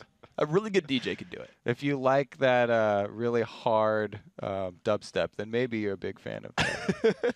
Hey, man, dubstep is the music of esports. It's true, actually. I mean, that and bubble pop. That and K-pop, indeed. Well, guys, so talk to me about this match, of course, a little bit. Right, we've got GGU on the blue side. You know, Zion Spartan is actually regarded as a really good top laner. Some people argue him as kind of the best player on his team. And he's up against Mega Zero, who kind of had that same moniker for a while with this team as well. Yeah, both of those guys love the one-on-one matchups. They always feel like they can outplay their opponent. So they're going to be aggressive. They want to get that advantage, and they want to show that they're the best. And they want to stand over your dead body and look at you and laugh because they want all the glory. That's that type of top laner. It's really, like Jat said, Mega Zero is a younger yet older Voyboy because he plays like Voyboy used to play. Yeah. And I really like that analogy. I think that was pretty fitting, actually, for both of these guys. But in this matchup, I always look at the junglers. Nintendo comes out with these Leona jungles, the Elise jungle. Elise jungle pretty popular. Yeah, now. I was going to say, you can't really go like Elise jungle. At the time, not too many people were using fair. it, but it is beastly. And so he's actually put Leona on the wayside there, along with his Trundle on the shelf, and gone with a little bit stronger, I guess we'll say, junglers, more popular junglers. And meanwhile, like I said, Claykey really has to make something happen for Marm in these games. I mean, he cannot go 0-6-6 again and expect them to win. He's going to have to. I mean, he's been using that Nasus and sort of conforming to the Diamond Prox jungle strategy where he goes with that and the Volibear, which is pretty good because those are tanks and those are fairly simple to execute, the strategies on those champions. You build very tanky, you build those AoE defensive items, and you help your team win. You wither the AD carry on your opponent's team. And they're having a little trouble getting into the champion selects. We actually hosted a blind pick on accident, and so we we actually saw Echo Instalock Teemo. If you guys caught that, by the way, I did. I only saw one blind pick, and it was Instalock Teemo from Echo. So mad hearts to Echo for picking the best champion in the game. But we have rehosted in the tournament draft this time. And looks like we got Kobe and myself spectating back in. So champ select in like 12 seconds. I lied. Champ select is now. I was off by 12 seconds, but it's okay. We're in. Did you lie to me? Not to you, to everyone else. You I'd never lie to. Okay. All you viewers. Gonna have to say we might have to Malphite and Jace, 2 bans. The Malphite banned against Mega Zero is interesting that they would ban that over banning his Renekton because usually he would play a Malphite when his Renekton is banned. But now they're saying we're actually more scared of that hard engage. So many teams have had problems in the late game, like we see. If they don't have that go-to point-click hard engage, then they don't really know how to finish it off. So interesting ban. They could pull a curse and first pick it. Nope, it's going to be first pick Thresh. Don't even mind me. That's always a good pick, though. That does work pretty well. I really enjoy that support. There's so many more things that he adds to the game. The Soul Collection, for one, going with a very offensive lane, you get a huge advantage because you can, if you collect so many souls, you get really tanky. Plus, he gets all that free AP, and there's always the threat of the hooks as well as lantern ganks. As a jungler, you're always really happy when you have a Thresh on your team because it adds so many more possibilities to ganking a lane. That will be pretty good. We'll see if that ends up panning out here. For Marn, I want to see him grab Leona so they can both fight over Soul. Of course. The exaggerated facepalm. GG on the blue side. There we go. Marn. Oh, come on, Leona. It was such a good joke. No, Lulu looks like to be Heartbeat's supportive choice here with 10 seconds left to choose their other champion. Yeah, and actually, Heartbeat has surprised me as a fairly new support player. I mean, he played a lot of other roles, so he's obviously a flexible player. But he really has taken to the support role very quickly. His Janna play was exemplary, and his Lulu play was very strong as well.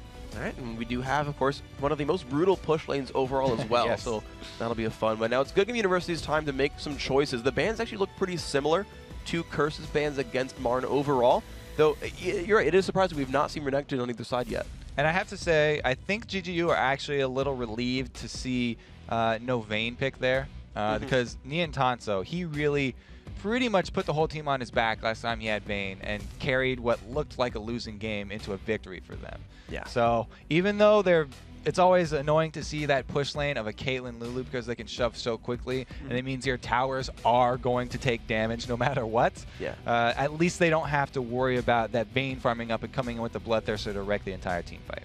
Well, the second time we've seen a tentative Syndra pickup now. We saw that before we actually locked in Lux when they played against Curse earlier on. Lux, for what it's worth, didn't work out too well against them. That was a pretty one-sided game. And here we're just trying to see what else they're going for. Of course, we are seeing Twitch once again here. Second time in a row here for Good Game University. And they took away that Nasus I was talking about that Claykey was using last time. So he's going to have have to man up and choose a champion that's going to have an early effect, I think. Because that's really Clake's style. He shied away from it from all those times where he tried to pull a gank and then got caught out because he was staying on a ward. Nocturne, actually, that'll be good for him because you get hit level 6, that's a guaranteed gank. You can gank from behind the lane. They can't see you. You're going to come in flying in hot. All right, it will match me picking his, I guess his and Cutie Pot.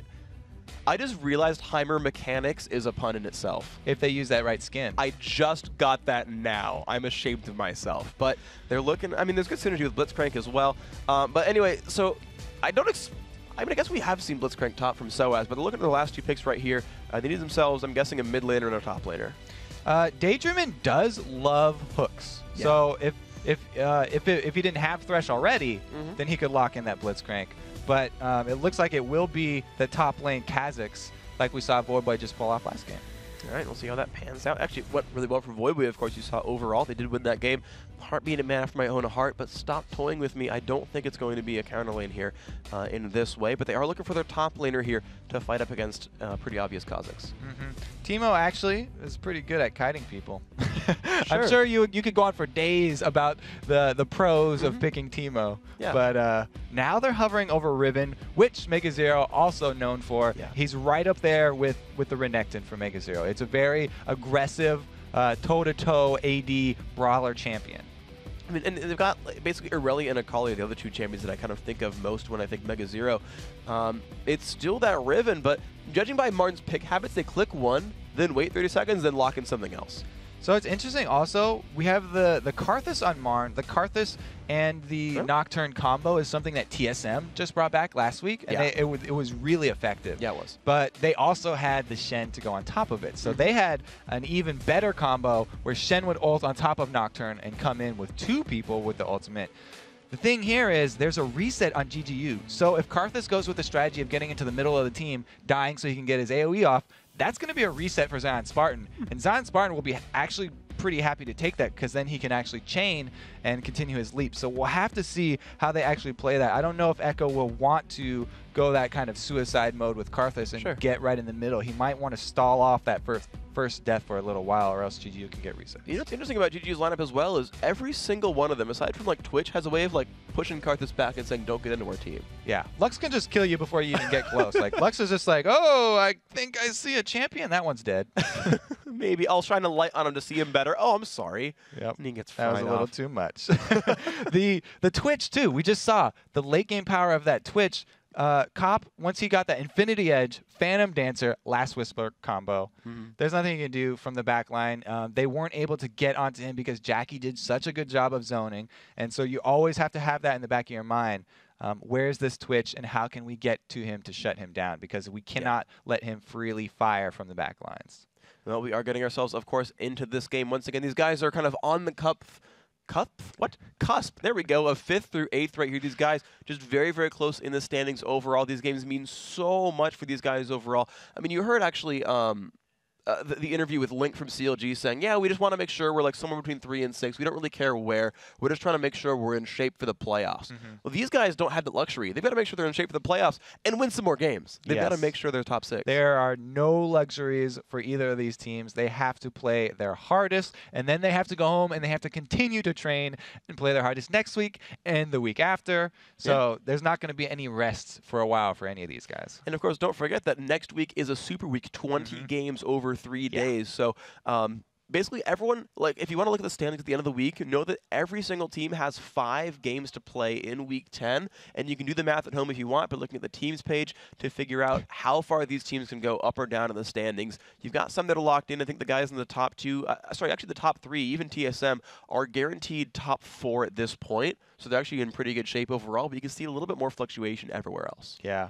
Everybody, of course, vying for those cushy spots at the top that Curse and Dignitas currently have. It's just out of reach for some people at this point. You literally cannot get up there if you're the GGU. Yeah, so we are looking at Jinte right now. We're actually waiting for him to load back into the game.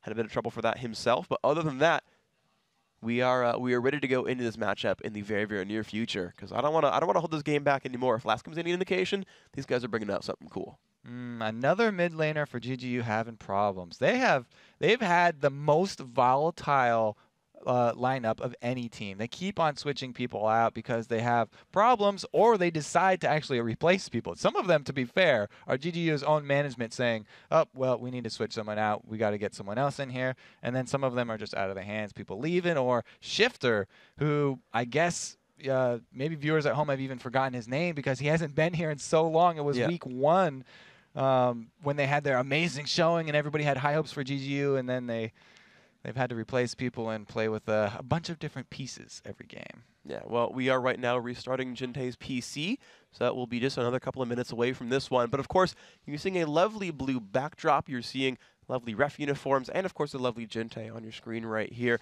And so, see, what else can we say about these teams? I don't want to talk about lineups too much because we can't see them on your screen right here. But I'd like to say there are 3 biscuits on GGU.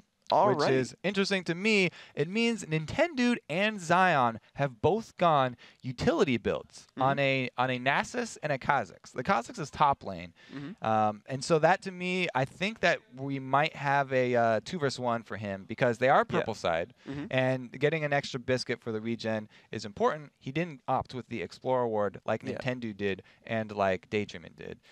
2 Explorer Wards also means everybody look out for those level 1s that we saw last week because they actually have some extra vision that they can put down for those. Those things are very useful, and you don't have to burn all the 75 gold for a real ward. Yeah, and that's actually kind of something interesting about that as well, is when you look at your opponents, for those of you, trying to, game your opponent's masteries and whatnot, the Biscuit is a 9-point utility mastery. Am I right on that one, or am I stupid right now?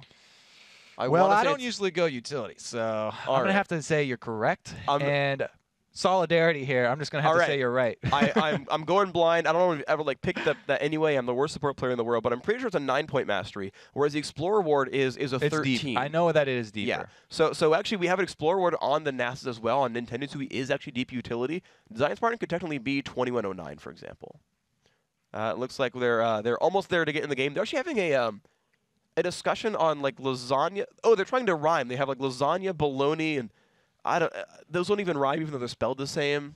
I don't know. This is lasagna bologna. Okay. I'm glad we never talk about I say never as I just bring this up. I'm glad we almost never talk about the players' chat in between each other in the games. Because they're not allowed to actually discuss the game itself during pauses. They can't use a pause or oh crap, we forgot what we're doing. So they've got to go a little bit off topic. But the fact that they're talking about lasagna and bologna, that's farther than I would have expected them to go off topic. Maybe they're a little hungry, a little peckish. Ooh, you're going to have to work that one in next time you go over there. But we do have... Just keep that in your pocket. I'll watch the VOD later. You'll remember, yeah. Okay. Nintendude has got 2% Spell Vamp right now. Okay. So that to me means that not only did he get the ward and the biscuit, but he's got 2 points into that 1 mastery that gives Spell Vamp and Lifesteal. So he's going to have actually a lot of sustain in the jungle because, as you know, Nasus already with the passive gets some for free. All right, that's going to be pretty good overall. When you have Jintae reconnecting to the game now. So just a quick short 4-minute pause overall, and looks like everybody is happy. So here we go. Everyone is spamming. Nintendo says, welcome back, Freak. I don't quite understand that one so much, but Don't Mash Me has unpaused the game, and we are ready to rock, guys. On to the Rift we go. Good Game University on the blue side. It is Team Marn on the red, and these guys are fighting for their playoff lives. Yeah, nobody wants to end up on the bottom because then they're going to have to face some very fearsome challenger teams, which we will see later today. Let's see where they end up going with this one. So GGU actually all together are running up the top left-hand side through the jungle and actually about to square off against Marn themselves. Only Heartbeat is spreading off to the other side himself. He will happily ward over the wall, I should say.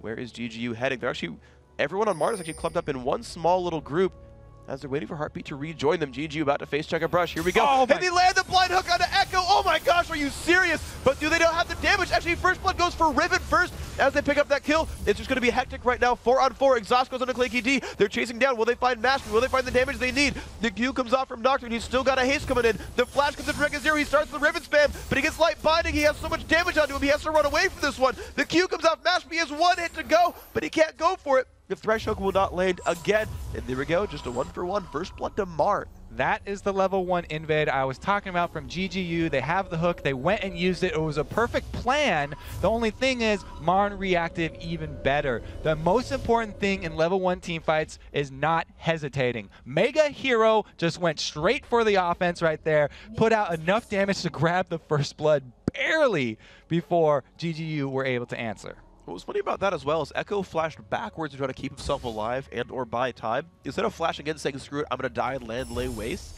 it did give Martin the first blood, but Echo did not get to contribute much more after that.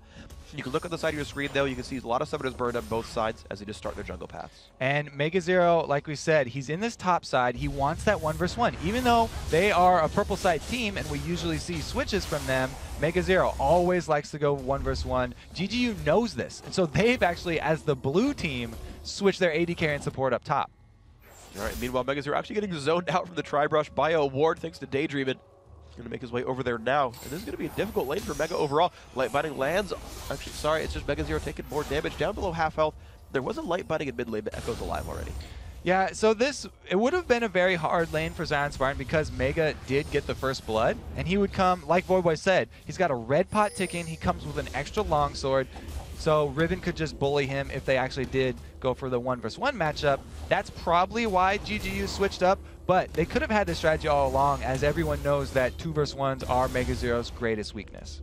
Yeah, and I think that's kind of true, really, is that you can always expect Martin to never lane swap on Red's side. And I've seen overall a lot of games of teams that mind game their lane swaps. We see it every once in a while where they expect to swap so they don't do it and so they screw the opponents over.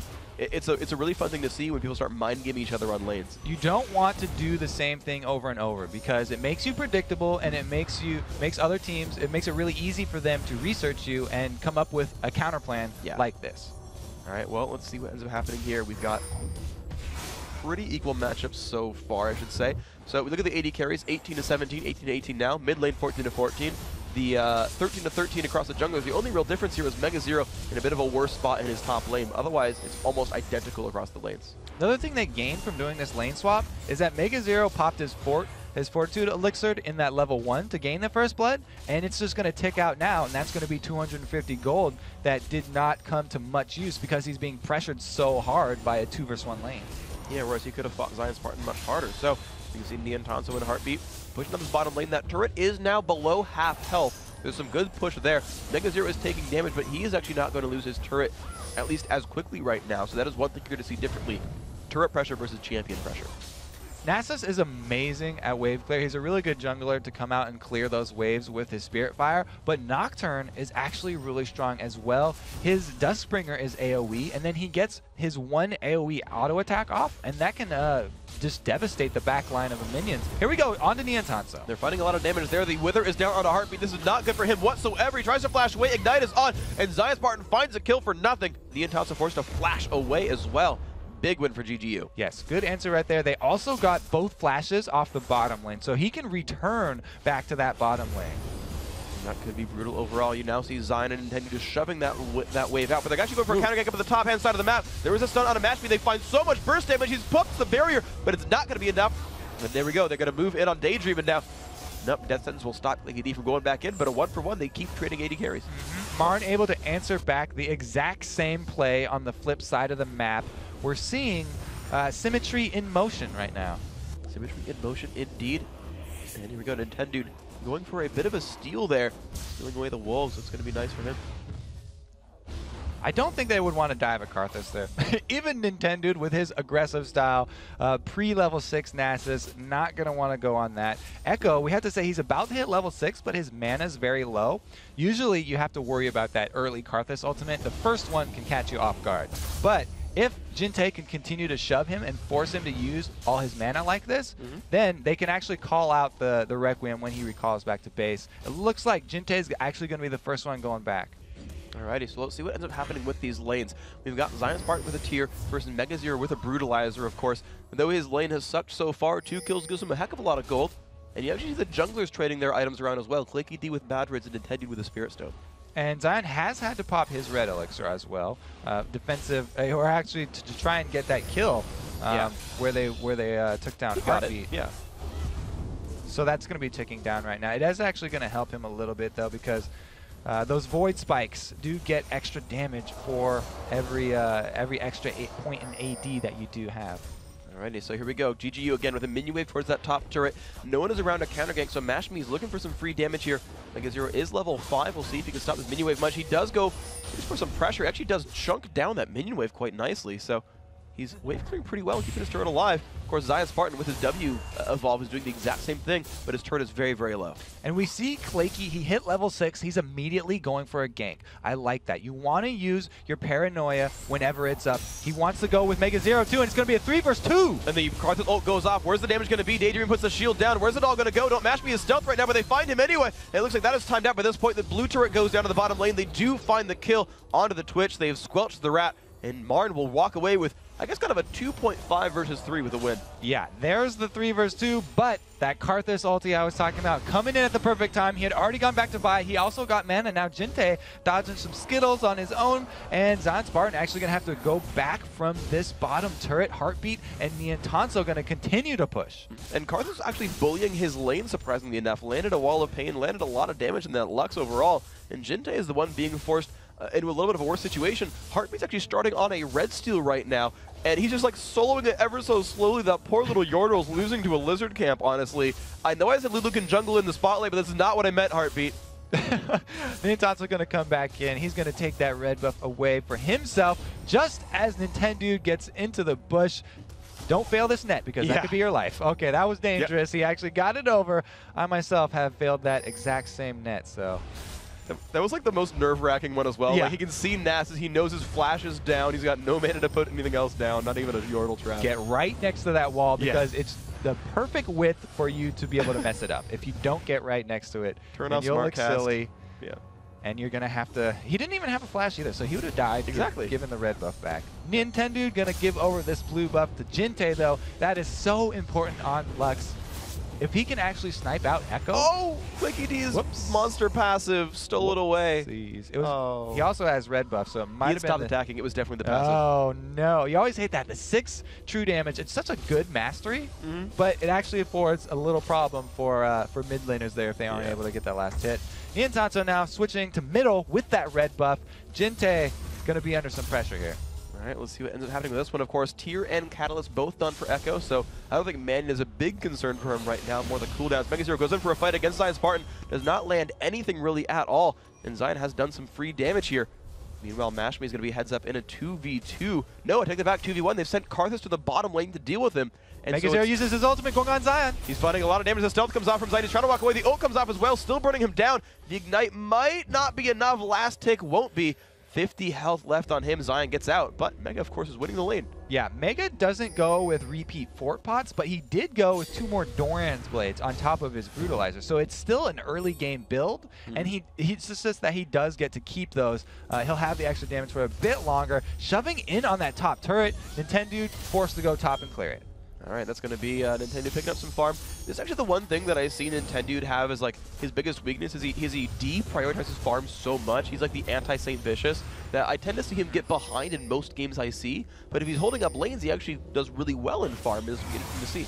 Well, Claky has also gone with the very early Wriggles. That's going to pay off. It's sort of like a gold for 5 in the aspect that you get free wards. It also gives him lifesteal, though, so he has good sustain in the jungle. They're going for this dragon. Can Lux steal it? No. Good answer. The answer is no. Nintendo finds some damage. Mega0 actually almost immune to slows at this point because he is Riven, of course. Yeah, Jinte's ult was down as part of the wave clear in mid lane earlier, and of course a good smite coming out from Claky D. And so we can see that Marn here at 10 minutes in are up 3-2 in kills, and they're up actually 3,000 gold right now because they've got a turret and a dragon in their favor as well. Looks like the viewers had a good feeling about this game. 75% of them did favor Marn, and they're currently winning. But GGU, like I said, late game, they've got that Twitch in the back pocket. They have Kha'Zix who can get resets. Even though Karthus is a beast, if he does go down early, that just means Zion's going to be able to reset, and then we always have the pick potential from a Lux. Alrighty, well, let's see what happens with this one, of course. Long range power is always nice to have, as is the Thresh. And by the way, Daydreamin' now has that chest of gold this time, so we can make the joke. There we go. Well, we've already done it. We did it too early, so it's not going to happen. I'm just vetoing it right now. Vetoing it? If you that doesn't stop me, you know that. Okay. All right, moving on, though, we do have Nocturne waiting around for a lane gank up top. Almost can't even call it a lane gank with Nocturne, but Megazero's wave clearing. He puts down the Q and says, no, we're just going to shove the turret. They actually can take this down really quickly. There's a lot of AD on both of these champions, and Zion knows that he's in a dangerous spot, doesn't want to contest it. That's going to be another bout of global gold for Team Marn here, just extending their lead. Yeah, good pickup for them, though. So now 2 turrets to 0, 4,000 gold as a lead. That has grown a little bit in the last few seconds. And this is looking quite nice for Marn, putting themselves in control of their playoff destiny, as it were. Adrian picking up a couple of souls and running his way back forward. Jinte, of course, just pushing out his mid lane. No big issues for him there. Mega's waiting in this bush up top. Ooh. He's been waiting there for a few minutes. Zion Spartan running away. All right, moving on. Anyway, we do have that Karthus waiting right at the bottom lane. Megazero, of course, just wave clearing top pretty easily. We're just kind of, we're in this part where these teams are both farming, really. You know, GGU lost a couple of turrets early. Marn found them. And, you know, they made those pressures here, but now they're kind of waiting around looking for openings, and they haven't found any just yet. Well, what Marn are trying to do is get the pressure on the mid turret by sending their Caitlyn over there. It looks like they actually want to engage here. Here comes the Nocturne ult. They do look for Daydream. Let's see if they can get the damage out. The box is there. The Fear Tether does land. The slow is massive, though, in addition to the exhaust. Mashmi goes in for Echo. Will he find the damage? Exhaust goes off. The passive shouldn't be enough, and it is enough right there. Echo's going to wave clear, farm a couple of minions, but yeah, it looks like that gate got completely turned around. Amazingly well played by GGU. Yeah, good job. What I was saying Marn were trying to do by switching that Caitlyn mid lane was put pressure on this last outer turret that was standing, but Lux had the blue buff, and she was able to wave clear too effectively. Now that's run out, but Megazero's the only one left here in GGU territory. Just going to have to exit. Well, Niantasso has chugged a red elixir himself and is being really pressured in this mid lane right now. Nintendo's spending a lot of time with Jinte to make Niantasso's life miserable, and Megazero will run to this mid lane to hold the farm and make sure that turret does not go down. So you're right, they absolutely want to pressure this one out. And his shield, of course, blocks all the auto attack damage from Jinte. He is safe here. Yeah, that shield from Riven actually scales with AD, so it's perfect on her. That's why you see most Rivens building fairly glass cannon with a lot of attack damage. They can actually scale up that shield very effectively, and he's actually maxing the shield second. Usually we'll see a lot of people go full offense in solo queue when you max the broken wings and the key burst, but he's gone with that Valor for his second option to max, so his shield even bigger than normal. All right, well, the red buff, we'll see if Clicky D can steal it this time around. Nope, Niantasso says, I've learned my lesson, and bursts it out with the Q. So a fairly early red buff going to the AD carry. I don't normally see it by like 13.5 minutes, so we'll see if Niantasso can do something with this. Yeah, and it's really effective on Caitlyn just because of that very long base attack range. Hopefully, they can get that pressure mid there looking for it. Just that Lux, lands a good combo, doesn't want to, well, he doesn't have the option to finish that off with the full combo and the spark. Lux with a blue buff, one of the most effective wave clears in the game, so it's hard for them to put that pressure. Meanwhile, bottom lane here, GGU gonna get an outer turret for themselves, the first one for them. And Echo does not even try to defend that whatsoever, so that's going to just be an easy pickup for them. GGU does find their first turret kill of the game, though Marn is firing back in this mid lane right here. The wave clear is available from Lux, dealing some damage to the Niantasso. We'll see if Marn sticks around for this one. Of course, Megazero flanking around the backhand side. They could backdoor this right here. Yeah, and it looks like they will. So that is a third turret now. And the hardest turret of the game, really, to get that frontal middle turret has been taken out by Marn. Yeah, that is huge for them. The Dragon is going to come up in another minute, so we'll probably see them buy a couple pinks pretty soon here and try and get the vision control around that. Because GGU are sort of contained now that all of their outer turrets are gone, it's very dangerous for them to extend in those lanes without putting up extra wards of their own. All right, so let's see what ends up happening with that. And if they can get the vision they need to move on forward. Zion Spartan is up here in the top half. He's going to wave clear out right here. And once again, we're seeing these teams square off pretty equally. A 4,000 gold lead does give Martin the edge right here, just because they're up in dragons and turrets. And maybe a little bit of farm, but as far as kills are concerned, they are both 3 and 3. So pretty close match as far as that's concerned. So earlier in the day, we saw Lux rushing the Morellonomicon. This time, Jinte has rushed the Athene's Unholy Grail. Usually, you see the Athene's rush when you're up against a magic-dealing mid laner because it gives you that magic resist, and you're able to spam out your spells much. And if you're up against an AD, then you want to get your cooldown reduction from that Morellonomicon because you don't get as much use from magic resist, obviously. Oh, and right now it is Good Game University with control over the Dragon area. They do have the very aggressive sight ward into the opposing jungle, as well as the Vision one, making sure that everyone is blind here, but they're actually backing off right now. Looks like they don't even really want a fight. GGU actually loops back around, and Mashmi picks up some farm over on the right-hand side, and it's Marn moving in, putting their own pink ward down. Yeah, most of the battle here is going to be over Vision. Neither team really wants to tank this Dragon. Marn are just going straight for it, actually. GGU a little bit out of position. They're going to burn it down. Now the ult comes out from Gente, but it's not nearly enough. They pick this one up. Now can Martin get away or get a clean fight right here? The ult comes out. They find Nintendo right here, and they go for the dive on in. Where's going to take the most damage? They're going on to danger even Mashmi and Nintendo. Nintendo's so very low on health. They get the kill on Mashmi, and now it's a heartbeat forced to flash away. Clinky D goes down as well. The backline is just going everywhere right now. Zion Spartan, he goes down to the Neon Tonsils before he goes down to Karthus, and they're just trading kills everywhere. 3 down for GGU, 2 down for Marn. And Mega Zero is not done. He still smells blood. And Daydreamin says, if you think you're killing me, you're dreaming because you're getting away with that flay. We did have a pretty big win for Mon right there, though. They did get the Dragon, and then they also have map control now. So Neon Tonso is going to be getting free farm, and they also have the timer on the Dragon, plus getting the benefit of a 2-for-3 trade. Yeah, that was absolutely great for Marn overall. You're seeing now 6,000 gold. That definitely got a lot bigger than last time. Echo running towards the mid lane to take farm. And it's interesting to see how this team plays out because you can tell a lot by a team by where they prioritize farm. And Karthus is a guy you expect to have like 700 minions by 12 minutes because it's Karthus and he can do that. But it's actually Neon Tonso with really all the minion kills here. It's pretty big for them. I mean, they did send him mid lane right after he took the bottom turret, so they're focusing on getting him that early Infinity Edge. Now they want to add some attack speed on that. Once he has the combo, then he'll be the Caitlyn that everyone fears late game. She scales so well with items because she does have that huge base range. The important factor for Marn, though, is really who can get onto Don't Mash Me. We saw him go down early. They were like, okay, once we get Don't Mash Me down, that's probably going to be a 1 fight. The thing is, it's going to get harder and harder for them to actually get on him. Clayky D, if it's only Clayky using his ultimate to get onto Don't Mash Me, it'll be kind of difficult because the only damage that can actually get past him will also be Echo's ulti. What the key is going to be is Mega Zero. Where can Mega Zero get in this fight? If GGU are able to shut down Mega and keep him off of Don't Mash Me, then they can actually turn it around and have a completely different outcome to the team fight. And let's see what ends up happening with that one. We're seeing now Good Game University regrouping toward that mid lane as Zion Spartan was pushing on the right-hand side. Nope, GGU are actually going to recall back from the mid lane. A lot of aggressive wards actually are here for Marn, and they've got control possibly over this blue buff. They're going to go for it, but Nintendo is nearby. Looks like Don't Mash Me going to solo the red at the same time, too. And Mega Zero, if he tries to finish this off, Nintendo can just smite it. Because the smite is up right now, there's really not a lot of hope for Mega stealing this. Most top laners can out-smite a jungler because they don't actually have smite. So he's going in with his ulti? Excuse me? Yeah. It's a... Wow. Yes, he really is. He's got the ward because they know it's going to be Lux looking for it. You just said no top laner can outsmite a jungler? You can't outsmite it, but you can out-wind slash. There you go. Don't even front. Oh, Mega Zero with the wind slash indeed. That was legit. Did you say wind slash? I did. That was lovely. Thank you. Why did I say that? You're welcome. Whatever. Moving on. Good Game University in the mid lane. Nintendo goes for that one. And by the way, Nintendo didn't smite because he did it from Fog of War. Ho, ho, ho.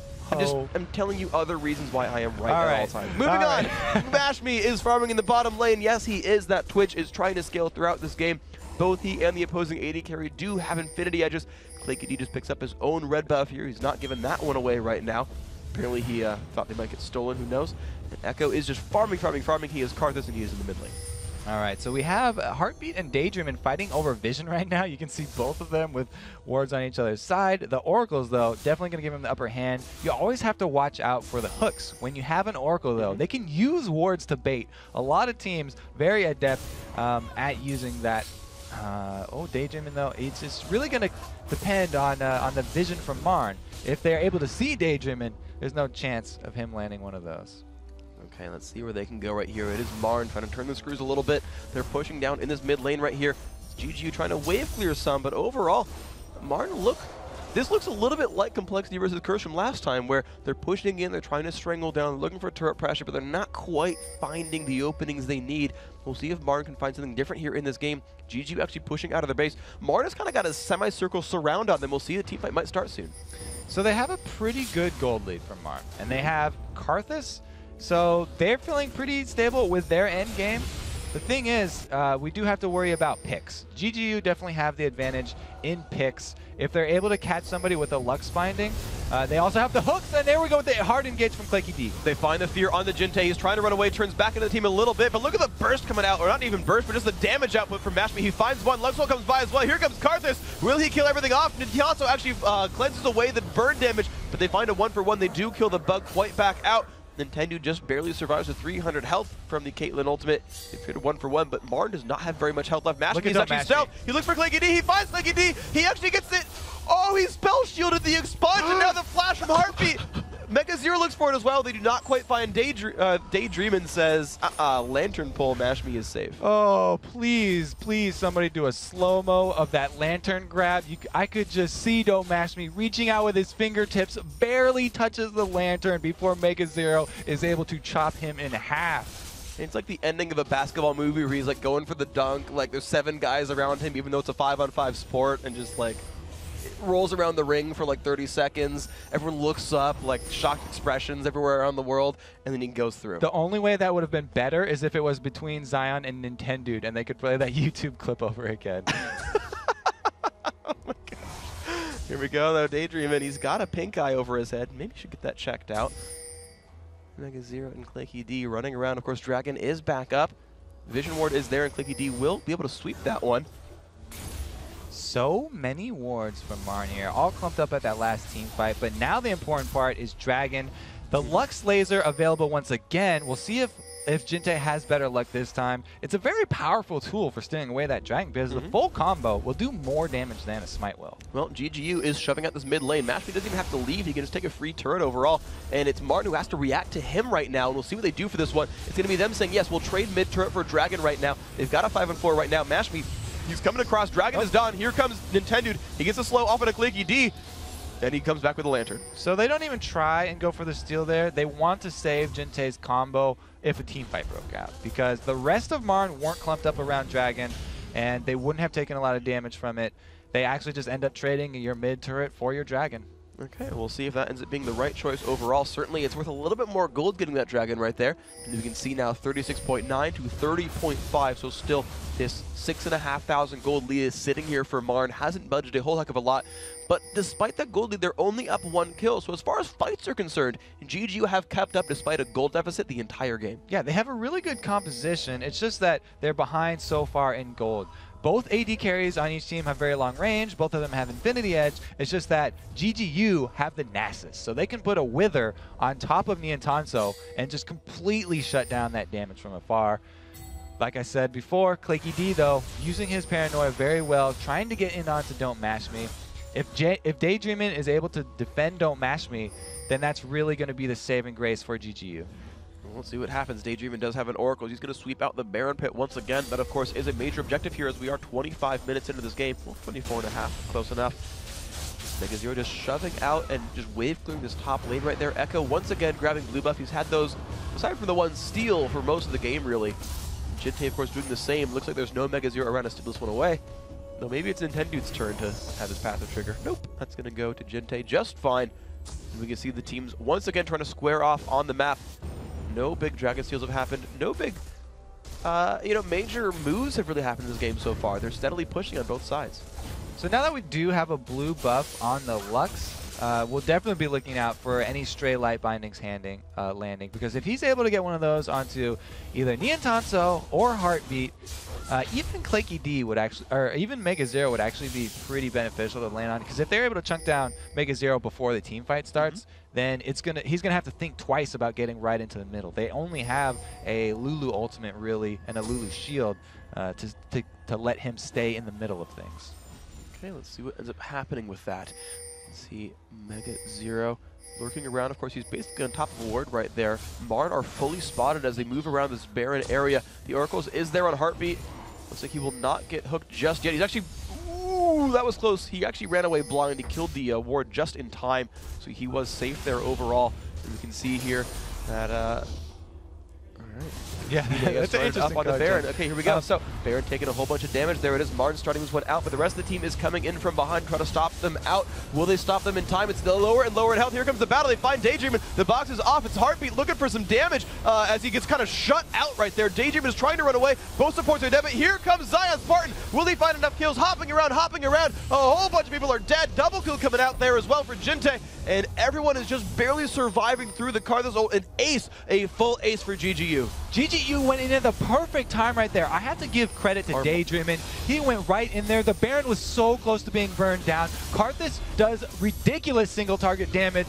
Marn definitely paid for that decision. They were all grouped up in the Baron pit. That allowed GGU to really shine with that team comp.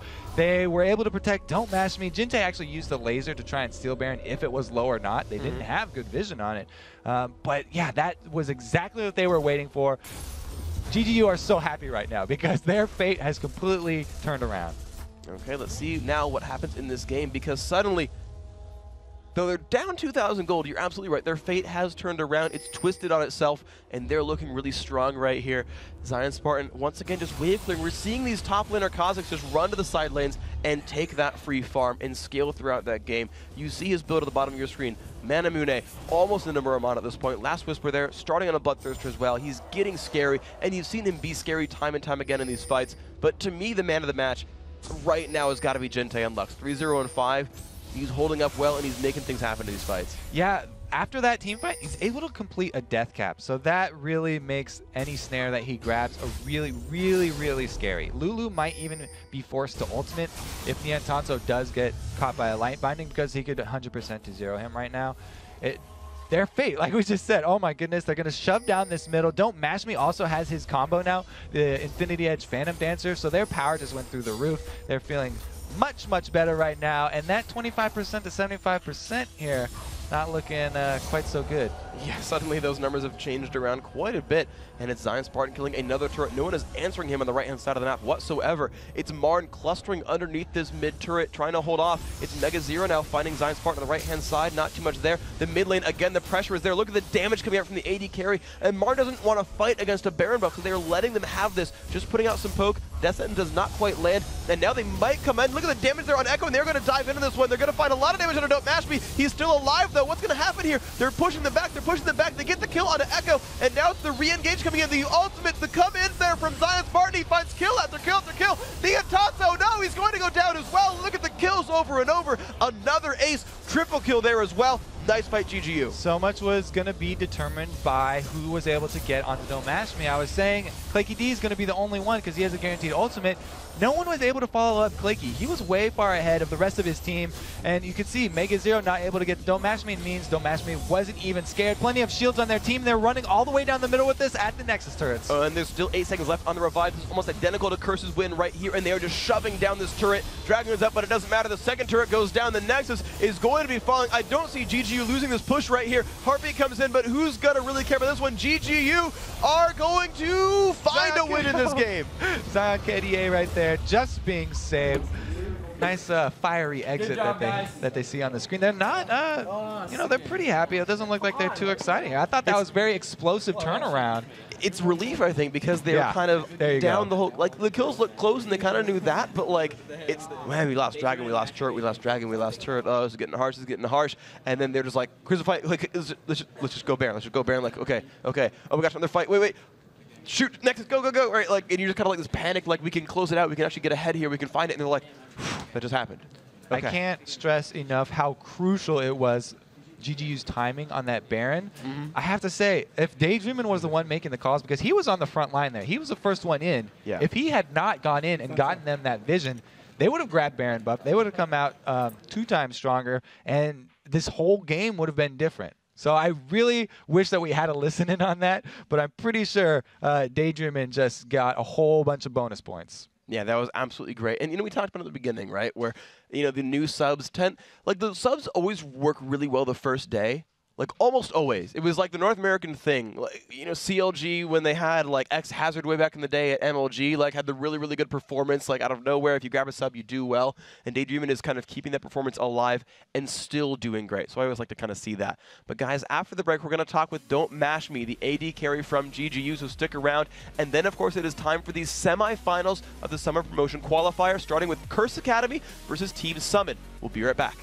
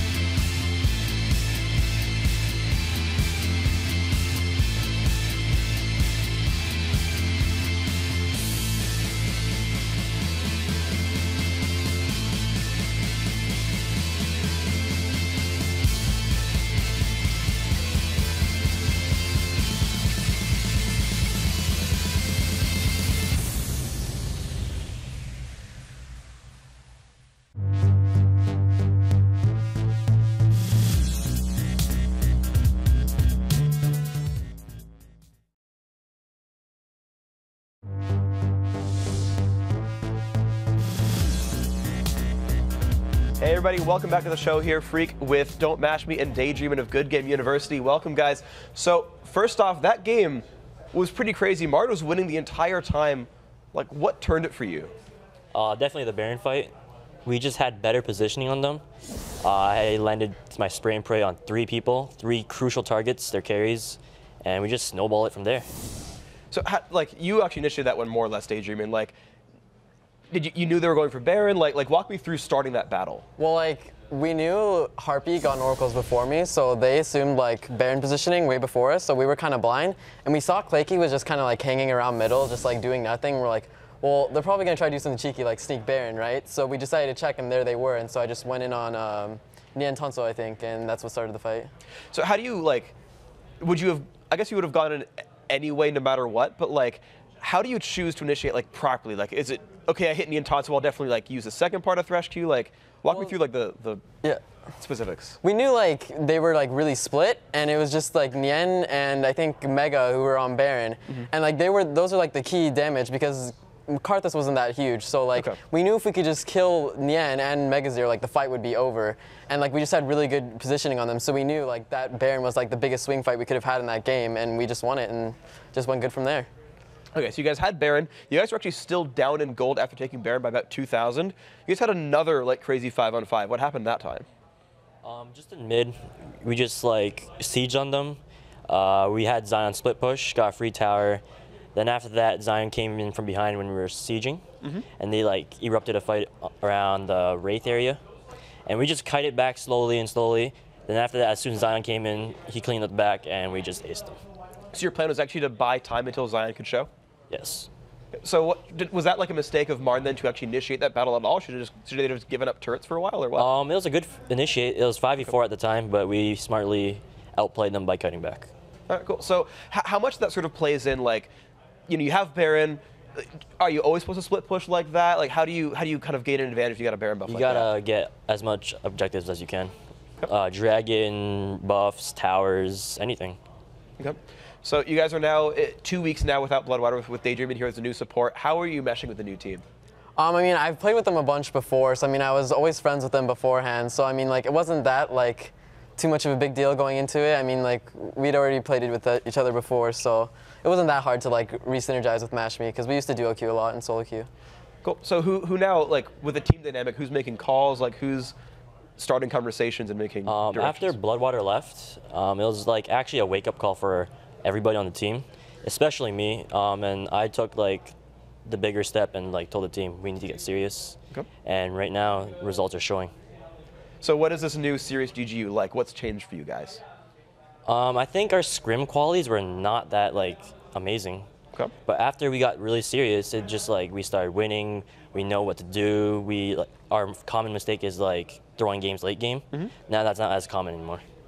Like, what? I'm just kind of curious. Like what changed? Like, how are you practicing differently? Is it just like a mindset? It's just take everything seriously. Like there's this one time in a scrim where Zion kind of messed around. I just paused the game. Yo, take it seriously. Wow. And yeah, that's how we scrim now. That's really admirable. I like that a lot. That's really cool. So you guys are now tied for 6th with Marn. You're in the playoff race right now. What are this next week and a half going to be like for you guys? It's going to be a rough one because we're playing top teams, but we are prepared.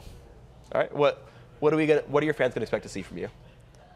9-win streak. 9-win streak coming in. All right, I'd like to see that, guys. So, Daydreamin', I want to talk to you a little bit because you're the new guy in the scene, right? The new support. For any support players out there trying to join good teams, get up there in the ranks, what do you think are like the 3 things you got to learn as a support to make it big?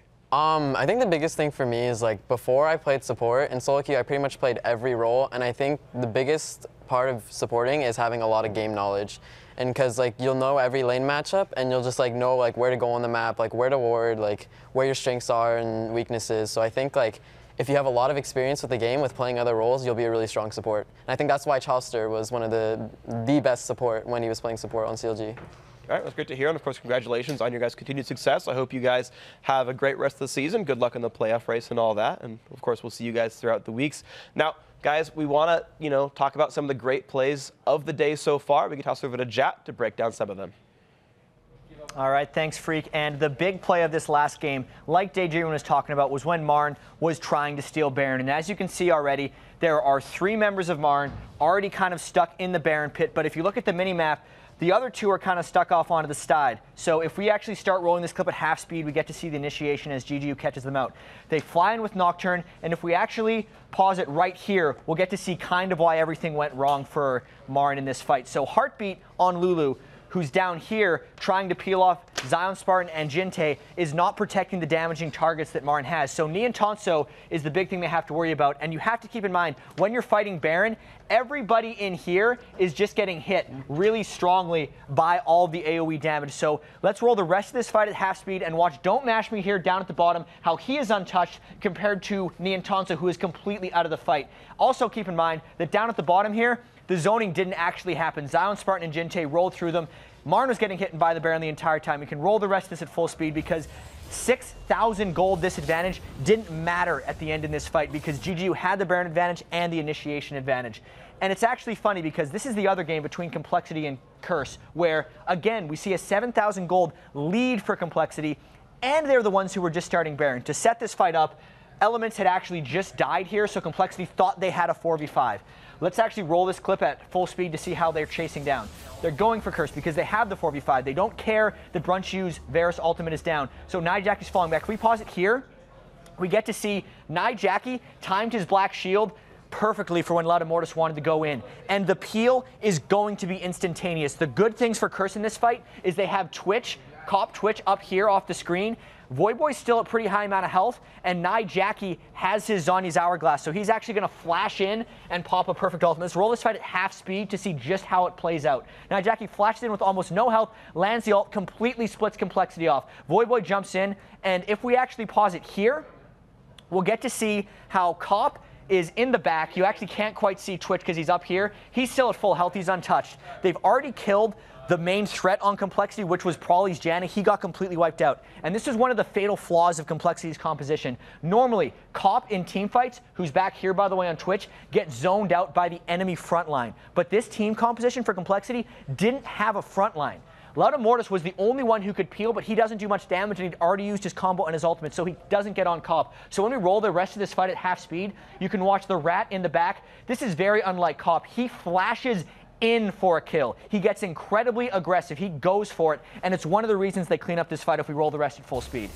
He takes on Nick Wu. Brunshu's trying to chase from the back, gets everyone out of position. He falls, but Samefishes and Jack are there for the cleanup, and Curse came back in this one. So all in all, we had two somewhat failed Baron fights. We had two comebacks in a row, but it was mainly because of the superior team fighting of the teams that were behind using Baron to their advantage. Back to you guys.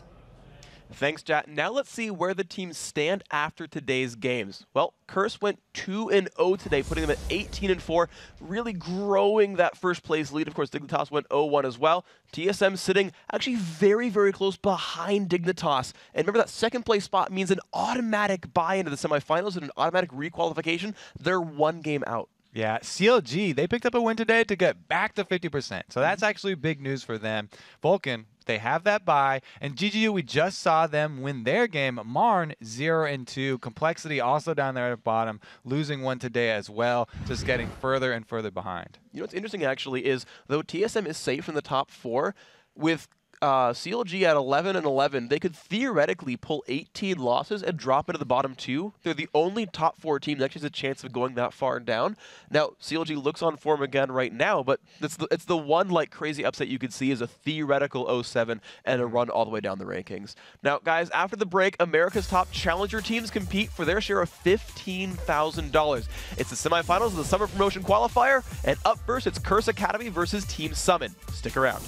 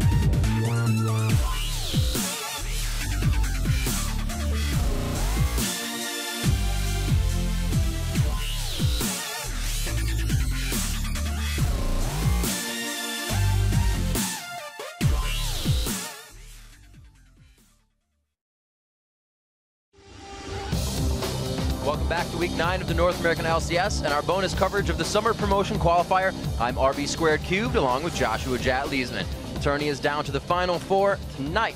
The teams will square off against in NA against the best 3 series, in a best of 3 series, I should say. Tongue twisters for me, I guess. Then the winners will duke it out live tomorrow to determine who gets the cash and the crown as tournament champion. And a lot of LCS teams will be watching this because Summon, Quantic, and Velocity have already qualified for the Summer Promotion Tournament. So these teams, at least in the lower half, need to prep for who they might be playing in the Summer Promotion Qualifier. So you'll also recognize many of tonight's players. For instance, Curse Academy. Rux is a sub from Curse Gaming. I Will Dominate used to be on Dignitas. Poe Belter is too young to compete in the LCS, right? So LCS teams have recruited players from these teams. Wild Turtle was on Quantic when it was Cloud9. Prawley was on Velocity. So these teams are getting valuable experience, and they have a taste of what to expect during the Summer Promotion Tournament. Absolutely, and like you said, Jat, these teams aren't stocked with tournament rookies. Most of these squads are full of familiar faces from the LCS, especially, as you said, Curse Academy. They're just coming in so strong. Even Niantanso was once on one of those amateur teams. Exactly. Curse Academy with Poe Belter, who used to be on Curse, but he was too young to play in the LCS. I think he's still like 15. He's like the prodigy of League of Legends, an amazing mid laner, but just isn't old enough. I Will Dominate, Dignitas' old jungler. He's playing on the Challenger circuit to really keep himself fresh because he's banned from the LCS for 1 year. Rux, the Curse sub. Alltech is actually a friend of Poe Belter from High Elo Solo Queue, but he's also too young to play in the LCS. So Curse Academy, a really talented team. Even Atomic N used to be on Marn earlier in the season. So he's actually still a sub on Marn, but as a sub, you're allowed to play in the Challenger Series. It's a little like the NASA's quote, just without death. It's like the cycle of life continues, and you're on a team, you're on the next team, you keep going. Like, these guys have skills, and they're picked up once they're a free agent. So the Summon, on the other hand, might be the least known commodity in the Final Four coming in here. Yeah, they used to be Square Duck, so the name has changed, and Locust is probably the most well-known player on these teams. It's pretty much Locust, who used to be on Team Dignitas, actually, when I was there. He played on Fortnite as well. We'll see if his LAN experience, when combined with a bunch of really high ELO Diamond 1 players, can mesh to become a good team, because the rest of the guys on this team, Flares, Sicko Scott, Captain Korea, Slacko, aren't known competitively, but they are very good players with really large champion pools, but just untested. All right, it's time for today's starting lineups. In the blue corner, it's Curse Academy. In the top lane, it's going to be Rux. In the jungle is I Will Dominate. Mid will be Poe Belter. ADC is Alltech. And Team Marn's former support, it's going to be Atomic N. And on the right side, we have Team Summon, with top being Flares, jungle being Sicko Scott, mid lane Captain Korea, the AD carry is Slacko, and of course Locust still playing support. And really coming in here, unless you watch a lot of what the amateur teams have been doing or coming out of these, we're kind of going to get a surprise from these teams, just as fresh as the new rosters coming into the LCS. Exactly, and these teams will have a big opportunity to kind of prove themselves here. I don't know if they've ever played in front of, even though there's no live audience here, the stream audience is large. There should be a lot of people watching this. And it's the potential to, in a couple weeks' time, make it into the LCS, right? So it is a practice moment for these guys. It's their exposure time. Plus, they're going to be able to win a fair bit of money. A fair bit of money is going to be quite, life-changing at this point for these guys. Some of the veteran teams have definitely seen the bigger checks come in, but like you said, making a statement for themselves, trying to get themselves in the limelight, and really any of these teams have a chance to beat each other. This is any given Sunday type of a situation, as it always is in League of Legends. Exactly, and I remember way back in the day, I don't know how, not way back in the day, the last time I actually saw these teams playing, I think it was some online tournament that I was watching, but Curse Academy was playing Square Duck, and Poe Belter was going absolutely nuts in that game, and they actually ended up losing because they kind of threw the game a little bit. Square Duck came back into it, and it is a matter of these teams are fairly close, and the inexperience does show for them in a lot of situations. Curse Academy should be getting a little better in these situations because they have been Curse Academy for a while, and the roster has been somewhat stable, but at the same time, this is a new environment for them, and there's new obstacles. So actually knowing a little bit about Summon, or formerly known as Square Duck, as we have known as we go into Champion Select, is their pool kind of is a little bit deeper for champions on their side. Curse likes to stick to what's mainstream, what's kind of trending in that wagon, but they use it so well. It feels like it. So Square Duck is, well, they're not Square Duck. They're Summon now. Summon. Team Summon. They're the solo queue guys who never really had to conform to super specific champion like competitive roles because they're just guys who love League of Legends for the most part. They're just guys who play a whole bunch in solo queue, learn a huge diverse pool because once you get to a certain level in like top Diamond 1 Challenger, a lot of these guys just play whatever they want and try to expand as much as possible because if they're not having to practice for like weekly LCS play, they get to play a lot of different things. And we see normal bans coming out, except for the Lulu. That's a new one we've seen on the ban charts here at the LCS, but this is promotion qualifier, so we'll see what these teams can bring to us. Renekton and Volibear are out as well. That tanky front line being chopped down a little bit. We'll see what this last ban is for Summon. Curse Academy, you know, Rux, even though he's first pick, also the top laner, plays a whole bunch of Zed. He didn't play it in the first part of this tournament. This is actually an online tournament that came into this. He would have an opportunity to pick it early, but they're selecting Quinn. It must be locked in. It's definitely not something that's going to be happening super soon. If Curse Academy did pick Twisted Fate, that would be a big Pobelter pick. Pobelter's someone who plays pretty much everything, at least to a small extent, and they do end up going for the Twisted Fate lock. It's like you see Pobelter on that, and you might even think you see a kill come from mid lane just in a 1v1. That's like, Pobelter can pull out those skills, and he just really can be that player to make you think you're going to win a situation and pull like the red pot or just somehow get out and win it. He has that mechanical skill, so it's going to be great to see how he uses that before 6 if he chooses to go aggressive TF like no one else. Yeah, and the thing about Pobelter as well, on top of that, is like he will make those amazing plays, but then he will make equally terrible plays. Like he will be 4-0, and then he'll like... The throw belter. Yeah, he will Twisted Fate ult into 4 people, and then be like, oh crap, I didn't buy Zhonya's. I guess that was a bad idea. Oh yeah, I forgot. I was 800 gold short on that last buy. But we do see again, or not again, but Xin Zhao coming out here for Dominate in the jungle. One of his favorite picks there, and he's still going to hold true to it. Yeah, and I Will Dominate with the Xin Zhao is a bit of a pick that has fallen a little bit out of favor. He did receive some pretty hefty nerfs in a lot of his damaging categories. A hard balance, as Kobe, now just Riot Kobe would say. Yeah. But that pick for I Will Dominate should be good if they can pull off some early ganks. The support Thresh is also pretty strong for them. And I'm looking at Summon and actually seeing a much more cohesive comp so far than I see from Curse Academy. Yeah, definite synergy coming in with Engage or Disengage. They really have a safe composition coming in. A lot of action at level 6 comp to come in just from that TF so far from what we see here and whatever Dominate can do from the jungle. So we're still kind of figuring out what Curse Academy is going to put together for a composition here. Right, so they need 80 carry. I mean, Altec could just go with the Misfortune, right? Altec is one of those guys who plays pretty much everything. Misfortune's not even in his top 5 played in solo queue, but it's still up there. And for some people, 80 carry mechanics are 80 carry mechanics, and you can play whatever unless you're playing Vayne. That Zed being picked as well. There's the top lane for Rux. That's his most played. He loves that champion. That's probably going there. So we'll have to see how they decide to make these lanes play out, as Locust looks to be picking possibly a top laner as well, as we have Shen and Jarvan, or actually mid rather, as I look at those two, unless they're going Jarvan mid, which I wouldn't put past, you know, some of these teams. Yeah, it very well could be a Jarvan mid, but I don't think there's a Prawley in this one. I know that Jarvan jungle is an incredibly popular thing. Sicko Scott actually played Xin Zhao jungle in both of their previous games in this tournament. Of course, Xin Zhao's been taken away, so they're probably going with Jarvan. A little bit of homework done This there is by most Curse, likely maybe? This is most likely a mid lane pick for Captain Korea.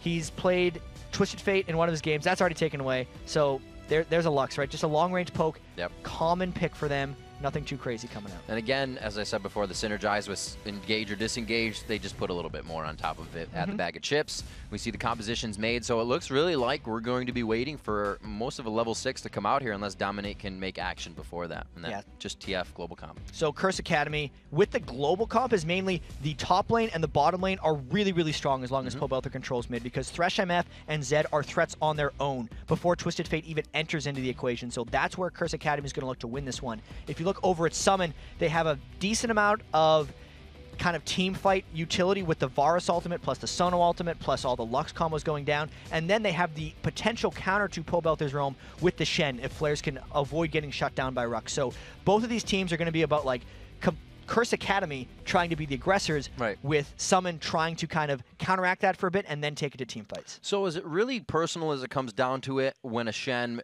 does or does not take teleport in that top lane? I don't think many Shens take teleport, actually. Okay. Like, they usually need the battle combat summoner for dueling late in the game, because a Shen is nothing at the end of the game if he can't 1v1 pretty much anyone. Okay. Right? So unless he's taking a knight, he diminishes his ability to do that. And the cooldown at the end of the game is low enough for a Shen that they don't need the tournament. They don't need the teleport because they can usually outpace anyway. You use those stand united window and just get themselves in. We'll have to see what they decide to go through that. As we said, we are bringing you that bonus coverage of the promotional qualifier, summer promotion rather. The qualifiers here, Curse Academy versus Summon, going live in just a few seconds. Myself, Rivington III and Jat about to bring it to you, so we're really glad you guys kept the stream tuned in for these extra matches today because we got another best of 3 coming up after this. Yeah, and then we'll have the finals tomorrow at 1 p.m. PST is when they'll be sir. going live. So these teams having a lot to prove and a lot to play for right now as they're not only having to practice against each other to make it in, but also getting practice in the studio with the environment, with the temperature, with the computers, all that stuff. They're going to have to be ready for the summer promotion tournament when they get there. We'll have to see just how much these teams know about each other as they test the waters here. Just 20 seconds into the game, we see how they start to spread, really being that human line of scrimmage that most teams do. These amateur teams playing no different so far, and we'll really have to see if there is any type of spread between the play through the objectives, through pushing the lanes, and how they really cover the map. I don't expect it to be too much different, but we may get a little bit of a treat here. Flair's putting out an early ward at the top side. It's going to keep safe, and it doesn't look like we're going to get any switches here for the lanes. Yeah, Slacko saw that one ward near their Wraith Brush, and he got a single attack on it, so he's actually dancing around in ward vision for some reason. He's just like, hey, everybody, look at me. I'm dancing in the ward. Please find a way to outmaneuver me because I'm giving away vision. He's backed away from there since then, and then goes back into it again, but he's just messing around. Summon Slacko. There's no real fear of invades from these guys. They put down a couple wards. Gotta say, mainly, Summon has put more defensive wards down because they've warded their own blue buff as well. And Locust posting up in the top lane does look like we're going to be seeing those regular 2v1 lane swaps. And yeah, they do decide to go in for the swap. So a little bit of safe play here as they roamed around together, but initially, you are correct. They swap back up. We'll have to see what happens here. They do pick red pots for the top laners as well. Flares and Rux looking for that early safety or engage from the junglers. And we have the initiation started on the golems. Who's going to win? Yeah, I think one of the big counters as they race through the golems to the kind of early 3-man tower dive had to be that red elixir, actually, because it makes the dive so much more difficult. It makes the harass before the dive so much more difficult because you can stack 4 to 6 health potions depending on if you go for ward. And there's the delayed invade, someone walking through a ward. I wonder if they can get this. This big time here. Sona's going to be front. The flag toss goes out. A double light binding. It's only going to be power chords. They choose to just go for the blue buff.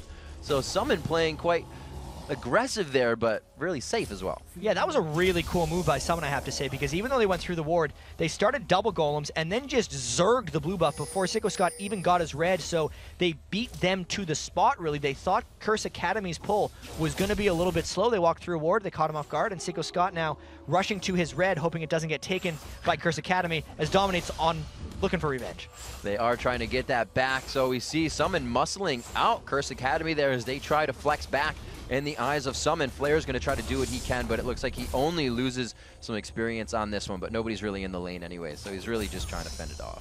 Well, that was fun. Yep. It's even, right?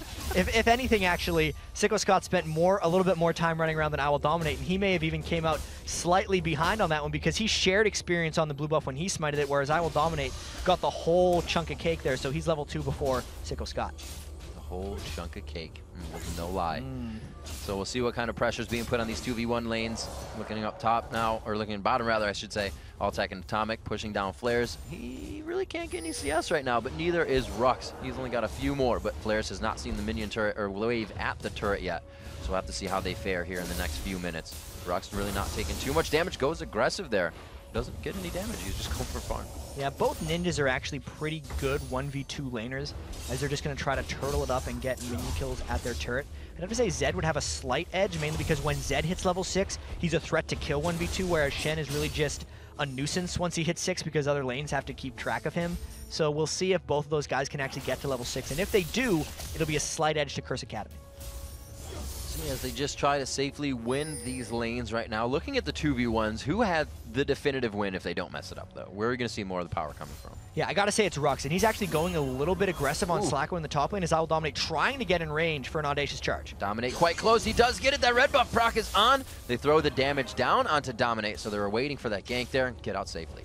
Yeah, and to get back to your question, I do really think it's Rux who has the edge. He should be able to outfarm a little bit in this 1v2, and then really just have more impact because he's going to be able to combo ganks with Twisted Fate. This is a very almost Fnatic type team comp, since they don't have really true initiation tanks. I mean, sure, I Will Dominate can initiate, but there's the comboing up is all very assassin-y, so Pobelter and Rux should be roaming around as Dominate tries to get aggressive on Seiko Scott. They might fight in here. It looks like he is able to get around that red buff, not on. He actually was able to get that away. We'll see if he can continuously push down onto Seiko Scott. He's got a few more hits. He waits on the flag toss until he has a clear escape path.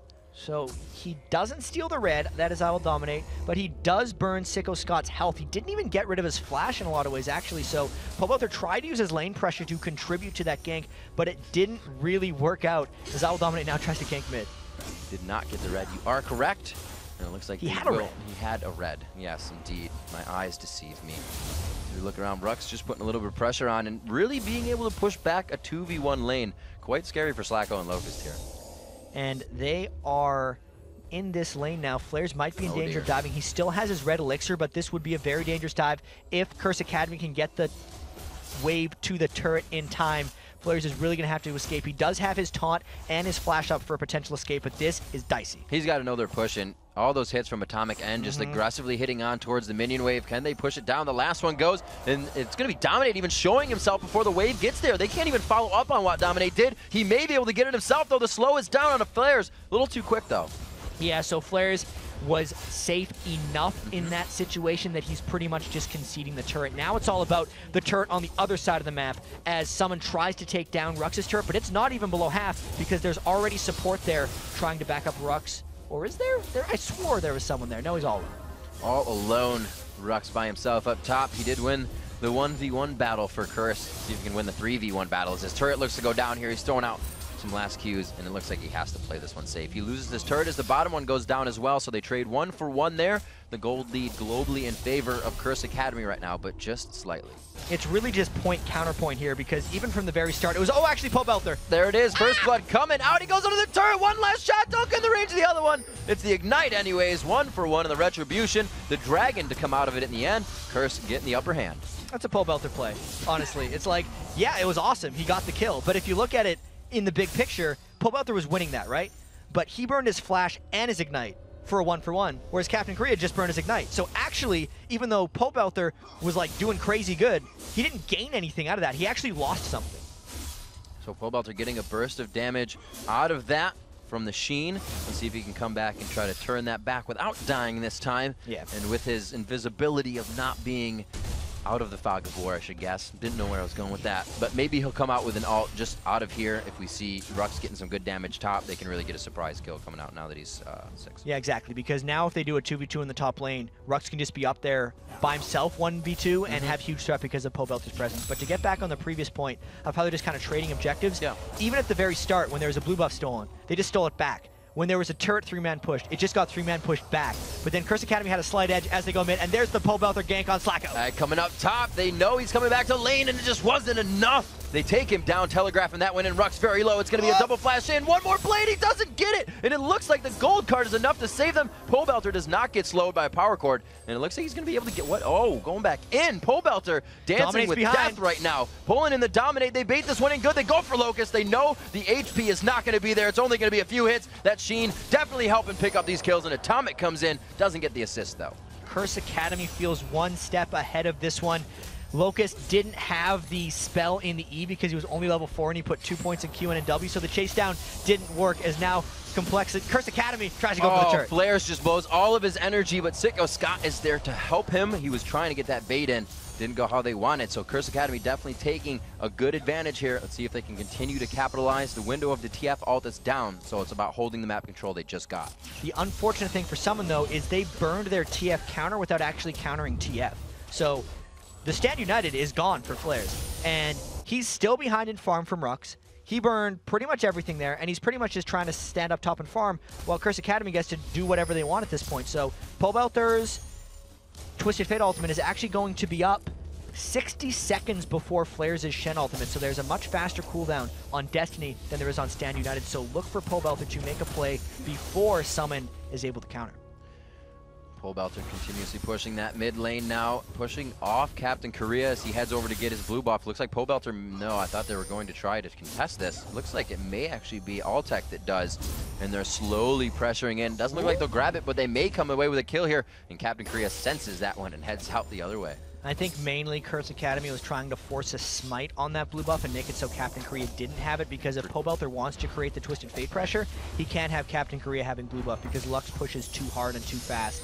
But they weren't able to do that. They lost time, and it's actually giving Flares a bunch of time in this lane to farm up a bit and try to push that turret, but he's content just pushing the lane up and going back.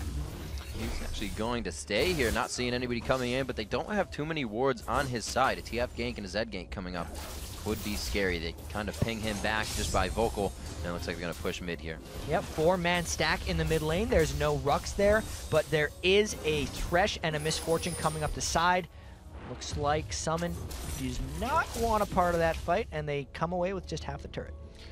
Really trying to see where the wards are at right now. Summon has a lot on that bottom side focus. Dragon not really going to be up anytime soon yet. And they need to get some, really take down that mid turret and start getting them towards the objectives. Both teams kind of just, you know, back and forth. Like you said, counterpoint for point. Like Exactly, and Curse is still got that little bit of an edge, right? They probably have an edge in the upcoming wards too, even though right now, this very moment, there's like one vision ward in mid lane for Curse Academy and nothing else. But everyone has wards in their inventory, right? So there's actually 6 wards with 1 pink that Curse Academy is able to place if they want to start making a spree. The Dragon is in 2 minutes, so maybe they're going to try to ward around that area. For the most part, since Curse Academy has already lost this top turret, they don't care about that sector of the map until Baron is up, which won't be for a while. So Curse Academy will look to ward around this Dragon and maybe try to make a play, as they do have a pretty big goal lead at this juncture. And really a trend we're seeing today is just low CS games. A lot of engagements, but a lot of escapes as well. Low CS, low kills. But everybody is just creating chaotic pace in the games. They're just in each other's faces, but saving each other. So we'll have to see if one of those can be picked up by the teams here. Curse was able to find a few kills. Looks like some aggression here from Summon in mid. And they look like they are getting ready for the next fight here. And we'll see if any big differences emerge for these teams versus the LCS teams, because thus far, this is a very standard-looking game. I mean, we always talk about how the amateur teams or the lower tier teams have very good laning and mechanics, but then when the later game team fights start coming in, as something that like actual Curse is really strong at, is the comebacks and the late game strategies. We'll see if Curse Academy takes this early game lead and just steamrolls over, or we'll see if Summon with Locust's LAN experience and professional experience can make something happen on a comeback. There's a toss onto Sicko. He actually goes all the way in. Atomic will not throw down the box. They choose to go off on that. And really, you're going to be up to Flares here to get out of this. There's no way Rux can stop him if he wants to ult to the team, so they got to be careful of this fight. Well, Curse is waiting on that 30-second Dragon timer, I think.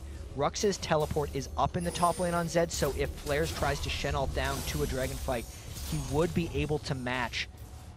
Curse Academy, let's see if they have any big item thresholds before a fight might break out. They got a needlessly large rod on Pobelter, but nothing huge completed. Maybe a Brutalizer. For the most part, this could actually be a very close fight despite the 3,000 gold change if we get something on even footing. And you can see that both AD carries are kind of feeling the heat here, whether they bought it. I can't remember if they started. I'm pretty sure they didn't start with the red elixirs, but both have bought it because it just they have to feel like their damage is a little behind right now.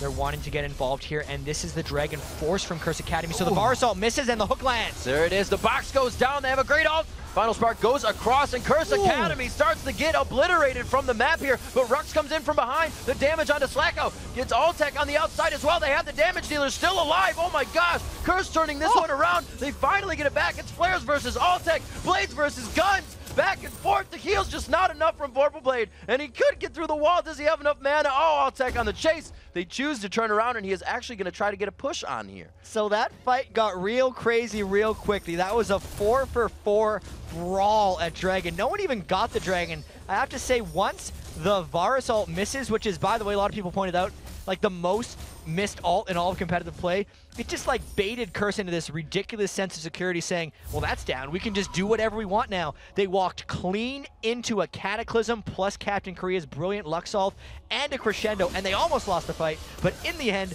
it's a 4-for-4, and no one really comes out on top. Absolutely crazy. We look, and Dragon still stands. He is just kind of grinning after that fight. Even he thought it was pretty cool, and he gets to see a second one front row and center. 14 minutes here. Looks like both teams again just want this objective really bad. So let's take a look. If we see this fight again, Pobelter has his Twisted Fate ultimate, but that doesn't matter that much in actual team fights. Captain Korea's Lux ult is up as well. They still need 30 seconds on Slacko's Varus ultimate, and Locust would have to wait almost a minute for his, so they're really all waiting on cooldowns. Usually teams try to avoid fights when they're off cooldowns, but this wouldn't have to be since both teams are down all their cooldowns. We'll just have to see if Curse Academy forces in the right window. Back and forth, we see Sickle Scott again giving over the blue buff here. Still has that cleanse up on all tech, but like you said, everybody's kind of waiting after unloading all of those cooldowns for the next fight here. 15 minutes in, each team gains a bit of pacing. 22,000 gold here in favor of Curse Academy, and we have 19,000 gold for Summon. They're not too far behind, 1-to-1 on the turrets, so that global pressure is there for both teams. The TF and the Shen, but it's that Rux on teleport. We saw it last fight. If they can get that a little bit sooner, that would have been so much different. If they could have really fought on their terms, that was basically both teams mashing into each other. Now, someone trying the Dragon again. This is the reverse of what we saw previously. I wonder if anything will be different. They're all really grouped up at the Dragon, and Pobelter is actually pushing mid, so the Dragon goes away, and I don't know if Curse Academy wants to fight this. They have a lot of ward coverage on Summon's side, so they can enter this fight however they want. Trying to get the light binding is not going to be there. He doesn't even have the flash. Sicko Scott actually locking everyone out. Pobelter can't get out, and he actually locks a blue card. Not doing too much on this one. Tries to get more of the damage in, and it looks like Dominate is going to be able to stay alive for a long time. Lantern tosses out, and just nobody's dying yet. Finally, the auto attack from Captain Korea, if anything, is able to see a kill. Slacko falls as well just before. Here comes Pobelter. He sees everyone. He's going crazy. Pobelter goes in. He does lock it. He doesn't have the Zonias once again, though. He tries to go so ham all by himself. That shield on Sicko Scott keeps him alive. They limp away from the fight. Curse Academy, I think, wants to keep going. Atomic End's got 5 seconds on his threshold. He's not going to go for that one. But Captain Korea could turn this around. Oh, come on. That one light binding into Lux. He doesn't have his ultimate, probably why he turned around. A lot of pings going out. Captain Korea still smells blood here, and he is going to make his way down to that bottom lane. Jad, the ultimate goes off. He just misses the Atomic End. He feels the heat. I think he might back right here. I don't even know why he threw it. He's like, here's a shield. I'm out, dude. You better run. Yeah, it's like Lantern just... There was a soul on the ground. I wanted it because his soul just got scared out of his body by that final spark. Man, this game just got even more crazy. So the Dragon did end up going to Summon. And I gotta say, Rux is a huge presence in these team fights. He's like living inside of Summon and not dying despite being a total glass cannon on Zed here. Item thresholds, right, like they're both reach Bloodthirsters. We have couple Lock of the Iron Solaris. There's a big difference between Rux's damage ninja and Flair's tank ninja. And we'll have to see if that comes into big play. But like Captain Korea's Lux ults in these fights have been super devastating because they've been down in gold, but really making it count with their AoE. So this is a very exciting game so far. Pobelter still building into a lot of that damage. He says no Zonias needed just yet. I'll still go into the fight by myself. 8-7 here. Slacko picking up red buff as they look to get another engagement soon here. Utilize those resources that they're picking up. Sicko Scott actually did use his flash last fight as he got that good engage on. Oh my gosh, Sicko Scott could be zeroed out here. Dominate gets locked up. Those turret shots are just going to be too much. And it looks like Curse Academy gets a bit too aggressive for themselves. The bullet time bounce at the end. And Rib, there's one thing about these teams. They are not afraid to fight because that was something that like Sicko Scott shouldn't really have been there and he shouldn't have been that aggressive. But someone was ready for it, and they did turn a kill around onto I Will Dominate, right? So the turret's going to continue to get pushed, and I wouldn't be surprised to see another big fight. They're not letting anything go. If they know they can get in range to stun, lock up, or crush somebody, they are taking that advantage. As we see the ults down once again, and it looks like everybody's going to start picking up those resources in their own jungle. Once we see the teams back up in full force at 5-on-5, we're going to see that again towards the middle. Like you said, not afraid to fight whatsoever for both of these teams. Yeah, I mean, 17 kills, but only 2 towers. There's been a couple LCS games this year where it's been like 6 towers and 2 kills. This is definitely brawly, if I had to see. When the mid-turrets are getting a little bit low, mainly Summon's mid-turret is quite hurting, and that might be why they're trying to defend it so much. Curse Academy spending a little bit time to split push. Everyone making sure they have wards in the mid lane because they don't want to get caught off guard by a delayed mid push, I'd have to say. These teams very much factoring in this map control as it is a bit of globals back and forth that they have to deal with the Pobelters, Twisted Fate, the teleport on Zed, and of course, the Stand United. And it is kind of that limbo part of the game where you have to take real effect into what compositions are here, what globals are coming in, because this is where you see both teams kind of just feel each other out forever until like a dragon spawns or somebody can get a blue buff or if somebody walks out of line. It could be because these teams have been so crazy thus far. They have to take a break at some point. They're kind of like realizing where we are in the game right now. They're just like, okay, hold on. Let's take stock of what's actually happened. Who has items? Who has gold? Who have we been feeding? Do we have to be more careful? Do we got to watch out for Rux, right? Like, is Altec farmed? Like, is Slacko getting gold? Who's the threat? And at this point, Captain Korea is the threat for Summon, whereas, I got to say, Rux and Altec are the main threats for Curse Academy. Pobelter is the one creating the most chaos, but he's not necessarily a threat yet. So we'll see how the team fights change based on that knowledge. I really think that Summon's team fight capabilities are scary here. The dive-in comp that you want coming from Curse Academy is stopped by that Shen, by that crescendo from Sona, and then as we've seen, Sicko Scott and Captain Korea controlling the fights if they need to. Like we said, that safe engage or disengage, Summon could really throw over Curse Academy on the next fight if they get it right, but that can go either way at this point, like we've said. And it's really good for Curse Academy that they were able to finish off that mid turret on that push, because that'll open up a little bit more breathing room on the next Dragon. Of course, I feel like the next Dragon is going to be Summon trying to give it to Curse Academy as they push on mid lane, or they're just going to point, counterpoint, and take it right here. Well, there it is. They give them an opening. They still don't have that many wards on the forward side of Curse Academy, so they just took that outright of just pure power in mid. Curse even had vision from a mid ward there, so they're just not really putting any care on that mid turret. They can feel it going. Yeah, and that just makes the next fight a little bit more chaotic, especially from the Curse Academy point of view, because if you look at Summon, if they're trying to contest the next Dragon, their retreat paths don't exist. They don't have turrets to fall back onto. Both the mid turret and the bottom turret are going to be gone in these situations. This is very reminiscent of the fight we saw 6 minutes ago with the last Dragon, because, well, I guess it was about 8 minutes ago, because there were 2 fights that decided the next Dragon. Rux and Flares are up top with the teleport and the Shen ult available, and Pobel, they're going for the Shen kill, though. There you go, calling it out. So much burst. Woo! The front end and the back end able to take down Pobelter. And looks like, or rather, take down Flares, I should say, as Pobelter comes in for the kill. He is now 2-3-6 in the game, 5-2-2 Zed.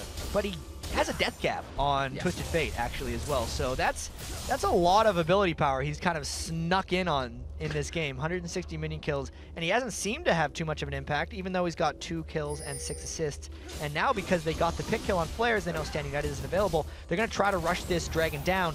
Captain Korea dodging the death sentence. Let's see if he can steal it. More gold coming up here. He won't get that on. Will he be able to get the Lux out just a little too early? Good hold by Dominate. Oh, wow. Going in. Shen ult coming. Dominate is going to have to flash out of this one. He does. He gets hit by a power cord, and he forces the Locket of the Iron Solari. I don't think the Ignite would have killed him, but just to be safe. Yeah, that's a short little 60-second cooldown on the Locket of the Iron Solari, and they are able to take back the Dragon. So because Curse Academy killed Flares in the top lane, they also forced the Dragon. They also made that great escape, avoiding the Standing United from creating anything. Those were all very good things for Curse Academy, and we'll have to see if they can find a way to close in on this, because we've heard the tales of Throw Belter. We'll see if he can stick it together and be a strong mid here. And again, harping on the point. I guess it's not even harping, it's noticing this week. Again, low CS, pretty high kills in the game. 22 minutes, you'd see even the 80 carries reaching that 200 or be above that point, as long as the mids stealing away Wraith. So it's really a lot of focus that these teams are putting on controlling the map and the objectives. There's been some very chaotic fights in this one, and I really just want to see how Curse Academy moves around the map here, because playing like this is a little bit like Fnatic plays, where they're just trying to have Rux split push. Like, imagine kind of Rux as an ex-Peke type player, and Pobelter actually being a bit more of a Soaz, because Rux is the one that's off on the side. And here's another Twisted Fate off by Pobelter. Oh no! Oh, they even use a crescendo to kick the horse while he's down. Captain Korea may not make it out of this one. Lux ult! No! I mean, Lux shield too strong. That prismatic barrier. They turn this one around real nice, and Curse finds himself out of 2 people. Oh no, Pobelter. That was not a Fnatic type play. That was a little unwise. He's got like Total Glass Cannon Twisted Fate, right? Lichbane and Rabadon's Death Cap. And he just walks into a Light Binding. Like, what is going to happen when you go to try to teleport on Captain Korea and Locust? He just got blown up. He thought he was a lot stronger than he was in that situation, and now someone trying to make a counterattack. No one needs CS. They want the kills. They are farming champions in this game. 37,000 to 32,000. Slacko feeling comfortable. Still, they have hardly any wards on this side of the map. There's finally been one placed down about 30 seconds ago as they continuously go for, you know, Curse Academy's blue buff. And they can take it without any punishment, because they knew that 2 people on Curse Academy were dead. Actually, Rux gets caught out a little bit by Light Binding. He just has to use his Living Shadow to escape, though. Still got all of his summoners. And think Curse Academy's been like, Pobelter, calm down, man. We're winning this Yeah. game. No reason to get crazy. You get to see everybody when you have a Twisted Fate ultimate, so teleport wisely, right? And then I think Curse Academy will be okay because they've taken control of this game. Pobelter's made a lot of amazing plays in this game as well to get them into the situation. Rux is really farmed. They got big-time items on Altec. If Curse Academy plays this one safe and sticks it together, I think they'll be good. They might just be worried of the team fight potential from Summon, though, because we've seen that before in a few Dragon fights. We'll see if Pobelter, like you said, can make those plays. He sure builds for it. He kind of, instantly. I think he had the Sheen, and then he instantly bought the Lich Bane, and we saw him teleport into that fight. It was kind of what you would do when you first start out playing. You're like, I bought a huge item. I'm gonna do so much damage. Oh man, the team crushed me. That's pretty much where he's at right now. So we'll have to see. Like you said, if he can position, he's at 183 to 179, so it's quite even in that mid lane. The kills going in favor of Captain Korea, as they have been executed quite well by Summon in the end. Blue buff being picked up by Captain Korea on the side as Altec farming in that bottom lane. 10 to 10 here, Jad, at 25 minutes. Bit of a 6,000 gold lead in favor of Curse Academy, and Summon's really able to hold in these fights. And there's actually some pretty cool item synergies coming out from Curse Academy that you don't see many even LCS teams do often. A lot of Misfortunes will go for the Bloodthirster and the Last Whisper because it makes their bullet time shred really well. But what people forget about with Black Cleaver, which is what Rux has picked on, is it's the team shred, right?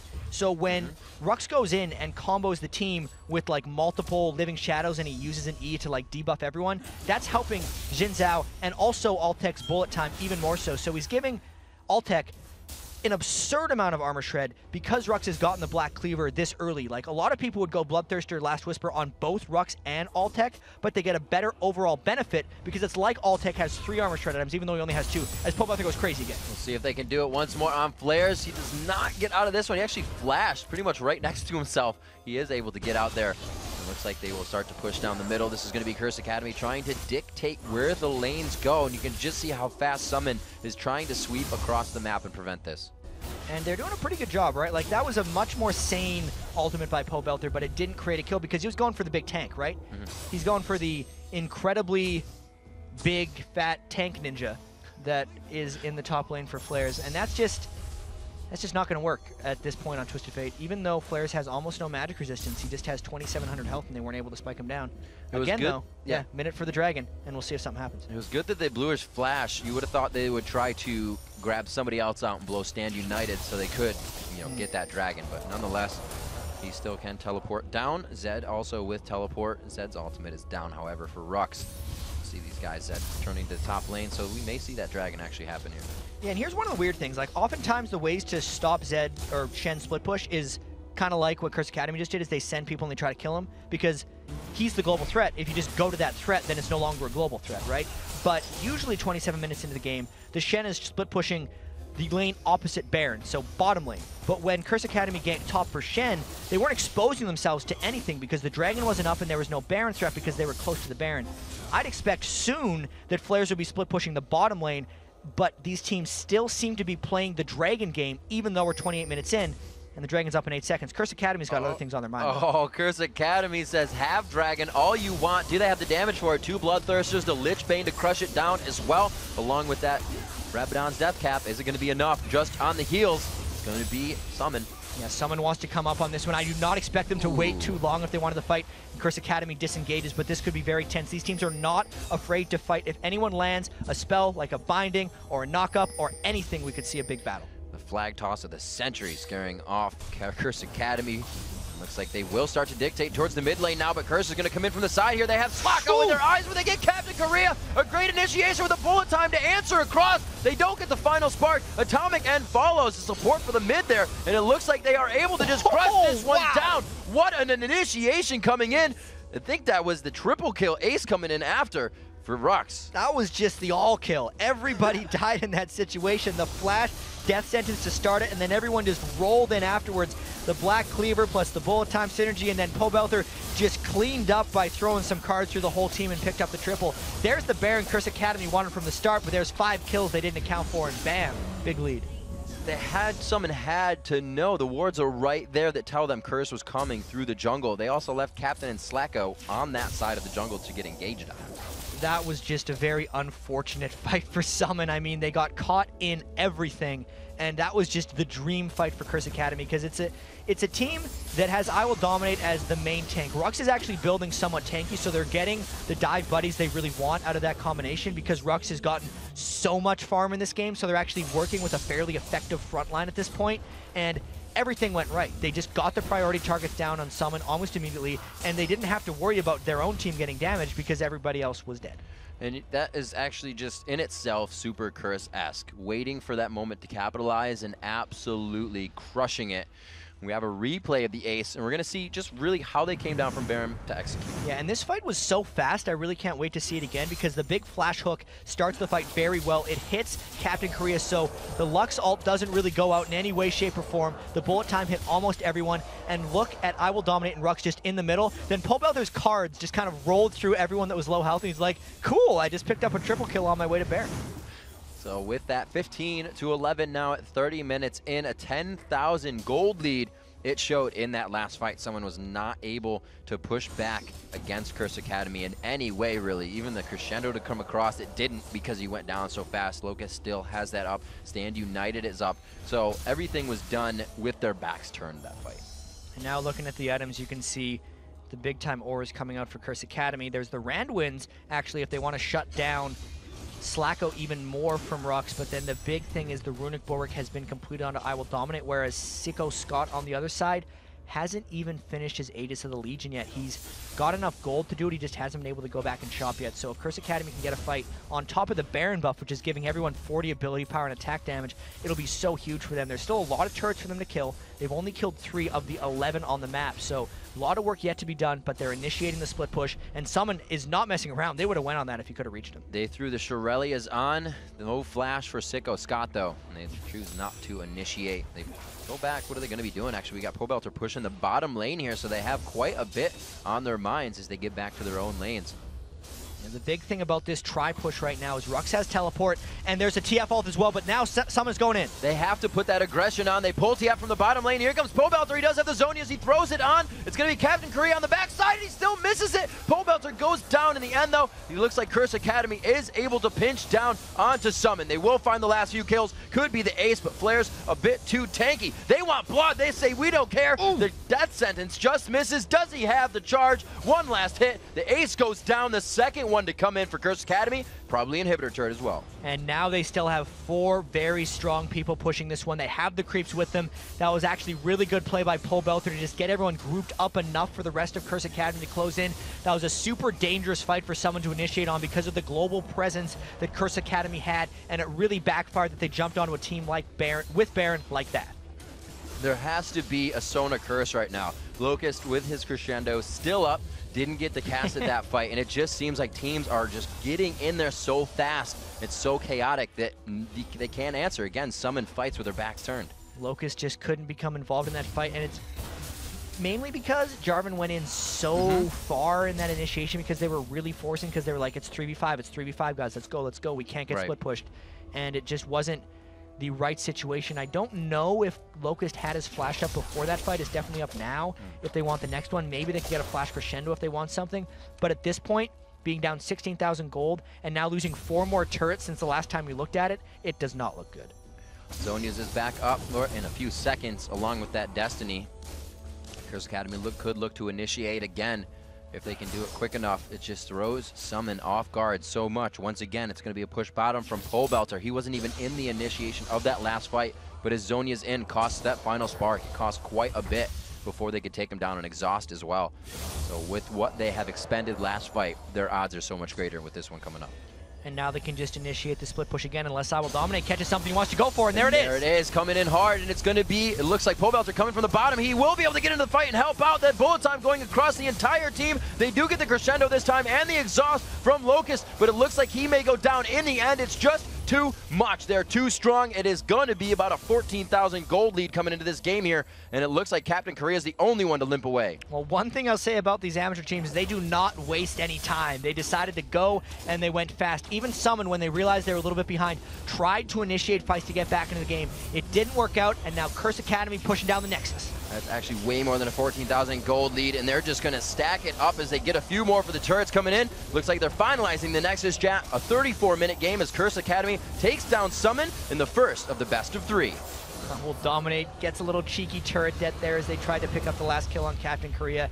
And that's the 1-0 start for Curse Academy in this best of 3. They can't qualify for the LCS because they actually are too young, as well as having I Will Dominate on the roster, but they can definitely put up a fight against these teams. So an all-out brawl, like we said, pretty Curse-esque the way in mid-game they kind of took over after challenging a Baron and just side-swiping, or literally blind-swiding, siding an entire fight in mid there as they were trying to take the turret down. A great grab onto Captain Korea, who was really a playmaker of the game. Then they were able to shut him down pretty much from there on out. Yeah, and even though Curse Academy is one of those teams that's been playing as a team for a little bit longer, I want to see if we have different picks and bans in the next game because, like, for instance, Ruck's most played champion is Zed. Pobelther's most played champion is Twisted Fate. They got a lot of the stuff they were really comfortable with in that one, and I feel like someone's going to want to take that away because those two in particular really comboed well and allowed Altec to get all the kills at the end of it. So how much do you take that into consideration when you know that you more or less want to play one of your super comfort champions coming into kind of a faulted game there? I really think it's just a matter of having to ban out what the other team did well within the last game. Like, it's the most basic of all pick ban strategies, but it's the best one I've seen in best of 3s. All right, well, let's see what they have. Coming up, Curse Academy looks to sweep the series and earn their place in tomorrow's finals. We'll be back soon.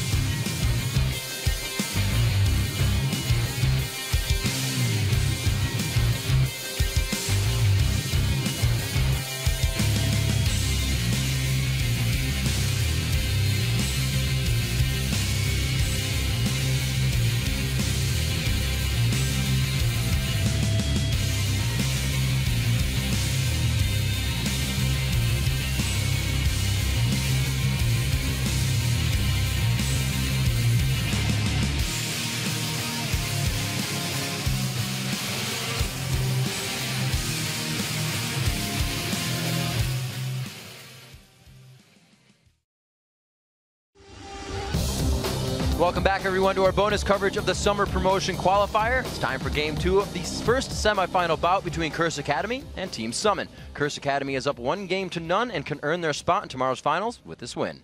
For this match, the teams have actually just switched sides, so Team Summon will now be on the blue side, and Curse Academy is on the red side.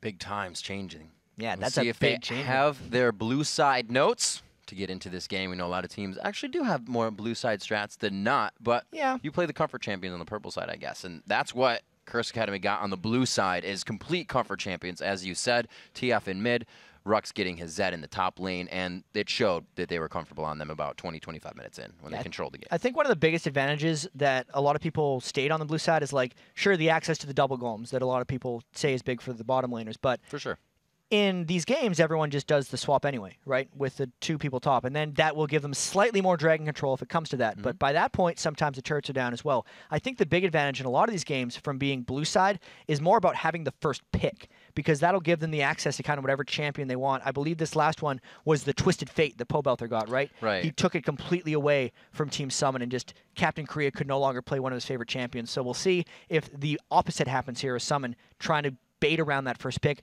not necessarily banning out all the OPs, but keeping them up so that they can pick them first. Absolutely. We did get to see that, like you said, Pobelter, aggressive TF play that we were Oh, hoping. yeah. He made some plays. Zonias or not. And he made some follies. But all in all, it was very exciting to watch. He's a very talented player. And you can see the team. There he is. Pobelter sitting in the middle, so it looks like they're actually going, support Atomic End nearest to us. And it's Slacko, Pobelter as they go down the line, or Alltech, Pobelter as they go down the line. So they sit like most teams do, with mid in the mid, and the jungler kind of off to the side. Yeah, that seems to be the different thing that a lot of teams are doing now. The jungler sits between the top laner and the mid laner. I always liked having the jungler straight in the middle, but that's because I suck at ganking top, so I never sat next to the top laner, and I think that was the So they reason I couldn't did hit it. you? Yeah. So we are in a champion select here. Game 2 of this best of 3. Curse Academy could look to sweep the series, as we said, by taking this game, as we do our summer promotion qualifier bonus coverage here. So Renekton banned out, Elise banned out as well. Fairly predictable in that sense, because I believe it was, Flares played Elise both times before this in this summer promotion tournament. Volibear banned as well. I know I Will Dominate plays kind of the big 3 junglers, Jin Zhao, Volibear, and Nasus. Oh, Nasus. Nasus, yeah. One of the other And big Jarvan. I guess the big 4.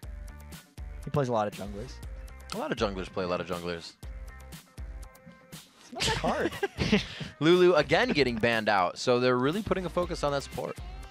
Yeah, you're absolutely right about that. I wonder if it's something to do about the kind of the second pick. Maybe it's just that they're saying, okay, Locust, you don't play that many things. We're going to ban out Lulu. Your Sona didn't scare us last game. Right. What else you got? Didn't scare us, didn't make us dance. Thresh getting banned out there. Caitlyn as well. So we see an entire bot lane being focused out here. Yeah, and this would be real interesting because like the 3 supports Locust plays are Sona, Lulu, and Thresh. But they do first pick the Twisted Fate, but this means Curse Academy, if they want to, can just pick Sona in these next 2 picks. And then I don't know what Locust will play after that, because he was a Taric player, but I haven't seen many people play support Taric after his nerf, so this will be a very interesting set of picks for Curse Academy. Indeed, and Captain Korea is no stranger to Twisted Fate. He also played him coming up into these matches, so he has that under his belt. We do see Xin Zhao, so it looks like Dominate is going to take that once again. He likes that early aggression. So Rux as well, going with the Rumble. That's a good Rux pick. I mean, Rux is also a very versatile player, right? When he was a sub for Curse back at IPL 5, he played support and was actually given Elements a pretty good run for his money on starting support spot. He won the 1v1 tournament to get on Curse in the first place, and he was actually really close to beating out Kiwi Kid for the spot on Dignitas as well. And it just so happens that he's on Curse Academy and still doing well in the top lane, but he's a very high-quality player. Absolutely. It's one of those, like we said, Atomic gets off team, on a team, Rux on a team, off a team. It's going to happen to all of them. Captain Korea safely picking up a Sona for their team. Looks like Locust is going to put himself back on that. They had an all-right lane. I think they actually gave Rux a little too much freedom in it, though, in a 2v1. Rux definitely got a lot of farming off, and I think a lot of that was just because once Twisted Fate was 6, they could no longer pressure. So they had that small window at the start of the game, and they just couldn't capitalize on it past then. Looking at these 80 carry picks, though, it's same as last game, right? It's going to be Slacko on Vars. It's going to be Alltech on Misfortune. The support is obviously a little bit different because the Thresh has been banned out, but they really just let Locust have Sona. They did not want to take it away from him whatsoever, and I guess that's just Atomic End saying, I don't care about Sona. I'm going to play Zyra. Zyra is one of Atomic End's most played supports in solo queue, but still, I feel like there would have been a lot of value in banning out or getting Locust off champions. Curse Academy saw it a different way. They saw more value in Rumble and Zin. Absolutely going for the Jarvan pickup again for Sicko Scott. We'll have to see what Atomic locks in here. They're looking for possibly whatever. They can switch it around. They can put Rumble mid. I don't know if Pole Belter plays that too much, but looking for him to grab something up here that Zyra is going support. So the only difference on someone's roster this time is instead of Lux, they have Twisted Fate. Right. I think every other pick is identical. And that's a little odd because they got smashed last game, right? They're pretty much saying right now, they're throwing their cards down being like, it was Thresh and Twisted Fate. Everything else we can deal with. They didn't care about banning Zed. The Rumble has been picked, so they assumed Rux is doing that in the top lane. You can't always assume because you're only right some of the time. Other than that, we have Rux in the top lane, probably on Rumble, and this pick could either be a support, a top laner, or a mid laner. And it's going to be a mid laner, okay. It is actually going to be a possible lock in his Rise. You can see him still contemplating. Most likely going to be Arias. He'll synergize well with this. Xin jump in as well. You can lock him up after you get that Equalizer ultimate. We always say Rumble's good for early, good for late. Rumble equalizes games. So even if he's losing in the lane, he just throws down his Equalizer. I mean, it used to be called win a team fight, but now it doesn't do upfront damage, so it just does damage over time.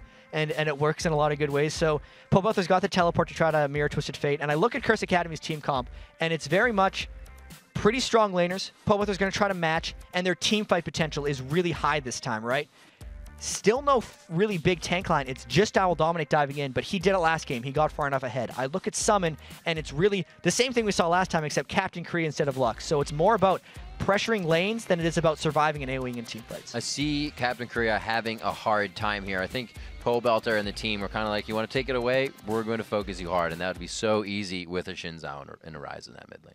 Yeah, we're really going to have to see if I Will Dominate just camps Captain Korea or whether Captain Korea can stay safe. I mean, Xin Zhao versus Jarvan 4, like this is the jungle matchup we saw right at the start of Season 3. Died off a little bit, but it's back in the amateur circuit. Absolutely love it. And I always wonder, why that happens. Or they feel more comfortable on it. They feel they can try it. Because it does. Sometimes they bandwagon in. Like, these guys aren't locking in Nasus anymore as well. So it's a really good point in that situation because, like, maybe it's a matter of pressure for these guys, right? Because, sure, a lot of these guys are great players. They've played a lot. There's a bit more, Locust has the LAN experience. Pole Belter has the LAN experience. Rux has been to a few places as well. He was at IM Katowice. He actually beat Gambit Gaming in the group stage in one of the games with Curse, so he has some of it as well, but it's still a fairly new experience for a lot of these guys now that they're coming in to the studios here. Yes, there's no audience, but it's still a totally different environment, totally new set of circumstances, and maybe that makes them default on champions they're very comfortable with. Really does. We've heard even the pros talk about not having the setup and your comfortability of what you practice in constantly. So really, in the end, you can't 100%, play how you practice. So we'll have to see what they can bring out here, and it will be enough to capitalize a win for Summon. They look to stay in this best of 3 with a win here as we do our bonus Summer Promotion Qualifier. Curse Academy versus Summon. Game 2 now underway. And a bunch of wards early on here because Pole Belter started with 2 wards and an Explorer ward, right? Rux started with 2 wards as well. 4 wards started on Atomic. Like, they can litter whatever they want with wards if they want to, but they're still playing fairly defensive back. It was Flares who actually ran into that brush and beat them to the spot, so we'll see if someone tries to make any kind of plays. Looks like they're going to be dancing around with each other a little bit in the beginning again here. Just keeping safe, getting the flag tosses out. Actually, they play a lot more human wardish than a lot of the teams do. They're really like mobile human wards on patrol here. And they're looking to capitalize on possibly any vision. They haven't put down a ward yet. You can see Atomic scared enough to put one down in mid and give some vision on both sides for the entry. Flares is playing a dangerous game. I mean, yeah, he hasn't skilled up yet, so if he gets caught, he could probably just dash over the Dragon Pit. But Altec's going to see him. He didn't know that there was no backup. He got a ward on the red buff. And I wonder if we're going to see any type of delayed invade play where we saw last time, kind of where they traded blue buffs. They're not set up to do that necessarily yet. Again, we see what looks like a lane swap, top and bottom, with AD carry and supports being swapped around. But yeah, it looks like they know it's going to happen too. Flares saw MF, or Altec, in that top bush, so he'll be prepared to come into lane with that. A red elixir only for him. Rux is going to choose to go for the 9-pot ward. Yeah, Rumble's not the kind of champion to really benefit from the red elixir. He sits at you with Flame Spitter, and yes, he gets a few auto attacks in, but it's nothing compared to what Flares is going to be wanting to do on Shen. So Rux going to try to sustain up a little bit, and he would be slightly more vulnerable to a dive if Sicko Scott gets around to it. Until the one day someone plans like an overheat red elixir Rumble. Attack speed rune page and just like beat someone's face in. Like pre-level 1, you're not even level 1 yet. broke the game. So we have blue buff going over to Xin Zhao. Nothing abnormal at the start of this game. No invades as of last time. Looks like both teams are going to kind of alleviate some of the pressure there in the early part of the game. Bit of a gold lead just on farming back and forth is going to inch in the way of Summon, but it's not really going to force anything. Locust taking some damage there. Rux may be able to push this lane out so he can farm all right. Yeah, he's got to be a little careful in these 1v2 lanes. You don't see it that often, but we did see it in one game today, that the one person doesn't kill too many creeps because then you just get completely denied. That is not a concern, it seems, for either of these guys because the AD carries and supports are pushing very quickly. Looks like their objective is turret damage, as it is in most of these games, and I guess that's just what they're doing. And they can do it because they put that early deep blue ward in. They know nobody's coming around from the tri-bush. This also gives Sicko Scott entry into that, but he's already walked through a ward, so this isn't going to work as well. Right, so I wonder if Rux will just run away right now because he kind of needs to. There's no way he could withstand a turret dive. The lane is going to get to that spot, and he's just getting out of there. I will dominate doing the same thing. Oh, Flares is feeling the pressure as well. We've seen this before. Does he have enough to get it off? Flares just getting out of this one. It should be. Will dominate go for the dive. The taunt is there, and he has to back off. So the turret's just falling. Another one of those point counterpoints. Flares has to go back. Rux has to go back. Neither one of these guys have gotten any minion kills. They started with a bunch of health potions, but it doesn't matter because your turrets are gone. They're dead. 345 each one. Those are fast trades. So with wards, this will give them a bit of that safer farm, but it doesn't look like either team is going to alleviate the pressure. We're getting a little bit of weak 4 in here. Yeah, this was definitely none of these teams. They're not messing around, right? They don't care. It's just like, all right, we're going to trade turrets. This is fine. Now we might see something because looks like someone was going to go for a second one and Pobelter was moving to support as well as Captain Korea moving to support. They're literally just mirroring each other. Wow, absolutely. It looks like Pobelter feels a little bit safer, so they're backing. If he can get a push on this mid lane and they can activate something in this top lane, really Curse can take a good stranglehold of the game right here because they are staying in lanes more than Summon at this point. Yeah, I mean, it's just a matter of if Flares can hold this one, though, and I'm pretty sure he can because it looks like Atomic N and Altec are just going back. Sure, I will dominate is waiting in the jungle, hoping someone walks through. Like, I think he's actually trying to catch a Captain Korea in transition between the lanes, but he's already went back to base, so Dominate's just wasting his time. Dominate trying to play in the mind of his opponents right now, but it looks like he chose the wrong one. He's going to head out. Looks like he actually just lost blue buff that may have worn off, and he continues back into his jungle. See the top lane still being pushed out here. They're going to stay there, actually, so they don't go back down to the bottom, so it's not going to be ADC versus, or support versus ADC support. And we see Pobelter and Captain Korea meeting back up in mid lane here. Those buys have just been quite small, actually, the ability tome, and nothing yet for Pobelter. I wonder if we're going to see that other lane swap now, right? Like, both the AD carries have already taken down the top turrets in 3 minutes and 45 seconds, and then they just sent the AD carrying support to the lane without a turret, and then they sent their one man down there again. So, like, if they agree to it, they're very well just going to trade these turrets back, but we'll see if either team plants a counterattack to stop that from happening. Locust be coming in here to give Korea some push and assistance, and it looks like they may actually try to activate something here. Maybe an early dragon? They have left the AD carry up top, which is quite strange versus Rux in the 1v. And it's going to be now Locust kind of meandering down toward bottom.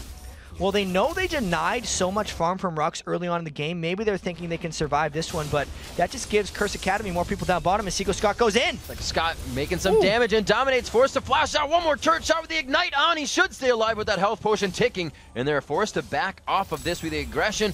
Locust waltzing in from the side.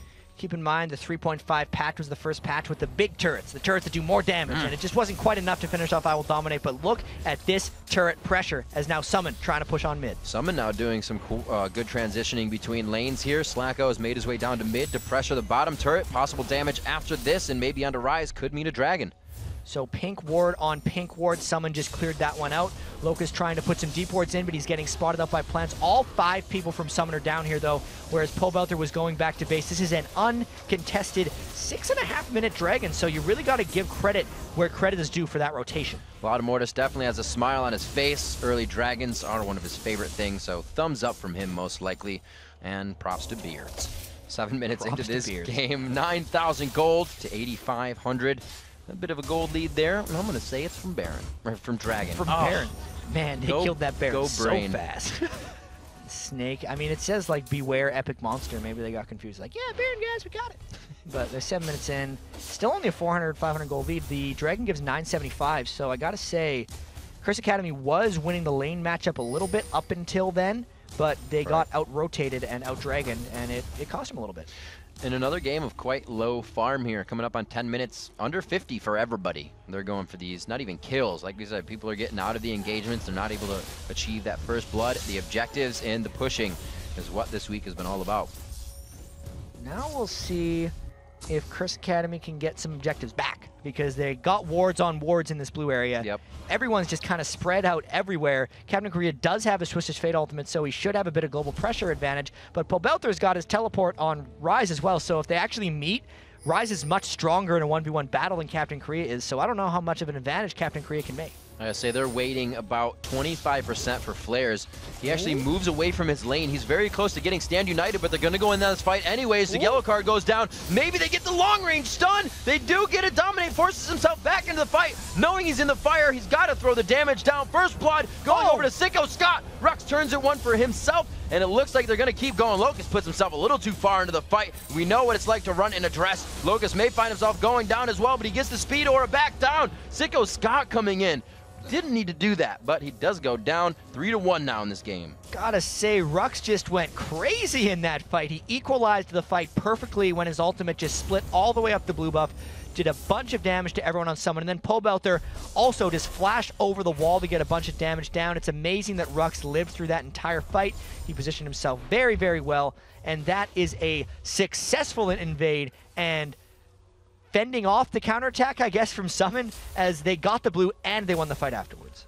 Pushed in quite well, and really that was forced well by Curse Academy as well as a fight, because they have to know. Now Pobelter teleporting in bottom. Oh, he is coming up behind Slack. We're going to have to see if he catches him. It might not even be needed here. The 1v1, the cleanse goes out from the ultimate. Shen is coming in as well. He has just hit 6. Players can turn this fight around. They try to flip it back onto Slacko. The machine gun mage Rise may be able to take him out. One last Q, and this could be bad for Flares if he can't get the hits on his regen back, and that is the turnaround. Flares realizes the damage could come out from Rise, and it's going to be Sicko Scott on the side here. Does he have the Cataclysm up? No, he does not, because he's 5. He's not quite level 6. 9 minutes and 30 seconds in the super chaotic game after getting counter-jungled a fair bit by I Will Dominate. He hasn't gotten that level 6 yet.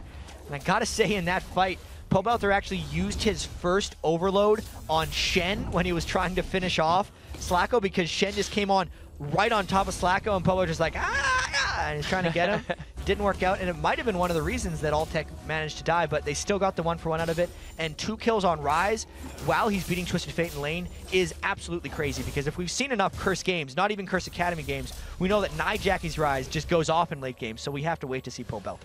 Pobelter has that sheen, or rather Captain Korea has that sheen just like Pobelter had. We'll see if he actually just dips right in to the Rabadon's Death Cap again, or finishes that into the Lich Bane. We'll have to see what kind of aggression they have on the objectives over the fight power. Clearing out this mid lane Jap 4-2. The gold lead only 500 in favor of Curse Academy, with 1 turret standing on each team, or down I should say. And that mid turret's getting a little low, but there's the equalizer. They're just going. He's walking straight through it. It's like a path home for him, and that's where he's going. Pobelter getting a killing spree there, and a shutdown as they turn around. 1 kill for Retribution. I'm a little confused. What did Pobelter die to? He was way in the back. I feel like that was a wild card from Captain Korea and a charge Q or something from Slacko. He was low to start that fight, I think, and he just got caught out by some auxiliary damage, and it ends up trading 1-for-1 as Curse Academy pushes up mid. And they have the main damage dealers here to put some pain on that turret. Captain Korea kind of, whoa, Rux taking quite a bit of damage. He does grab turret aggro as well. He will not be in this fight. The wild growth absolutely shutting down any kind of reinitiation there. And Curse Academy, rather, comes up with another kill. It's all those C names. Why is it so confusing? It's Curse, come on, man. But I do the same thing. That was another example of these teams just wanting to fight. Like, it's not even that they don't shy down from fights. They just want to fight all the time. And it was in a turret, and they're just like, all right, let's go for it. We're going to kill you, Captain Korea, because you have no defensive items. Pobelter coming to lane, pushes Flares off. He's looking for Stand United to come up soon, but they don't have it right yet. Good pressure on the mid turret as they are waiting for these windows to come back up for aggression. Pobelter just happily pushing down the top lane. Looks like he won't even need wards for this, but he's got them, and he actually still has an Explorer ward. Yeah, he's sitting on that 21 utility. He's eating his biscuit, but he hasn't gotten rid of his Explorer ward. So if he ever needs 60 seconds of vision, he's got it. It's in his back pocket. So we'll see if that works. And there's the fight mid again. There's a little bit of vision coming in here from Captain Korea. Looks like they are able to take down Rux. That'll be very nice for them. A double kill coming in, and that was a shutdown cash going to Slacko. They realized Pobelter, which is supposed to be their Twisted Fate counter, was in the other lane, and they just went for it. They are in cannon minis, though, and Owl Dominate gets rid of that as he's 1v4 defending that turret. They have to know that they can still push this. They have Stand United coming back up, and I'm pretty surprised they're not. Well, they lost vision on Pobelter, so now backing off. Pretty much the smart thing to do. And this Dragon is going to be coming up right now. Someone gained the first one to get that 6.5 minute timer, so they go back for it at 12.5 minutes. They just pulled off some aggression, so they know they have a small window, but here comes Pobelter and Altec 2v5. They lock down Pobelter. He still has that Rune Prison. Where's he going to throw it? He puts it down onto Sicko. Scott gets taken out instantly. They turn it around. That Dragon going down, and it looks like it did go to Sicko, so they get the goal out of that. I wasn't counting right. That was a 3v5, but it was close. And they still got the 1-for-1. They didn't get the Dragon, but man, look at the gold in this game, Rivets. 300 away. This is another good one. Absolutely. These teams know what it means to pressure down. The Equalizer coming out far off the map, and Rux just throwing that one over the shoulder of Pobelter for the assist. Pobelter going on to shut down now Slacko, who just picked up a good amount of gold for his shutdowns. And Rux has been so good with those equalizers. The range on that spell is absolutely crazy. It's just a really hard spell to control because it's like a monster vector target, and Flare's going! That is a double hit up for that stun to cleanse onto Altec. He's quite low on mana. It's all down to the auto attacks here. Locust is sitting there. Crescendo has been used. They could get knocked up quite a bit. Rux goes down! Oh, it could be the heal, but the auto attack's too strong. Again, Altec finds himself in a fight he may not win, but will go down valiantly. He does get the double kill. It's going to be Dominate for the save. They're forced out, and he actually stops the flag toss with an instant Rune Prison. They kill him, and Altec is still alive. That is so many kills for Curse Academy. Altec with just the Vamp Scepter and the Dorn's Blade. He's got to have Lifesteal Quince or something in that situation, but he does have Lifesteal Quince. And it was crazy how much Curse Academy got out of that fight. Starting with the pick on Slacko, they then got initiated on by Summon, and these fights are just out of nowhere, and they go on forever. I mean, Pobelter was split pushing the bottom lane for a while, and it was like, yeah, that's a good fight for Summon. Pobelter's not there. Maybe they'll come out on top of this. Next second, Pobelter's teleporting in from the backside and cleaning up, so that was great for Curse Academy. An absolutely crazy fight to come out there, 12-8. After really not having too much in the beginning of this game, they have absolutely taken off here at 15 minutes. Again, the Destiny comes out. It just continues coming in. Captain Korea with the aggression. They don't find anything there, but they keep taking shots on goal, and they're going to keep hitting it. Yeah, so now we could see the blue invade. Owl Dominate's got his smite. He goes for it, and he goes in for a fight. Oh my gosh, another one, and the follow-up from the team coming in. Can Atomic End get in range for Wild Growth? Pops up a few, but he zones the team perfectly here. Curse Academy split the team into 4v1s, 4v2s, and they're able to get a double kill there, coming in for Dominate. The next blue invade results in even more kills, right? Pobelter gets a blue buff. No, he still had a blue buff out of that one. Dominate stole the blue buff with the smite. Yep. And they're just going to continue up this pressure. It's a 4,000 gold advantage. They got 14 kills already, 15.5 minutes into the game, and they just seem to force everything. They got a bunch of magic penetration coming through already. Atomic End actually went Sand Sightstone on Zyra right now because he's just building up gold per 10 items. He might want to make that into like an AP later in the game by just saving money right now because everyone else is just pitching in on wards so far. And really, lately we've seen a lot of the LCS teams go like 7-0-6. The whole team is getting everything for both teams.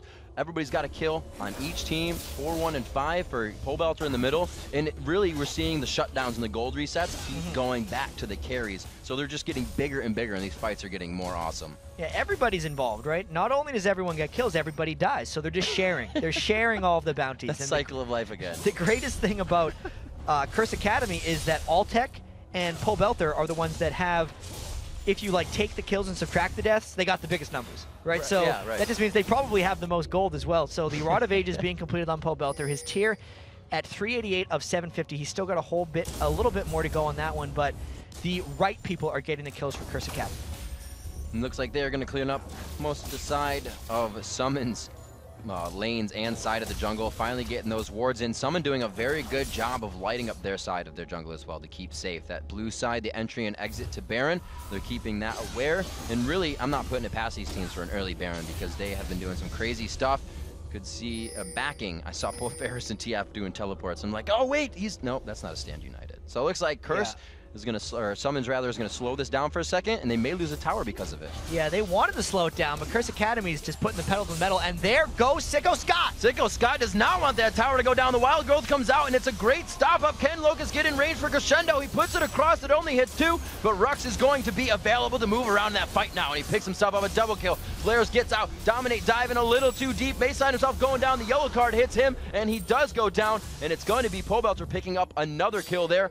1 as well for Slacko. Ooh, Altec is around the back, and if anything lands, he's going for the kill. Oh, man! That was a great card. Stops the bullet time instantly, but they find themselves going down. Pobelter as well. The back and forth is so back and forth. Double kill coming in for Slacko as well. The ace, however, for Altec in the end.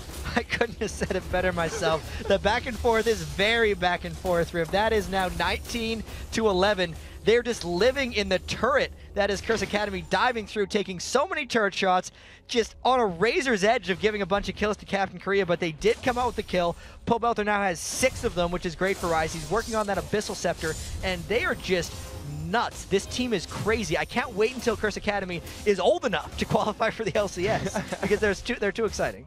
Some year, Pobelter and team will be old enough when they're not born on leap years. 19 minutes into this one, we have 27,000 gold for Summon right now, formerly known as Square Duck, coming in to the summer promotion. 32,800, so 33,000 gold coming in for Curse Academy. They're pretty much dictating these fights, but like we said, they're so back and forth. Being down in gold is only in form of initiation for Summon to really come back. Right, and Summon's been forcing, I think, a little bit too hard considering they're down in gold. Like, Sicko Scott 1-5 on Jarvan, because he's just way ahead of the team, right? Like, Flares isn't really able to wombo combo with him, and both their tank line is dying a lot. And that might just be because Curse Academy is positioning properly, but they pick up their first Dragon, actually. The previous 2 had went to Summon, and now they're really starting to accumulate some of those advantages. We'll see what they decide to pressure. They do have good wards for the Dragon, but now those are pretty much useless, so we'll see if they start to load that top side up with wards and they continue the pressure. They're not really going to be doing much in that bottom lane with Baron up. And Altec trying to split push out that bottom lane a little bit. Looking at his items, he's got the last Whisper this time, but there's no Black Cleaver on his team, so his bullet times won't be as crazy. At this point, it's actually more about Pobelter using the Abyssal Scepter to give Rux more magic pen, so it's the same type of cross synergy that they wanted between champions, except instead of physical pen, it's magic pen. And they're doing it again. So Pobelter really going to try to get involved in these fights. The initiations are actually being given to them so far by Summon, and I wonder if Curse Academy will be able to force them strong enough if Summon decides to back off a little bit. I think they will, because of how aggressive they are, but it'll be interesting to see. So Deck, coming up to this part of the game, sometimes we do see it on, people like Scar or Kiwi Kid if he's playing AP. Why do you see the APs, or just, who would buy the blue elixir, not get them as much as reds? Oh dear, this is going to be bad for Pobelter as he gets caught up top. A red elixir would have been nice there for some health, but it wasn't going to help that much. Yeah, so now Summon got the pick on Pobelter. He got a little bit crazy. They're now going up for that turret, and here comes Curse Academy. They might want to fight, but there's the TF ult. They could get cornered here. They may absolutely want to. Sicko Scott goes over the edge. TF on the backside, so the card phases out. He does not get the stun there. Locust uses that pretty much in defense. The bullet time absolutely shredding. Altec becomes unstoppable here. He did not pick up that kill. That one's going to go to Rux, but they should be able to clean this up. Locust very low. Altec finds a double kill in the fight for himself. Captain Korea forced out of this one as the rest of the team is just chased down. And this is a 4v5 that Curse Academy just came out of with 4 kills for their own. That is incredible. No Pobelter, who's their main damage dealer in this situation. It just went right for them. The Equalizer plus the Jin Zhao ult plus the bullet time just wrecked 3 members of Summon at the start of that fight, and it didn't allow anyone else to be involved. And again, a shutdown going to Rux, the reset on Slacko. I don't know how they got enough kills between that time to have a shutdown, but it's happening right now. 7, 3, and 10. Like we said, everybody's participating here. 7, 5, and 3 on the other side, a 3, 4, and 6. These scores are amazing. The support's even having good assists on their side as well. At 23-13 and 20 minutes into this game, these promotional series games are amazing. It is absolutely crazy, Riv. I mean, this is not a long game. This is a very short game. The last one was actually very quick as well. It's just the pace that these guys are playing. I mean, we're up to the youngins, they can kills. run around a lot, I guess. I don't understand how they're fighting so frequently and still coming out on top, because the execution, especially from Curse Academy in these fights, is really top-notch. Aside from the occasional Pobelter derp, he makes everything else work right. The team is following up on him very well, and they're all playing at the same pace, which is actually hard to accomplish a lot of times when you're putting together teams.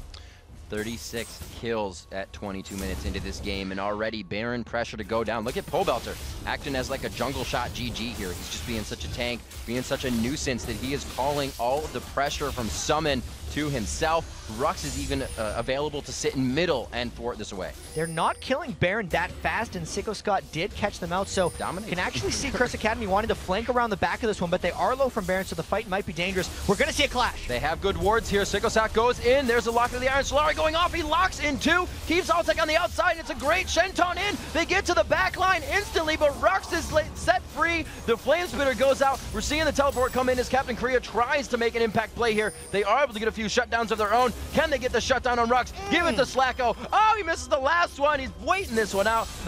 Taken by Slacko. There's the shutdown back for him. He could probably get shut down now again as the gold goes reset crazy. They're taking Baron. What is going on with Baron today, Riv? Everyone has these 7,000 gold advantages and then just dies at the Baron pit. Captain Korea trying to stop I Will Dominate from stealing, and it looks like someone's going to be able to turn this Baron around for a steal, depending if I Will Dominate can survive for long enough. I don't know about that. He's got the lockup. He tries to dash in. The 3-talon strike is only going to give him so much room. He forces the flash. Pobelter did get that lockout off, and it looks like they may be able to get in. Oh, the teleport comes in. Isn't far enough. He's got the speed, and he's got the kill. But in the midst of all that chaos, the Baron did go to summon. There weren't forward-placing enough wards, I don't think, for Pobelter to go in on. Maybe there was one at Baron, but he was more concerned about killing Captain Korea than trying to take on 3 people himself at the Baron pit. So now, that 4,000 gold lead doesn't feel like much because there's 4 people on summon that have a big purple Baron buff around their bodies. You can just see how much pressure these teams are putting on each other. Still, nobody is above 200 CS at 24 minutes into this game. Even more kills, 42 kills altogether in 25 minutes here coming in. The next fight is going to be huge. A lot of these teams are coming out of the fight with not a lot of health, and that's when you see them not being able to push. But they're coming out with definitive wins right now. And like you said, the gold lead isn't going to mean much, so this next fight is going to be a pretty big scrap. And the cool thing for Summon right now is they've been initiating pretty much all the fights in this game, right? So they've been losing the fights because they were behind, but for the first time, they have the Baron buff on 4 people. So their gold disadvantage is kind of made up by the Baron. So if they can initiate a fight while they have Baron, they might just win it hands down and then actually create a push. So they've been losing the whole game, but they've kept the aggression up and things have finally turned their way. So will Curse Academy put themselves in positions where they can't get initiated on, or are they even capable of that as they're going for the Dragon right now?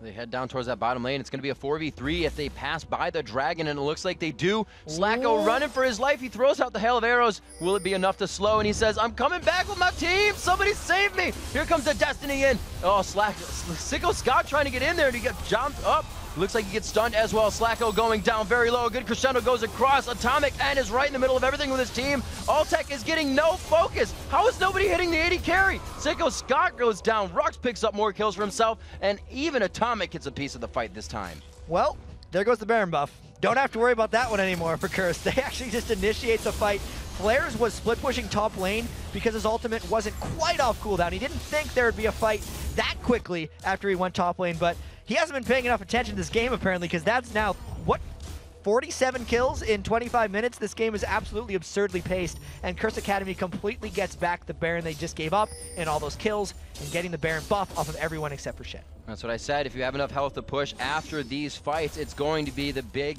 capitalizer, that big advantage you can work on. You see Rux doing what he can to just flame spit these waves down, and it's not even the home guard boots that are coming out for Summon yet, so they're not putting consideration into that, and they may start to want to.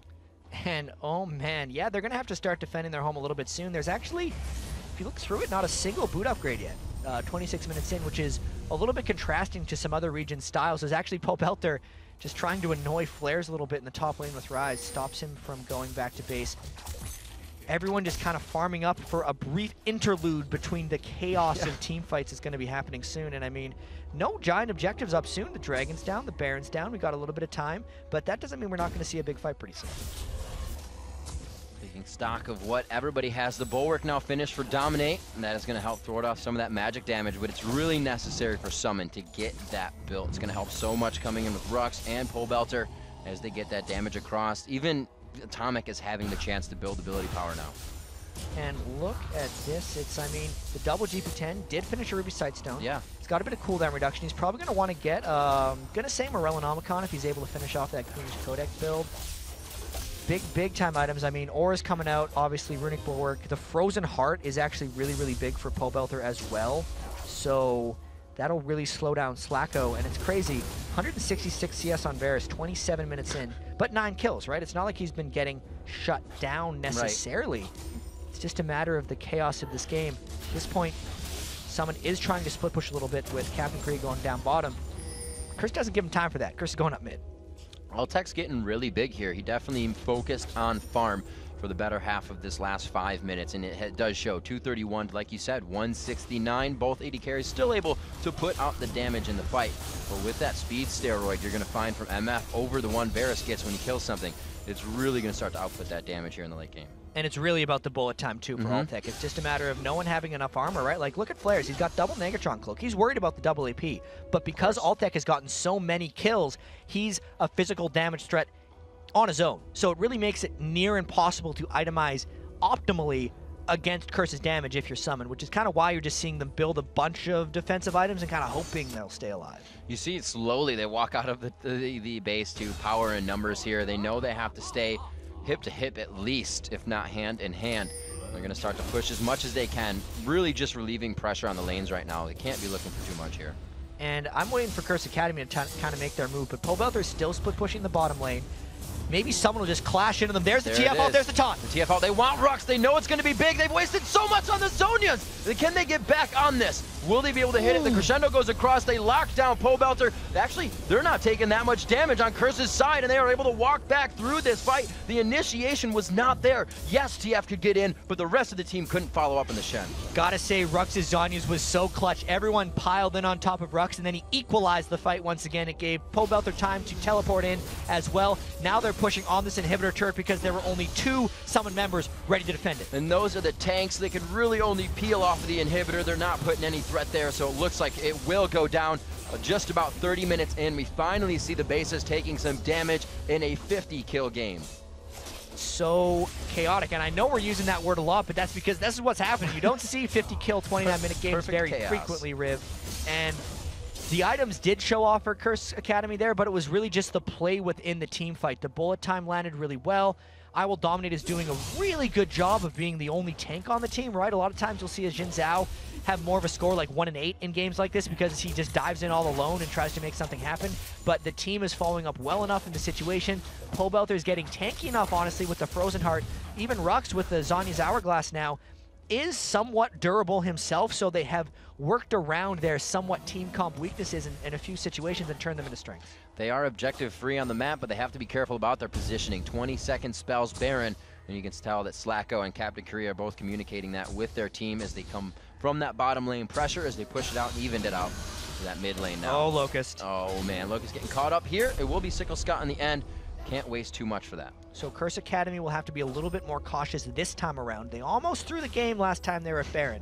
They took too much Baron damage and then peeled a poor fight. So they're just going to try, I think, to bait out a team fight in this situation. Atomic N has not seen that other ward in the top, so Summon knows probably the Curse Academy is doing this one, but they're killing it fast. That Baron's at half. We might see a fight just get clashed in here. They have complete vision. There goes Jarvan. He catches all 5. He's completely helping this fight, but he goes down. Again, the team can't follow up in time. They get the crescendo across. Great damage onto Atomic N and Rux. They finally get him to go down. Can they turn this around? Slacko can't even turn to kite and fire. He's forced to do everything defensively. Triple kill for Altec.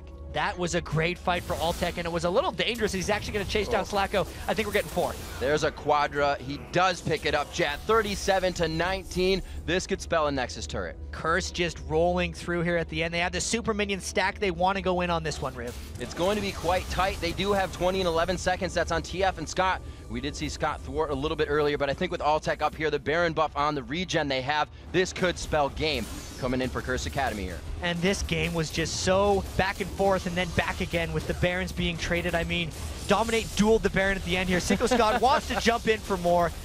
Curse Academy wants to kill him. They're having fun. They're going to get this Nexus and the victory. Captain Korea's out. They don't have the home guards to really put anything back on the board for themselves. The Nexus goes down and a clean 2-game sweep for Curse Academy.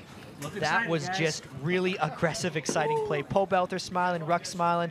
I will dominate, feeling good about that one. They move on to the finals to face the winner of Velocity versus Quantic tomorrow, and it's got to feel pretty good. I mean, Curse Academy showing up big.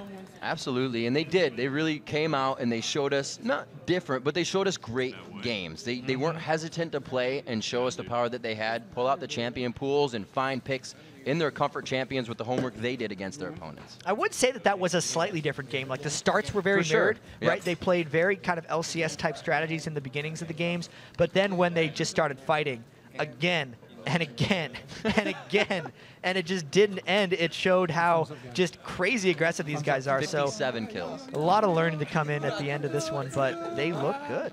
And the thing I liked, and maybe it's because, you know, we had two of the amateur teams coming up and they've been in the situation of long games against each other, but it seemed like they always knew what to do, whereas we see LCS teams faltering in that late game state. So maybe these guys are really that fresh pep that needs to be seen in the strategy scene. They were definitely very decisive. Exactly. They weren't necessarily always making the right decisions, as Sicko Scott died 10 times on Jarvan, but they did not have the problem of, oh, 3 people follow the call. It was always everybody going in. Exactly. So coming up next, we'll sit down with Pobelter from Curse Academy, and then it's the second semifinal matchup of the night as Quantic battles Velocity for a place in tomorrow's finals. Don't go AFK.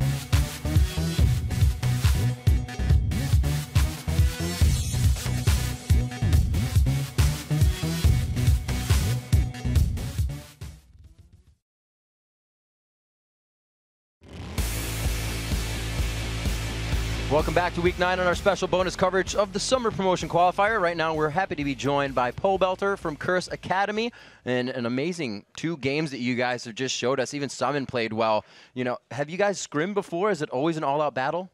Against that team specifically, no. Like, we knew we were going against each other coming into this tournament, but we've been scrimming a lot against some LCS teams and also some amateur teams. So what is the big difference against playing, say, an LCS team versus playing Summon, and how do you go into the match with a different mindset, or is it the same? I feel like an amateur team tends to be a lot more, let's say, risky or unreliable. Like, LCS teams, you can usually predict how they'll play, how their jungler will move around the map, but amateur teams are really unpredictable in the way that they play.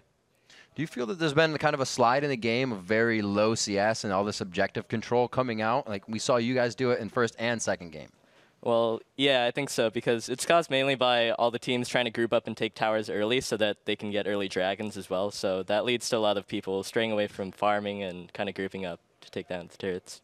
Yeah, and I mean, in these 2 sets of games, first game on Twisted Fate, let's just talk about that one really quick. You did some kind of crazy maneuvers. Yeah. Are you always like that on Twisted Fate, or were there some missteps? Yeah, those were...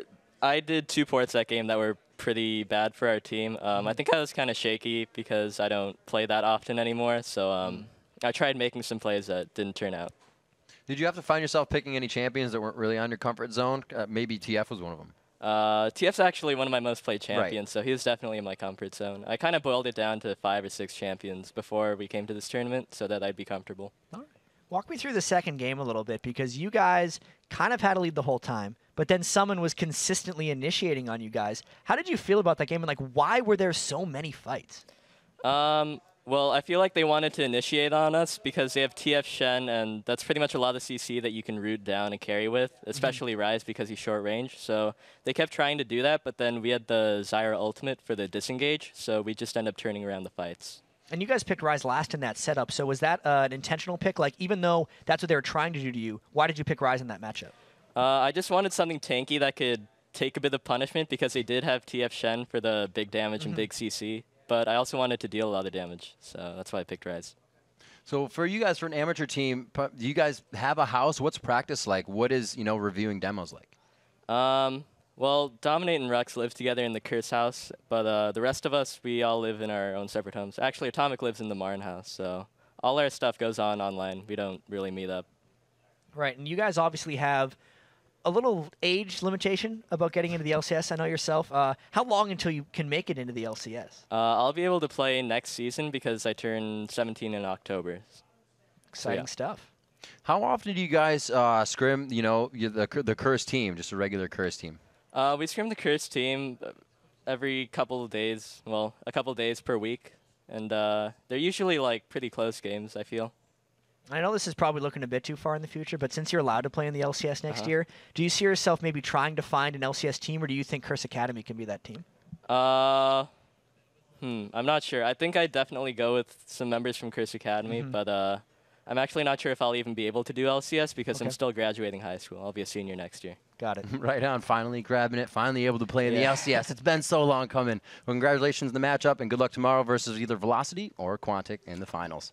All right, everyone, it's time to set it over to Kobe, who's ready to break down some of the big plays from our last matchup, that first qualifier matchup between, it was Curse Academy and Summon. Here's the replays. All right, thank you, Riv. I've got a chaotic team fight that you guys have been talking about for the last 30 minutes here. We're going to have a lot go on, so you have to stay with me here. We started out this fight with a taunt, a flash taunt from Shen. So they have a really good taunt right here onto Atomic and Altec. Now we have to look at the mini-map before we even unpause this. We have Dominate up in the base still, so he's going to join a lot later. We've got Jarvan rocking down the mid lane. He's about halfway there, so he'll come in at some point. And then down in the bottom here, we've got a little old Pobelter. He has his teleport available very early, but he does not decide to join until the very end of the fight. That's Pobelter. Where he goes, nobody knows. We're gonna play this now full speed. All right, there's the taunt. Good cleanse from Altec. They don't catch him in that. So we're gonna pause it right here. It was a very good ultimate from Altec, but now he's out of mana for the rest of the team fight, and Jarvan has just arrived. So the numbers are about to switch in Summon's favor. We'll see how they can turn it around for this portion of the team fight and wait until Dominate gets down there. All right, continue rolling the clip.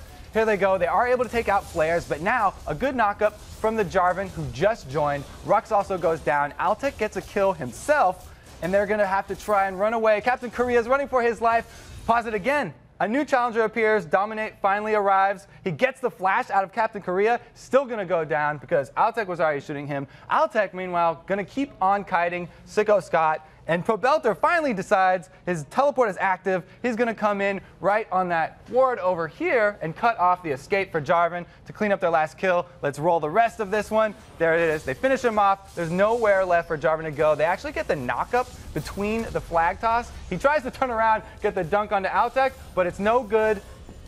Blocked by Probelter. No points there.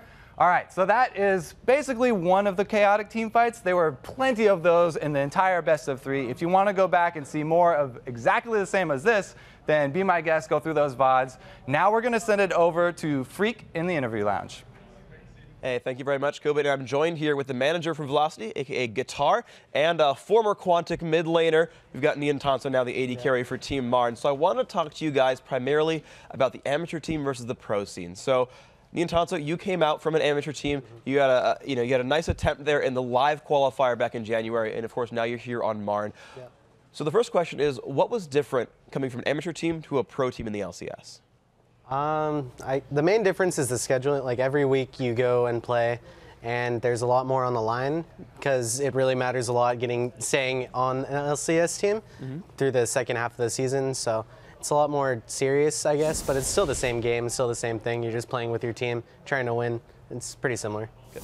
How about your practice schedule? How's that changed? Well, moving to the gaming house, it's a lot more structured as well. Every single day we try to scrim from 2 to 10, and maybe even a bit more than that, get some replays watched in there. Just a lot of practice to be able to compete with not only the NA teams, but eventually the international teams as well. All right. Now, Guitar, tell me about your team. What is their practice regimen like? It's similar. We obviously don't have a gaming house to work with, so we kind of have some school schedules, work schedules to work around. But for the most part, we take a chunk of the day from 3 to 10 or around there and scrim teams such as Marn. Okay. And you get into the pro scene, will that change? Your players will all retire from their jobs and get new ones? I would hope so. I think this is something that everybody really wants really bad. And if we're to make it into the pro scene, it's a once-in-a-lifetime thing that everybody's going to jump at, absolutely. So I have a question on that because, your players are fighting the scheduling conflicts, right? They've got other things going on in their lives. They're not full-time pros. And you have to beat a current LCS team to get in. How will you beat a team whose full-time job is to play the game? It's like they have home court advantage, Freak, and it's something that you really have to overcome. A big part of it is just taking notes during scrims. Every scrim that we play, we're doing it to help ourselves, not only for the teams that we play now, but to play the professional LCS teams in the up-down relegation tournament. Okay. Now, Nian Tanso, I have another question for you. So in the amateur scene, almost everything is best of 3 or best of 5. It's almost all tournament brackets. You play the teams multiple times in a sitting. Here in the LCS, it's a best of 1. You play one game, 2 hours later you play another. Next week you play another game. Then you have a week off. How is that different, playing different amounts of games? There's a lot more pressure when it's just one game because if you make one mistake, it just costs everything. You just lose it entirely instead of having another game to come back through. There's a lot more preparation for that one individual game going into each week. I actually prefer it. I think it's more exciting to have the one game to play and just see who's better. Does preparation differ any when you come, because in both the tournament bracket and in the LCS, you know your opponent's kind of coming in. Does preparation differ much? Not really. It's just a lot easier to prepare for one individual game rather than 3 games because, like, you can just prepare a secret strategy for the one game, and if it wouldn't be that secret playing it again in the second game. So, yeah. All right. Well, the final question here, Guitar. Coming into this, you guys are actually already qualified for the summer promotion tournament to make it into the LCS. Who is your biggest concern or biggest opposition coming into this qualifier bracket? In terms of LCS teams? Yeah, like or what's your biggest hurdle coming in and winning those games? Man, I don't know. I would say the practice schedule is a big hurdle. It is a big hurdle for us. The team that we're most looking forward to playing, I would say, would be probably Marn, since they kept us out originally, or Complexity, since they nabbed Brawley from us. All right. Well, we'll see if you guys can succeed, of course, both in the match we have coming up in just a second and as well in the qualifier matches later on this year. Guys, thank you very much for the interview. It was good to hear from you guys, and of course, good luck in your games in the future. And of course, we're going to have Quantic taking on Velocity in just a minute. Kobe and I will be casting that best of 3 for the shot at $5,000 to $10,000. We'll see you right after the break.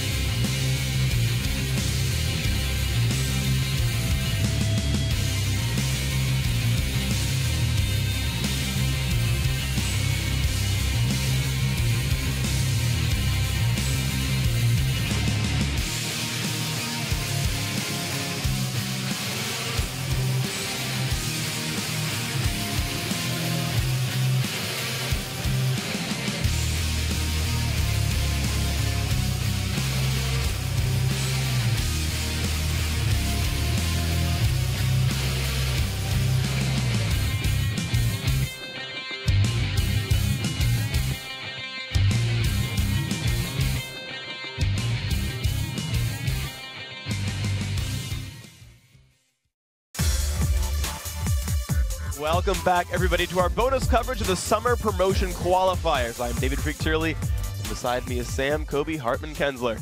It is time for our second semifinal of the night with Quantic versus Velocity Esports. So Quantic is a team that used to be Cloud9, and they were favored to make it into the LCS, actually, during the qualifiers. But that was a team that Marn snuck right by in the famous base race that I cast with D-Man, and that was really the first time a team got Marned. It was a really big impact. It surprised a lot of people. Meanwhile, Velocity, they actually got to the finals of the qualifiers. So they were 9th place, basically. If there was one more spot in the LCS, they would have it. But last time that these two teams met, Quantic beat Velocity at MLG Dallas. It was a 2-0, and because of all the exposure these teams have been getting at tournaments like MLG Dallas, LCS fans are actually pretty familiar with several of the players. Yeah, so first off on Quantic, we've got balls. You can't just wash over that one. He used to be on Atlanta's team. Everybody knows him from there. Atlanta's had a bunch of teams. It used to be called A Picture of a Goose. Then it changed about 5 different times, MTW. But he used to play That's AD. now Vulcan, basically. Yeah. He used to play AD. Then he went to top lane, didn't really like top lane, went back to AD. Now he's back at top lane again. So hopefully he's found his new home and he likes it there. Hai is another member who has switched. He used to be jungler.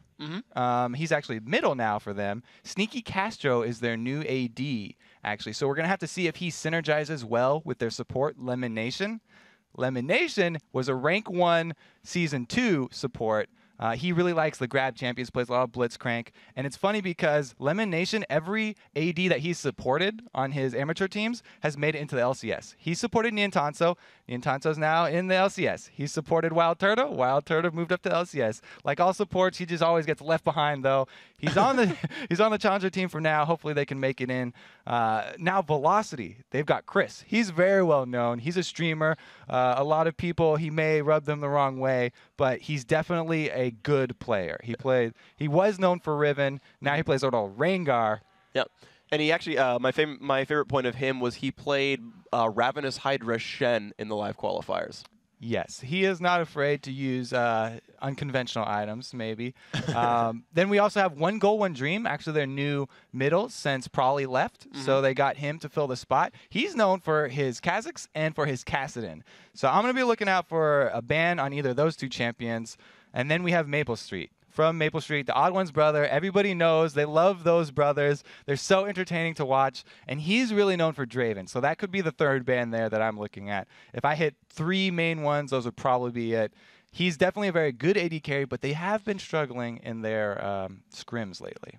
And it will be interesting to watch this one. Of course, both these teams, you mentioned the loss of Prawley. The loss of Wild Turtle is actually very, very recent as well. So both these teams are actually filling voids in their teams that got picked up by LCS teams. So they're kind of both in that sort of weird zone. And, we talked in it about the LCS teams themselves, right? About these guys who are picking up new guys. And suddenly we've got the exact same thing happening here in the challenger scene. So let us break down into the lineup specifically. In the blue font, once again, the team formerly known as Cloud9, formerly known as Quantic a while ago as well. Back on Quantic.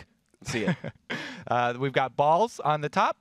Jungle is going to be Meteos. Hai is at middle. Sneaky Castro is on AD. And support is Lemon Nation. And meanwhile, for the red side, let's see it. We've got top as Chris. Jungle is going to be NK Inc. The middle is One Goal, One Dream. And AD carry is from Maple Street. And supporting him is Evaniscus. All right, so these guys are getting themselves into the lobby.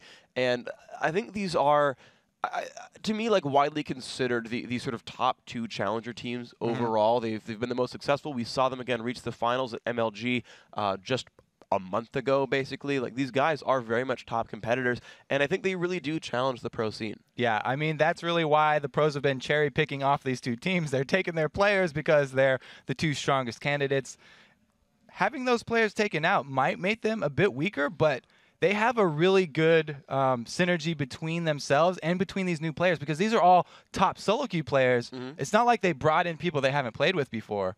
They know very well the backgrounds of all these different players, and they've brought in people that they feel very comfortable with. So I know that both of these teams are actually coming in very confident. And it's always interesting to see the challenger matches as well because if the last best of 3 of any is any indication, they're chaotic, I believe was the word of the game. Or games, I should say. Definitely for, that. Jat and Riv. Should be very interesting. Like I said, I mean, Hai, though, he's moved to that mid lane. He's actually got a very predictable champion pool. He plays a lot of Lux, plays Zed. Should be fairly easy for them to ban the other side as well. I already mentioned Chris, his main Rengar. A lot of people in solo queue. Scar was just saying, he was like, even though I can kill Chris 3 times on his Rengar without dying myself, he still makes me think I hate that champion so much, just because he's able to play it from behind. It doesn't matter even if he loses early, he's still going to be able to be effective. All right, and we'll see if that ends up happening right here. Of course, we do have 9 players in the game right now, about to get ourselves into Champion Select. And just to remind you guys what's going on in this tournament, it is a $15,000 tournament. That's 10 grand for first place and 5,000 for second. So Curse Academy have already secured themselves $5,000, and this best of 3 right here means another 5 grand for one of these teams, and the shot at another $5,000 if they can win the final. So certainly quite a lot on the line for these guys. Yeah, they definitely are. This is definitely a money game for them. They want the cash prize. Both of these two teams, like you said, are aiming for the top spot. They're already qualified, and they just want the purse. they want the purse. They're looking to be fashionable. We might see Tarek get picked up. Just I'm out of ideas right now. Louis Vuitton or something. Ooh, nice. Or maybe Coach. Who knows? But anyway, yeah, like. So looking at this, right, like you've got players who, because they see each other in solo queue more than they see each other in scrims, like they gotta have like this really good knowledge of the champion pools, because everyone at like the top 100 of the ladder sees each other so much. Especially, you know, everyone's obviously from North America. They're from one of 3 time zones. They'll play at about the same time of day. These guys see each other over and over and over and over again, and it's almost like you automatically do research just by playing the game. Yeah. It's a fairly close-knit community up there at the top, because most people think about League of Legends, they think of, oh, the most people ever play this video game. Right. Like there's bazillions of people. Technical fact. Bazillions that play this game. But at the very top of the ELO, you play with the same guys over and over and over again. It's kind of like preseason back when like the people always ask us, how did CLG form? Like, well, those are the only guys I ever saw in the game. Even back then, you know, there's hundreds of thousands of people playing this game. I was like, I only knew like 20 people that play this game, because we get matched with them over and over and over. Yeah. Yeah, it was fun, and you could queue up like 5's blind pick, and you'd reliably know what team you're going to grab, and we just like queue against Reginald, and we'd just match over and over and over again. We'd basically get scrims by just queuing up 5 normals. It was great. And every time you run into GG's Korean pre-made, you're just like, son of a. Yeah, guess I'm gonna troll, because everybody on the other team is just like, oh well, GG's pre-made again. Yeah, we're just gonna lose. troll. We're gonna lose to them pretty hard, and that happened quite a bit. Now, we're actually still waiting for the 5th here for Quantic, their support elimination. Hey, he has actually just joined. Hey yo. So we've reached the 10-player mark, guys. Of course, you can see them on your screen right here. That is Quantic in the blue for this game. Gonna be ready to go into this one, man. Like I said, Lemon Nation, the last to join, he's a really big fan of those grab champions. He loves Blitzcrank, and his new favorite is Thresh, because there's so many more options on Thresh. So we'll look for a Thresh ban, probably that Draven for Maple Street. There's the Kassadin. There's the Kassadin that I was talking about for One Goal, One Dream. He is infamous at the top of the ELO. That and the Kazakhs. The Kazakhs level, he'll all-in you at level 1 with Kazakhs. Very famous for that. He does the Reggie level 1 Ignite as well. The Twisted Fate, actually. They might save that one till the 3rd ban, or they see, now they only have one option left. We either ban the Kazakhs or we ban Maple Street Draven. All right, we'll see what Maple Street actually has a couple other ADs that he has in his back pocket now. You say that so sneakily, by the way, like as though the players are going to hear you through soundproof headphones and across. Like, I'm sure they know more than I do. Oh, so it's going to be sneaky, the Kale. All right. I don't think. See, and we do have first pick over here for Velocity. So if they wanted that Kazakhs, they could take it. I know that's what he's really comfortable with. Oh, no, they don't have first pick. Yeah, Excuse me. Quantic. That was the ban. Okay, yeah. They could still use it as to take away the Kazakhs. There's actually Velocity banning out Draven, and Balls just rushes down for Shen. That's going to give them that global presence. Oh. Global presence. I feel like that's like one of the most powerful things. I mean, in the scene in general as well, but I think almost more so in the amateur scene, just because like the one thing we talk about comparing amateurs to pros is coordination tends to be a bit trickier. Just they've played together for less time, they have a less rigorous practice schedule because they've got jobs and school and whatnot, and so that coordination is just not at the same level almost automatically. And so when you fight a global, you're less prepared for it, and then just having a teammate be able to show up out of nowhere, it's like automatic synergy. Like, oh, I didn't show up bottom lane in time for Dragon. Well, screw it, I can teleport anyway. Shen does thrive in that chaos that we were talking about so much in the last best of 3. But we did, if anyone watched the game cribs that TSM puts out, they had a really big argument over coordinating their Shen ultimate from Dyrus. Dyrus was like, okay, there was a team fight, but nobody called that I was supposed to Shen ultimate. And Reggie was like, you have to watch the team fight down at Dragon. You're on a global champion. You need to have your global awareness. Playing that Shen really well means that you have to have that global awareness.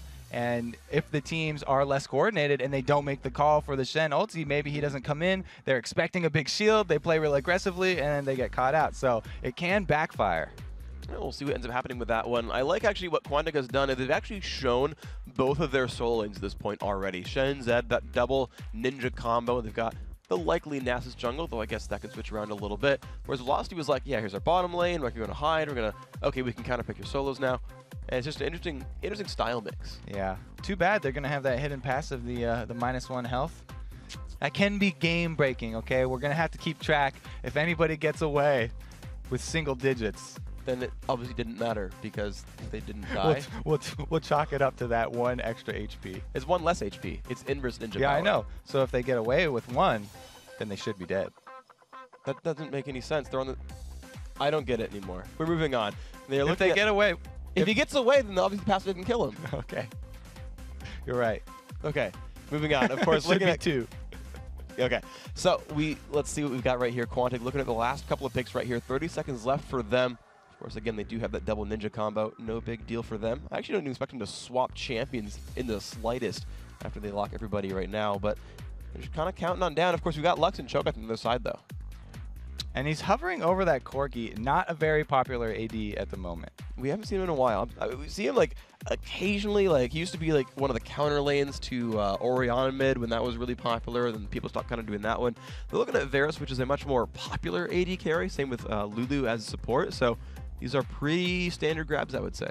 Varus, I actually like that a lot against Cho'Gath, because Cho'Gath's automatically going to have a lot of HP, and he does do that percentage max damage. Some people even build that Blade of the Ruined King on him for the extra burst, and that would give him like another source of max damage. But we haven't seen that very much in the LCS. Everybody going in with that, either the Infinity Edge or that Bloodthirster. Yeah, it's actually a little bit more popular in Europe, actually. The AD carries tend to duel a bit more, and they rushed Blade of the Ruined King a fair bit. Of course, Meteos as well on Nasus also has that % health damage, so that'll be kind of fun. We'll see if Cho'Gath ends up getting burned down. But it's Velocity's turn to pick their last champion right here. I'm expecting it to be a top laner, that we do see top Cho'Gath from a couple of teams. Well, yeah, it's probably going to be that top. I mean, NK Inc. runs a lot of jungle champions. Cho'Gath is definitely one of them, but he could switch that over to Chris for Chris Cho'Gath. It looks like they are hovering over some different options, and they're going to lock in the Jace. The acceleration gate always means they have good engage as well as disengage. Yeah, all right, so breaking me down these teams right here. Velocity Esports looks pretty long-ranged. Quantic looks pretty go fight. Yes. They have a very good team fighting, objective-based team over here on Quantic, and they also combo that with the global presence of Shen, so it's a good strategy right there. Meanwhile, Velocity definitely have the advantage for catching people out, because they have that acceleration gate, and anytime you have Lux, the chance for snaring someone and then 100%ing them right off the bat is going to be there, plus they have the hooks, because they took away Lemon Nation's favorite champion, the Thresh. All right. And of course, we'll see if that plays out well. It's always fun to see a good Thresh because they just make people die over and over again. Like, when a Thresh is good, a fight starts. Like, it just happens. Like, a skill shot happens. Like, no one, like, lands Q and is like, that was nice, thanks, bye. It's like almost always there's a battle that happens. Even we saw Elements today. Yeah. He landed his Q with sub 50 HP, decided like, to go in. I'm going in, guys. Yes, I'm coming in. Don't worry, auto attacks don't hit me. Ow! That's basically how that one happened, but it worked out overall. Of course, you're now seeing Velocity up on your screen as we load ourselves into the game. Once again, guys, the Challenger Tournament here, the Summer Promotion Qualifier, and this is going to be an interesting match, man. Again, these teams are actually already qualified for the Summer Promotion Tournament itself to get into the LCS Summer Split. So what you've got here is a preview of two of the top seeds here, and they're still playing for $5,000 to $10,000 in this best of 3. Yeah, we're guaranteed to see these guys again. Hopefully they start off with some action-packed team fights like we saw in the last best of 3. I think it's a safe bet overall. Almost all the Challenger teams I see fight a heck of a lot, and it's just so fun to watch. Like, I think they're kind of my favorite games to cast because I get to yell like all the time, and it's a best of 3, so I get to yell a whole lot, and then like there's a 2-minute break, and then I yell some more. It's great. We do have a teleport here on One Goal, One Dream, the Lux in the middle. So they're going to have a late game answer to that Shen. They're at least going to have somebody with the option to go head-to-head with them. Okay, we can see as Quantic moves their way around the left-hand side, they're going up toward the river. We've seen this move a couple times before, but Okay, the ward comes out just in time from Elimination. Make sure the Velocity doesn't sneak into that jungle unaware. But Velocity, they're kind of just doing equal and opposite. They're going separate ways, but kind of to the same location, if that makes sense. And of course it doesn't. Velocity makes their way in, and Quantic just puts a ward down and goes right back. They might get cross paths soon. So Velocity went over the ward. Quantic now have the advantage. They know that Velocity have invaded, but they're going to have to face check a bush. If they want to get in here, they do just see them exit. Nobody's going to fire any shots. No shots fired, indeed. Just acceleration gates coming out. So there are aggressive wards, though, on both sides here. The Wraiths have been spotted, and we will see them go down. We'll see them spawn, and we'll see tricky Wraiths. Those tricky Wraiths, we're going to spot spotted. you. Yes, we have a ward. It is green, and it is lovely. And so we'll see if they can do anything about that, if they can get some jungle invades or get some crazy pressure early on. Right now, we just look at NK Inc. and One Goal, One Dream just chilling by those Wraiths that, of course, have been seen by Quantic. So they will be doing that with people watching. I also like that Balls went with the Blood Moon Shen skin, so he looks exactly like Zed. We'll have to see if you mix up those two in any team fight. Never. I am perfect. I will definitely call you out. No, you won't. I'll get you back for that passive. Hey man, math is They're my doing thing. the invader here on the blue, just dropping wards though. So let's see, they didn't bring their jungler, and no, NK Inc.'s doing his red buff, so they spotted it out. And I guess Meteos is just going for it late, and Shen is coming down to help him out, but it's like he started at race and then went around and got a late start on blue, and NK Inc. is going to finish his Lizard almost in time. We'll see what ends up happening here, but he's just straight up soloing it. yeah, well, what happened there is they at least delayed the Naxxus jungle, so he had to back off. But Quantic did have a ward of their own on the blue buff, so after everybody left, he goes in and grabs it. He's just going to be a little bit delayed. That gives NK Inc. a slight advantage here. It looks like he's going to try and take this and roam into the jungle here of Meteos. Well, remember that they do have that ward over by the Wraith camp, so they will know when Meteos comes in and what he's trying to do. And of course, NK Inc. now sees him, and they're almost trying to bait this fight because there's Evaniscus as well. He goes the long way around. They actually expected the ward there. Nice move by Meteos. We'll see if he can start this red buff. Of course, neither jungler has smite. Both of the teams expected this. We see Lemonation coming up as well, so both supports in the jungle. Yo, they land the hook. Oh, it's going to do so much damage. Lemonation, can he get away? He flashes out. The red buff is helping to kill him, though. He puts a pink ward down to make sure there's no vision. And the Wraiths, or the Lizards, actually killed the ward. So 125 gold down the drain. Lemonation's going to be a little bit sad. Meteos did not get to start his red buff, though. We saw a little bit of collapse, and that gave Jace free farm in that bottom lane. They're going to continue over here and try and capture Meteos. They can't land a hook. He flashes the Rupture just in time right there as he gets out of that one. And it's just NK Inc. saying, great, now I can take those sneaky Wraiths that we can see. All right, so that was a really good invade by Velocity. Every season that every week that we see Dignitas run this 2v1 mid, I'm like, why? Why doesn't everyone just do that standard? It makes so much sense to have your middle be the AD and support because that frees up your support to go roaming. From the middle, you can either roam top, you can roam bottom, you can go jungle invade like this, and Velocity actually taking that to heart. He's still going to try and finish off this red. Oh, they do finally get it. Oh, successful. Man. Meteos did not know how far it got pulled away. He did not even try to challenge. Of course, his smite was down, to be fair, but still, he won't quite have the timer. Actually hasn't cleared the camp out either, so it will not spawn for a while. We see Balzo lurking around in this top the top brush right here, and he will not go in for a kill. He's actually chugged his red elixir, by the way, already. So Balls is out of consumables right now at level 4. It's going to be an interesting lane up here because Lux in the long lane, she only has that flash for an escape. She's going to have to land a reactive light binding if she does get ganked. There's no ward for her right now. She hasn't placed it yet. She's just holding on to it, and that's just because they've been doing so much jungle invading bottom that they know Meteos has been bottom this whole time. Next time Meteos has been away from those jungle wards for a while, we'll probably see One Goal, One Dream try and drop that ward. There we go. He puts it defensively just in that tri-bush. All right, let's see where these guys go now. 6,100 to 6,000 gold. Despite all the crazy jungle shenanigans so far, we do have a fairly close game right now. Now, I want to start breaking down some of these lanes. So the AD carries 32 to 37, pretty close. The would-be mid laners, Zed versus Lux, pretty close as well. The only one that's really far apart, I would say, is that Shen versus Jace not quite matchup, where Shen's got a pretty good lead. And they're not going to find anything bottom. So yeah, Shen's got the 1v1 matchup here, so it's a little bit easier for him. But Chris did have some free time when the support went. Oh my gosh, the damage output! Oh, Ooh, the cleanse from Maple Street does remove the damage from Ignite, and he gets out of that one with like no health. That ninja passive, man. Ooh, oh, the ooh. Oh, they are going to go on Evanescus. He throws out a hook just to say, don't tower dive me, please. Take some more damage from High, and it looks like High's mid lane. Nothing to scoff at. 33 minion kills so far. He did a pretty good job. Almost took down Evanescus, who didn't even need to flash, by the way. He actually kept that summoner spell up. But now High is level 6. The chance for damage has grown right here. We'll see if that ends up being anything at all. We've rested 6 minutes, and less crazy than some of the games we've seen so far, though still a lot of stuff's been going on, just not quite ending up in kills. They actually came out ahead where High used his flash, but Maple Street didn't actually end up having to use his flash. He just used his cleanse. So now they've got no summoners in the mid for High. We've got Meteos standing on top of a ward, so they have vision of the jungler. And Balls has just hit level 6, so the opportunity for a Shen ultimate is going to be there for Quantic. All right, and Chris did not quite go in into that one. Had enough mana for 2 this guys, but decided he wasn't going to start the fight just yet anyway.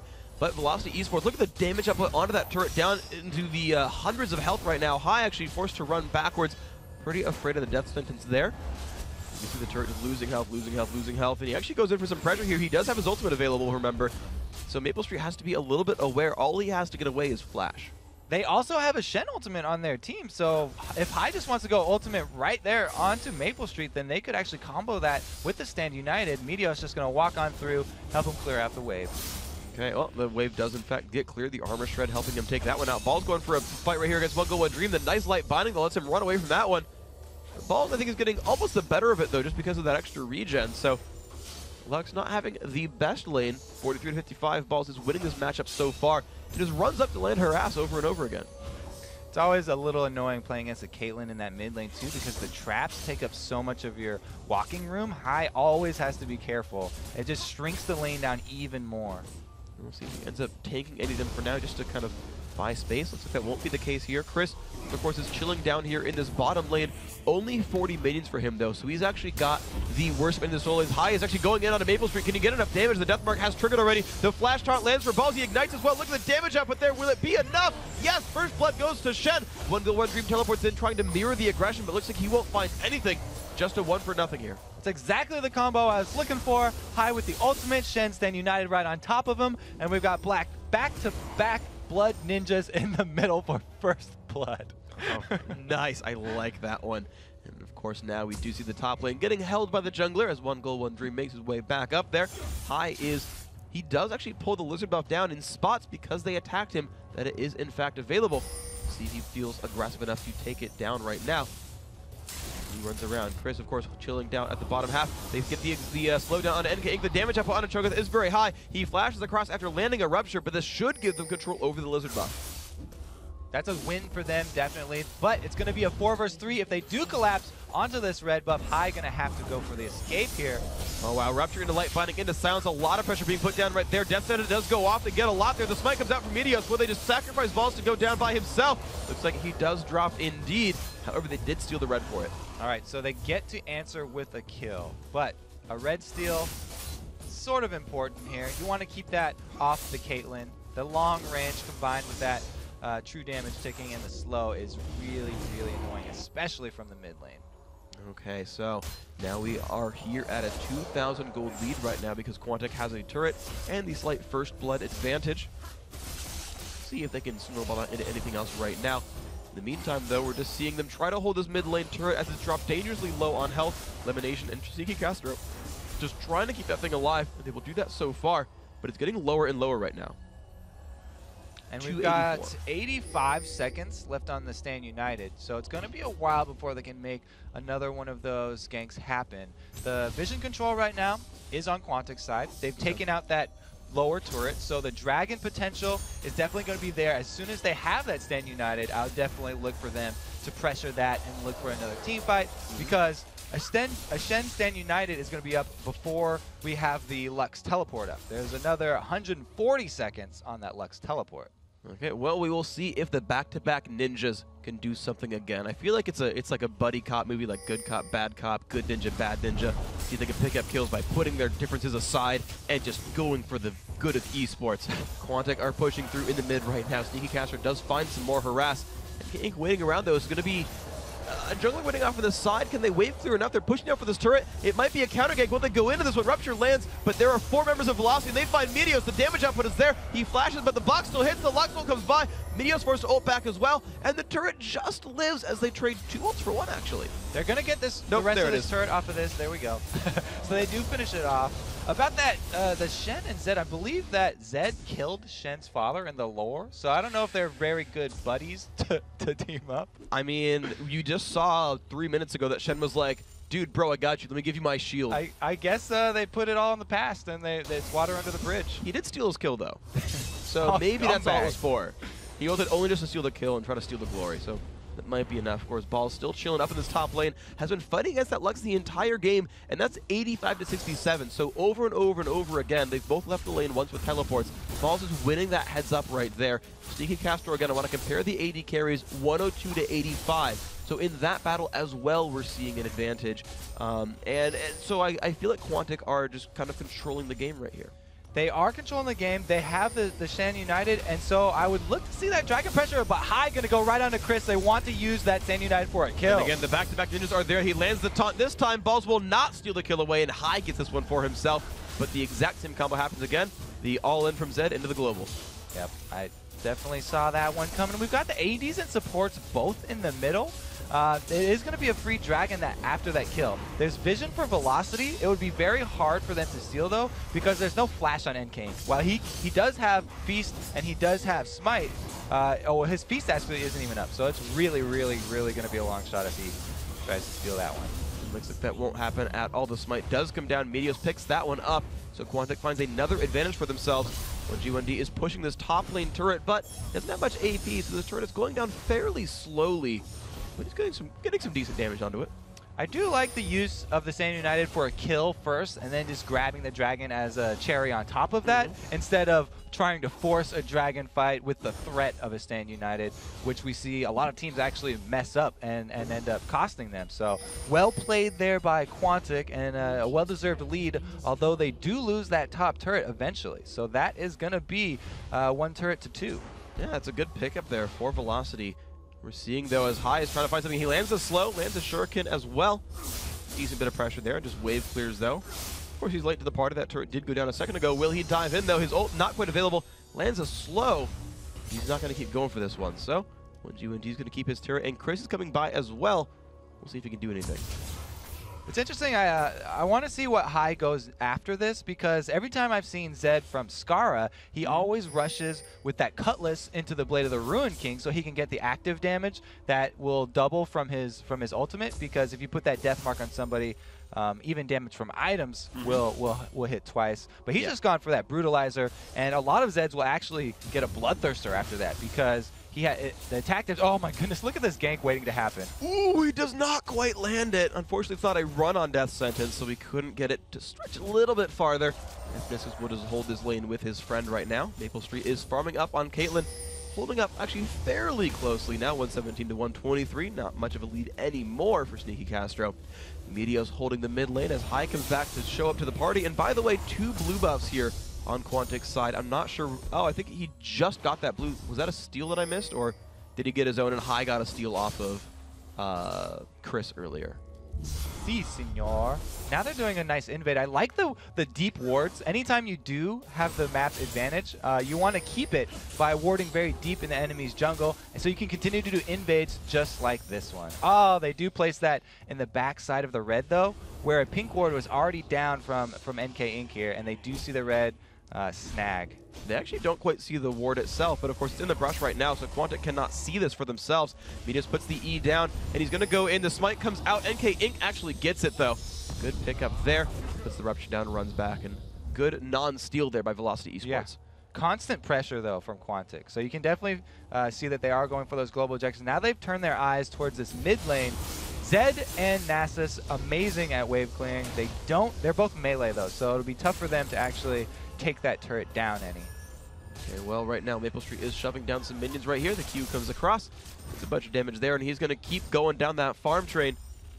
Doing a pretty good job. And you can see what these teams are up to now. So actually a bit of a less crazy game than we saw in the last best of 3, of course. But of course, lots on the line here. Ping off onto Lux there in the middle. Hai has his ultimate ready, and so does Shen. So you know what that means. 2 Shens are going to be showing up here. Let's see if Hai can go for it. He pops the ult, actually, but at the bottom is Dignitas versus Maple Street. Who's going to win this fight? The Thresh Lantern comes down. Will it be enough? It is enough. And Lemonation hits a trap on the way, so he could not give a shield or a wild growth to his friend, nor a summoner heal. And actually, Hai does not go all in on his fight anyway, so... Wait, Balls had his ult and didn't use it. So Balls was running away. I was waiting for that. Balls was running away from the Cho'Gath up here, because Cho'Gath has silence and he has knockup. If you use your Shen ultimate in Vision of NK Inc., he's just going to stop you easily. So that was a very good switch. At the last second, they switched NK Inc. over to that top lane. There you go. He just did pull off a nice rupture, stopping Balls. But they switched over that Cho'Gath in exchange for Chris, because Chris, with very little mana, he's going to have to get right into Balls' face and use his knockback to be able to stop him. All right, well, I don't know. Maybe the shield would have been enough just to turn the fight around, but certainly didn't arrive either way. Evaniscus is waiting around on the bottom lane. Will they find Elimination? That Lulu is running the heck away. And yeah, just gonna gotta throw out a Glitterlance and not do too much there. So we're now 2-2 in kills so far, 2-1 in turrets in Velocity's favor, but yet still Quantic are up in gold. They've got the dragons, they've got the minion farm in their favor. Velocity though looking for a jungle invade here, and they're actually surrounding on this bottom lane as well. This could be bad for them. There's no wards here for oh, he steps on a trap to start it off. Easiest light binding of his life. He cleanses out though. It actually makes his way out, and here comes the Shen ult. Maybe that was Maybe that was a payback. I bet Sneaky Castro was yelling at Balls after the last one because it's like, yeah, give me the shield. I lost by like 2 auto attacks, and this time Balls was like, okay, I'm gonna give it to you, I swear. Didn't end up needing it this time. Well, however, though, it's Chris taking a bunch of pain right here. No Shen this time, but will it be enough? The flash coming out from Chris. Will he have teammates in time? He's got the acceleration gate soon, but there comes the Wither. There's the gate, but it might not be enough, and Castro secures the kill with a piercing arrow. And they're going to move on back in. The flash taunt lands on an Evaniscus. A lot of pain going down onto Thresh right now. Looks like he's going to have a really bad time, and yes, Lulu helps to pick him off. And now Balls will go in. Light binding lance, dodged by Castro. Just a 2 for nothing. Hai was up in that tri-bush, sort of trying to zone down Lux and Caitlyn, but he didn't put his slow in there, and they were able to just walk away. Meanwhile, NK Inc. doing massive work on this top turret. Yeah, getting a bunch of damage there. This is actually the second turret going down in the same way, where he just like stays top lane, is like auto attack, auto attack, auto attack. This time Hai shows up in time though, it's a little bit less distance to travel. And he keeps the turret alive, but it is low on health. So now we just saw a great team fight from Quantic, and of course Dragon's up in 2 seconds. This might just be theirs. They've got perfect timing on that, able to have the Spirit Fire up, ready for the Dragon to come. They're gonna burst it down, but Lux is in position for a steal. Can he land the ult? No, not even up. No ult up. Easy pickup right there. Meteos actually did miss his smite technically by a little bit, and Castro got the last hit there. Thankfully again for them. G1D was not in range, though he does have teleport up, so we'll see if he can make any moves. And that Lux is heading towards that bottom lane right now. We also see the Caitlyn going with the Bloodthirster. Usually we see them going with just the long range firepower that you get with that Infinity Edge, but this time it's going to be Varus that's going to get a power spike as soon as he completes his Infinity Edge. Whereas Maple Street just trying to stack up that Bloodthirster, and he's going to have actually more sustain in the fights if we do have another mid-game team fight here pretty quick. Let's see what happens with that right now, because Quantic are 2 men strong, shoving this top lane out, 3 if you count picks really, and it's going to be a turret going down pretty securely here. Chris does show up, but of course only takes down some minions, does not save the turret at all. Ball's chilling in his mid lane right now. 1 versus 2, does find a friend. Sneaky Castro's there. He lands the taunt onto Maple Street. Actually gets the root, but he still manages to pull on the lantern and get his way out of that one. Shoots back with the 90 caliber net as well. Lux goes for the binding. Doesn't land much there. Good escape there from Maple Street. Great job by Evaniscus. The lantern there, doing his job, pulling his partner to safety, and everyone just backs off. The Stand United has got another 10 seconds left on that, and it will be available as well as the Lux teleport. The light binding comes down, looks for the Wraith, doesn't find too much there, but again, it's Velocity looking to push things down. We're 2 turrets to 2. The gold lead 4,000 apart, but it would be hard to tell that from the scoreboard up top, so I wonder if the teams know how far apart this lead even is.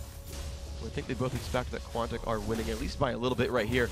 Chris starting on his Lizard buff, though he's got a Ninja waiting around in the shadows, as he should be. Is it going to be enough damage? He goes for the steal, and he gets it. High steals away the red buff, and Chris was just ludicrously afraid right there. Meanwhile, we've got a 4 vs 3 in the middle. Quantic actually shoving them off the turret over here. They're doing a great job defending, buying time for Shen to split push, and here comes High. He's going to go on in. He gets a Shen ult as well. Here comes the damage up, but what's he going to find? He's trying to get 1G1D. He's trying to get Maple Street a little bit as well. Who's going to go down first? It's going to be a double kill right there, picked up with the E, and they're going to keep on moving forward. They are trying to get NK Inc. He puts the Rupture, but it's still going to be going down.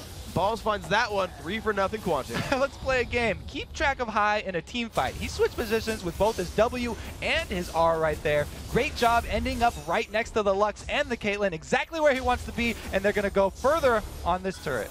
And he's repeatedly been able to do that against a Jace who will knock him back, and he'll then just jump to a clone and still get back in position. He's done a very good job of that overall in the fights I've seen, and Quantic are still pushing forward. This turret is going to be taking so much damage. There's no way they stop that in a 2 vs 5. I mean, it's going to take a bunch of pain, actually.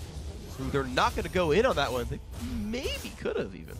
So also, High going with that Bloodthirster build after the Brutalizer that I was talking about. He's not going to go for the single target active double damage that a lot of people get with the Blade of the Ruin King. Scar's really been favoring that, but he's going to have the all-around damage. His auto attacks are going to be much better. Plus, he's going to have that. Well, both of them give a really good amount of sustain. A lot of European players actually have said that they actually prefer Bloodthirster quite a bit themselves. You still see both really in that scene, but a couple players specifically have told me, like, no, you really should go Bloodthirster. It's just better. You get more out of it. And, you know, obviously it's up for debate, so I always like to see, like, even though they're both trying to say, yes, I'm trying to burst one person down and deal damage to that one guy, there's still multiple ways to get toward that goal, and people still aren't even sure which one's necessarily the best. Definitely undecided here in the North American LCS. Meteos, he is on that Nasus, and every time we do have a Nasus, we like to update everybody. He's got plus 192 physical damage on that Siphoning Strike so far. He's been getting a lot of blue buffs, so that definitely helps with that because he reduced the cooldown. So he's definitely been stacking that one up quite nicely. And since we're playing the collection game, by the way, Evaniscus on Thresh has 65 souls, which is worth 54.6 armor and ability power. So he's 60 AP Thresh with that cooldown. Now, the global pressure advantage should be velocity at right now because we don't have the Shen ultimate up, but we do have the teleport from Lux.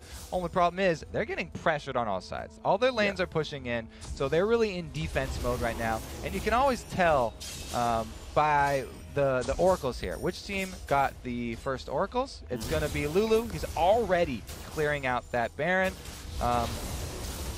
They do have a Nasus, who's amazing at killing Baron and Dragon whenever he wants to. Just popping his ult, getting that percentage damage.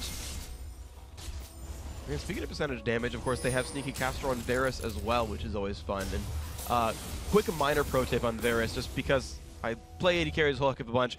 So the Hail of Arrows actually triggers at the beat, like, it actually kind of lands over time, and you can trigger 4 Blight procs with the E, actually. If you have another arrow in the air, you can actually trigger the first 3, land another one as the rest of the Hail of Arrows land, and get 4 Blight procs out of that. So, again, a lot of percentage health damage is available here to Quantic as they kind of split up across the map and push all the lanes at once. That's exactly what they should be doing right now. We have the Standing Knife from Shen. Ooh. He's going to do his job. That was a combo landed from 1G1D, but he was not able to get a kill out of that. So, some good information learned there by Lemon Nation. He can survive without having to burn his Lulu ult.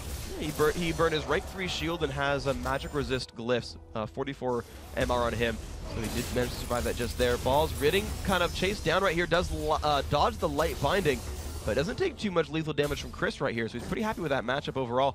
Meteos running up to the top lane. They've got a 2-on-1 here around on the Cho'Gath. Will they go on an NK Inc? There's the Wither, and Meteos starts it. He pulls aggro. The beautiful Rupture actually putting a lot of punishment onto High. He's actually running back despite the Shen ult. Goes right back in, actually, and they're going in on it. Meteos still taking the turret right now, getting lower and lower. Oh. I think he feels like he wants to break aggro. Finally flashes out of this one. NK Inc and 1G1D taking a bunch of damage. Balls finds the kill onto Chris, and now they will turn back on Evaniscus, finding a 2 for 0 so far. They find 3 for 0 now, and they're going to keep on moving around. Of course, that other fight was in the bottom lane, and just a heads-up one-on-one. They're trying to move on forward. The Whimsy is there onto High. He finds NK Inc. He gets the ult from Lulu as well, and they've now found 4 kills Only Maple Street is alive. So Chris went and interrupted that the Shen Stand United, but he paid for that with his life. So that was where the other kill came from. No one on Quantic ends up dying, but you could see when they were beating on that Cho'Gath under the turret, if Hai had gone with the other build, he would have the Blade of the Ruined King max health damage, and it might have helped burn him out earlier. Doesn't end up mattering though. They'll take those free kills, take your red buff, and clear out the rest of the wards inside your jungle. Big win right there for Quantic. Absolutely, and speaking of alternate builds as well, of course, it's always interesting to see that there's Madrid's Razors there for Cho'Gath. But let's get a replay of that Shen versus Jace duel. Yeah, let's see exactly what happened here. I'm assuming he went in for the knock. There it is. He canceled the Stand United, and then Balls is running away up, decides, I'm just going to 1v1 you, Chris. I'm extremely tanky right now. Chris running in circles, tries to knock him away, but there's the flash taunt, and Balls comes up with the kill. And I like how at the beginning of that one, you saw Balls running up and to the left, thinking he was... Yeah, he's trying to get to the team fight. Right, he's like... I'm here, right, guys? I'm here? Oh, wait, no, I'm not here. I'll just kill this guy. Yeah, he like realizes late, like, oh, I'm still not there yet. Oh, right, Jace. So, of course, again, a great pickup there for Balls. Jace actually without much damage right now. Chris has Vamp Scepter, cooldown boots, Brutalizer, Chain Vest. We see a free dragon being picked up here, too, by Quantic. They'll gladly take that free extra global gold. They're definitely going to push their advantage. They already took the red. Now they're going to take the blue. The only question from here is... Oh, no, they won't. Oh, the lasers. That's the only question. Actually, a missed smite there. You saw the 10 gold pop up from Meteos. That was his smite coming up. And he used it, but he used it a little bit early. So nice job there by Lex to steal that one away. Of course, they did have a ward that spotted it, but still great timing overall. And we do have that Infinity Edge Phantom Dancer combo completed for Varus. So he's really got that high impact late game build. Meanwhile, on that Caitlyn, we said he got the Bloodthirster, and so he's gone with just armor penetration. So he'll at least be able to hit the tanks a bit harder, but he doesn't have that high crit damage that you want from the back line. Now Maple Street, well, it doesn't look like it's too scared. I think Maple Street got into the brush the second he crossed over, so we didn't know Maple was right there to one-shot him, and Hai ended up not going for that battle. But still, he wave clears the top lane. Maple Street is right across the wall, actually, from him. We'll see if he ends up finding that Caitlyn for a fight right here. Walks right onto a trap at least, so he knows Hai is nearby. In fact, says hi to Hai as he gets revealed. And let's see where these guys go next. Maple Street still farming in the top lane, just with a bunch of attack damage right now. No real attack speed to speak of. I'm surprised that they sent Chris down bottom, considering what happened last time, instead of having NK Inc. go up against Shen, because he's got two methods of also stopping the Stand United, and he's just a bit tankier, so he would be able to do that from range. Meteos gonna go with that burning of the Baron, 2-man here. Both of those percentage damages doing a lot of work. They're actually gonna burn down very quickly with just 2 people. Wow, just completely eviscerated right there. Great pickup by Quantic. 2-man Baron, and no one was the wiser. Of course, they had a vision ward down there to make sure that no one knew about it. While Balls and Hai did split push. And of course, Hai is still chilling there as though nothing even happened on the map right now. Quantic now shutting up the mid lane. Actually, it's Chris taking some damage from Balls. Balls under the turret. Happy to keep chasing, actually, right now. Puts on a shield, still taking turret aggro. I don't know if he's even dropped it yet. And there we go. He's going to be fine at this point. But Quantic are 3 men strong in the mid lane. They're finishing similar to how Dignitas did a couple weeks ago, where they would just shove all 3 lanes. Everyone on their team feels like they're powerful enough to take on anyone who comes at them. It certainly seems that way. They're having a very, very good job in this game so far, and this actually does feel a little bit more like the LCS games. These teams pretty well prepared. Elimination takes some damage against shields that one off. Ooh, Death Sentence does taking land. all Maple kinds Street's of got some shots. damage. He is forcing the Lulu ult out of that one. Of course, Maple Street, no crit. Well, 10% now. And actually, it's going to be an all-in here from Zed. Will it be enough? It's going to be close. Yes, it's going to be a kill picked up. And they keep going all in. The Shadow comes across. They found 2 for nothing so far. NK Inc. is slowed by Wither. The taunt actually misses, but it does not quite matter. They picked the 3rd kill up of this fight. And now it's time for the middle inhibitor. I feel bad for Maple Street after that one. The Zed came at him from his own base. Yes. That's not a common thing here. We had Hai push all the way in from the top lane, come around behind him, and surprise him. They actually are going to take this top turret as well. That's going to be 2 inhibitor turrets down, probably 2 inhibitors. All right, there we go. That is 1 turret. And yes, they are actually going to stay for the inhibitor as well. They're getting poked at a little bit. Balls actually willingly goes and tanks the Q from Jace and then walks right back out of this one. 2 inhibs for free, and they'll make a very clean exit. Stage left. Is it their left or your left? I mean, I was going to say like stage middle, and then I was already just screwed up. Whatever. It's actually Ball's chilling in the base still because he's like, I want more farm. Well, the map is pretty clean right now. There's only the red buff here for Quantic to pick up before they return for some more devastation. Devastation? Dang. Devastation. I've not... Demolition? They're destroying buildings here. That's true. I mean, they're also winning 14-2, so certainly your first call might have been accurate as well. Sneaky Castro going up for the red buff. And that's going to be his pretty easily. Actually, 3 crits in a row there as well. He's rocking 55% crit chance thanks to the eye-edge Phantom Dancer. And you kind of compare those two roles, the AD carries, and you see a pretty big lead on one side. Yeah, I mean, we were talking about the builds too, and it's just massive in the late game. You see the power of the increased crit damage from Infinity Edge just scale so well with that Phantom Dancer. And you're just seeing minions now get eviscerated. He's actually got 56%. Oh, so he's got one of those sneaky runes. One of those marks. He's got a crit mark in there, and that's going to be... I knew it was going to happen, too. As soon as I said that, I'm like, Kobe's pulling up stats. I'm about to be wrong. I'm going to get you. 55% from items, all right? Darn you. Evidence goes, oh my gosh, look at the damage onto him. Got really chunked out of that one. That's going to be a nice thing for Quantic as he's been forced to heal back. Again, only one inhibitor stands here for Velocity. In this game... Ever since like the 15 or 20 minute mark has been all Quantic right now. Yeah. Balls does not have his ultimate, so it will be a 4-on-4 for now at this bottom half of the map. See what ends up happening right here. They're still pushing in for damage and getting down to half. I just want to point out how confident Balls is. He's got a Void Staff on Shen. That's going to help his Sunfire Cape burning damage. Wow. Plus his fuse over there. Yeah, now massive. He feels like he can just take these Nexus turrets and Chris's life. Oh my gosh, and Chris is forced to flash out from his own Nexus right now. Balls taking a bunch of turrets as well. They go on to 1G1D. He goes down right off the bat. The bottom turrets are gone. NK Inc. taking pain as well. And just damage after damage after damage. 2 dead here from Velocity Esports. The 2 Nexus turrets are gone as well, and the Nexus will go down. On top of that one, Quantic takes game 1. Very decisively, too. That was a very strong showing from Quantic. High, especially, from that mid lane. He got a lot of support from his ninja brother up in the top lane, but he performed very, very well. He was always in the right spot at the right time, even in the team fights, going after the essential targets, taking out the Lux and the Caitlyn. Yeah. Congratulations to Quantic.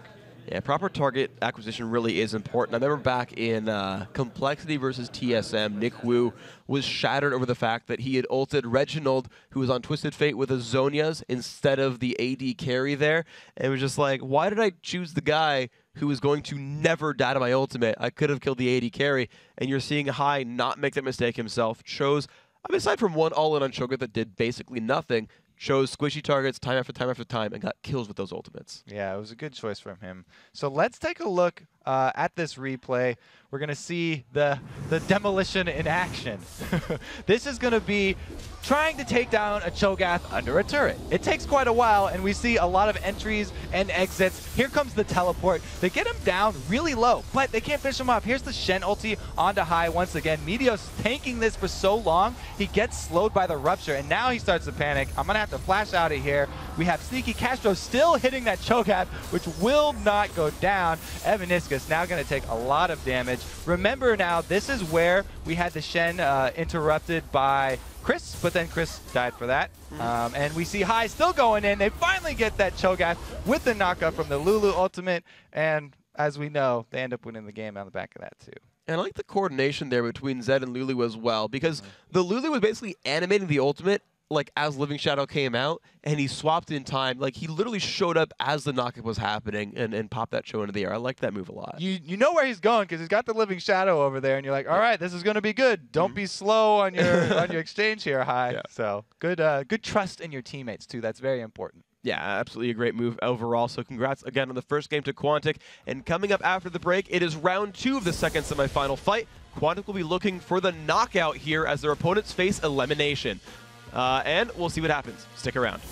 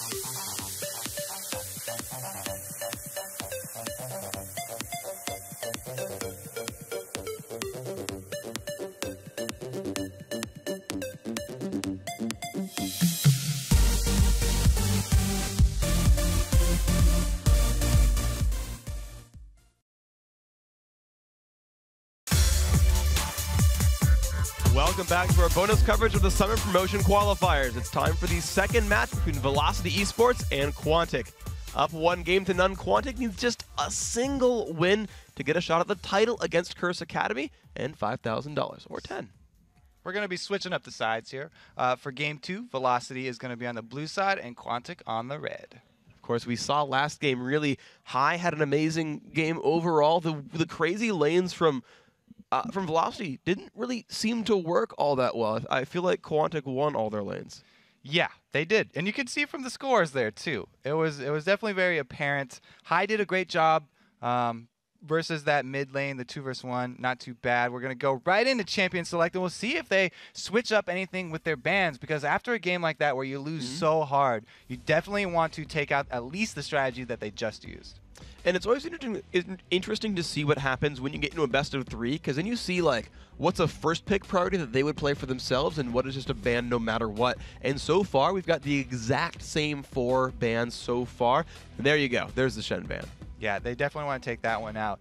Ball's got so strong that he bought that Void Staff. The Void Staff that I pointed out, and it actually helped a lot with his Q damage and his Sunfire Cape, but a little bit a rare pickup for Shens, to say the least.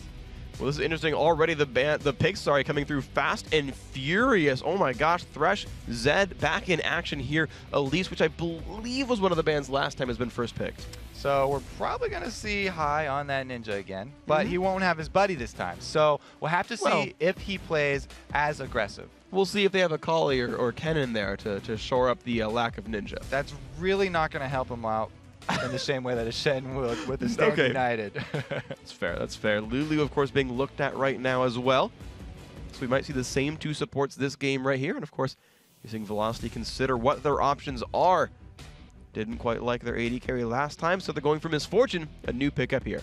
Very good all-around pick. She spreads out her damage so far. It's hard to miss with that ultimate. We've seen it only a few times in the LCS, but definitely a favorite of Cop. A lot of safe AD carriers really like that one because you can stand even further back and still get your damage down.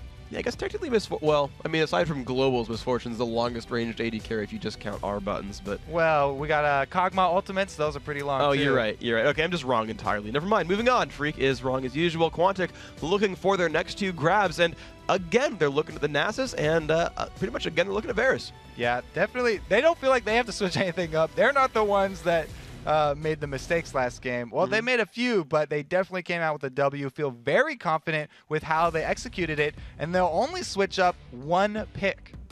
Yeah, I mean, they've got a different support right now. Now they've got a locked-in Renekton, whereas Velocity, they locked in their picks really, really fast as well. Both of these teams look like they are very confident in their strategies. Oh, you're right. They didn't have Lemonation on the Thresh before. Now he's on his favorite champion. We'll have to look at him for some plays. It looks like he's going to go with that Ignite that's been really popular on the supports lately. We'll have to see how many red elixirs they go with in that bottom lane.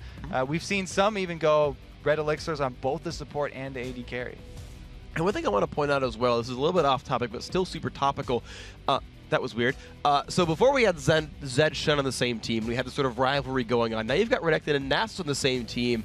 Their teamwork might just be as good.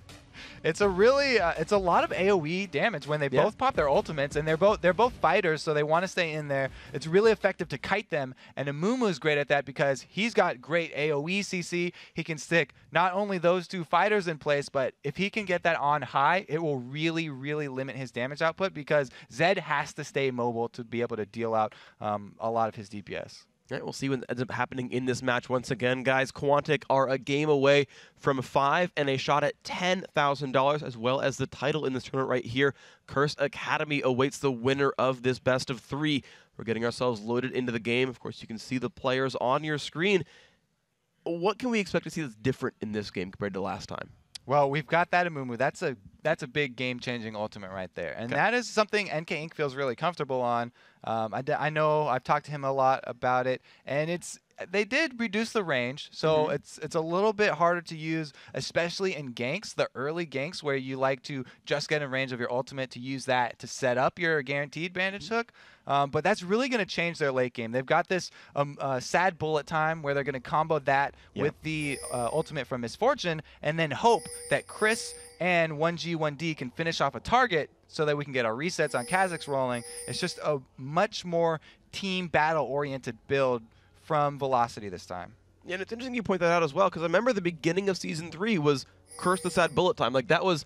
I just remember casting game after game of like, okay, well, if they're both up, like, we're going to see Curse the Sad Bullet time picked in the first 3 champions, and that kind of just disappeared for a while, and now we're back to that setup. Quantic actually moving very aggressively. The nice cocoon lands from Chris, so we already know what ability he's learned. Death Sentence does not land, and Quantic keeps moving forward into the jungle. Of course, there's already a ward waiting for them as they arrive at the blue buff, so both sides...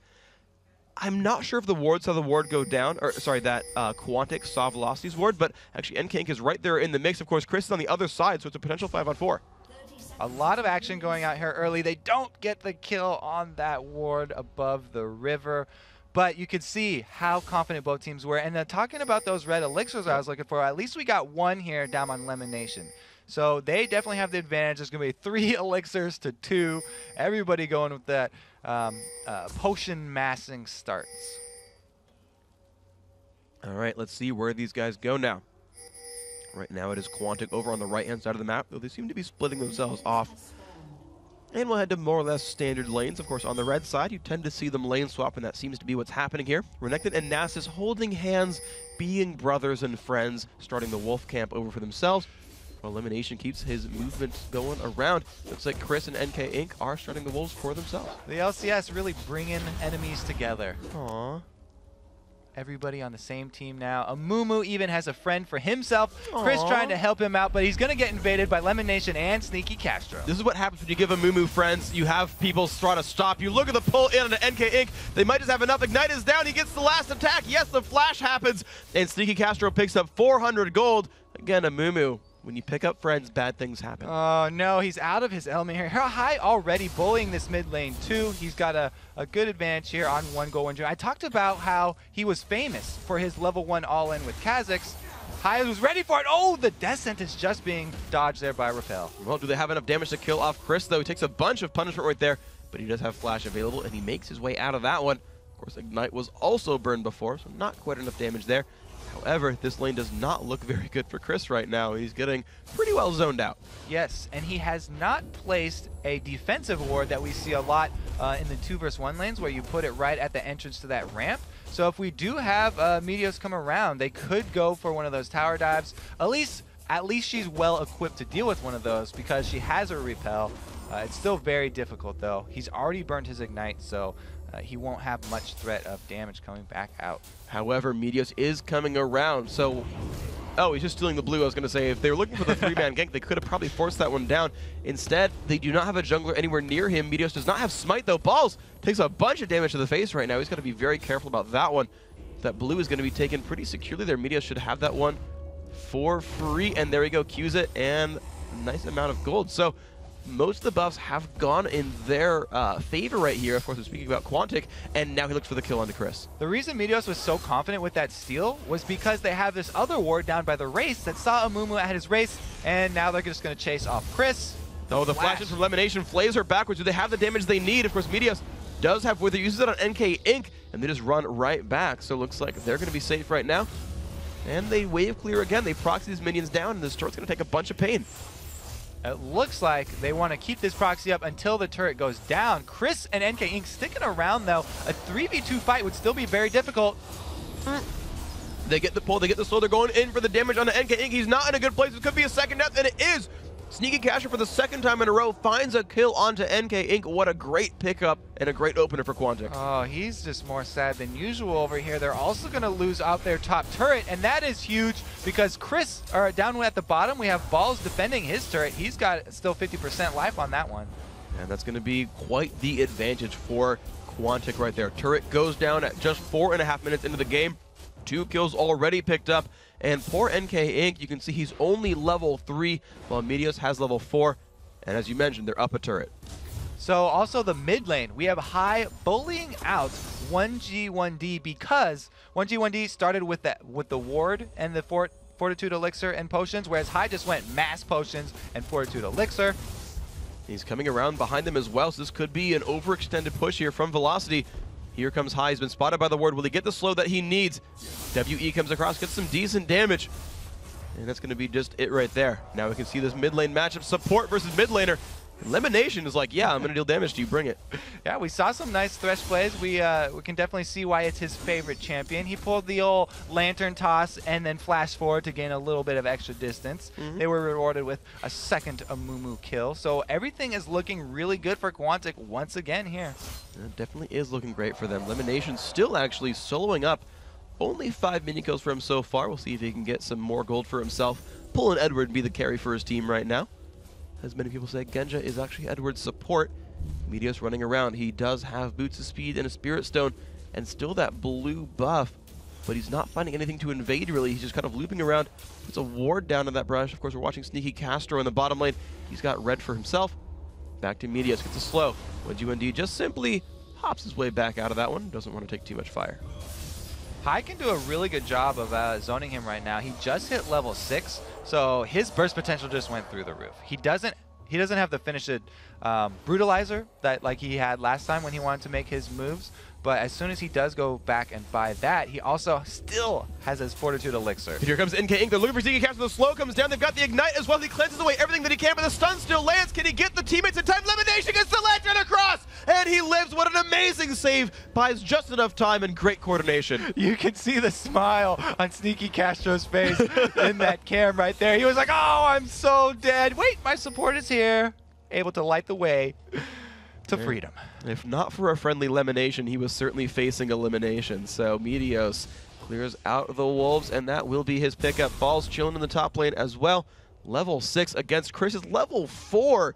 You're seeing a lot of obvious advantages here for Quantic.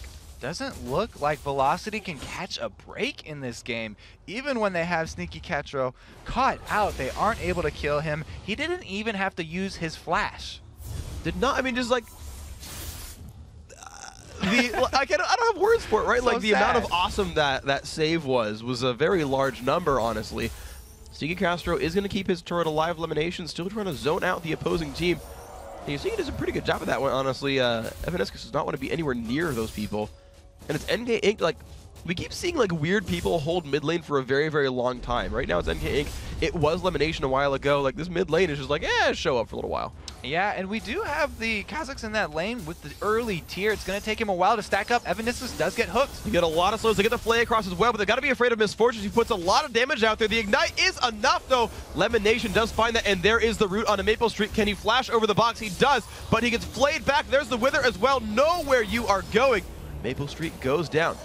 I have to say, impressive Thresh play. Yeah. He's pulling out all the stops here. They even let the Lulu die to that last Ignite tick, focusing on that MF, so they were able to secure another kill High, juking out that bandage toss. That was a really good read. He knew that Amu was going to go for the stun right there and juked back in before he even started the animation. And now they found NK Inc. again. Oh, he's only level 4. The death mark is there, and it has that name for a reason. Actually, doesn't even get triggered, but I mean, we still did die. Great pickup there for Meteos. 5-0 now for Quantic. This game is a massacre. We don't even have a level 6 Chris in a solo lane yet. We have a level 4 jungle for Velocity, that Amumu. Now they're going to go for a free dragon. They're just piling on insult after insult. Now we have Balls. And Balls finds 1G1D, puts some damage output there, keeps dashing forward, does get stunned up by the elites, but he's still going in on this one. I don't know if he's quite going to damage the turret. And just now, Velocity found their second level 6 champion. You've got literally everyone on Quantic has ultimates. Chris only has one because he's elite and gets it automatically. And only 1G and 1D and Maple Street have actually earned theirs so far.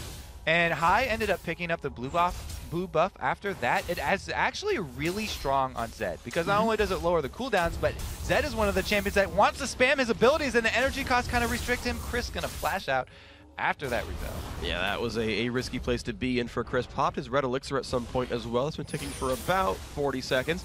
Quantic moving through the jungle. I mean, they've been invading this jungle a lot, though. I've seen so many wolf steals this game.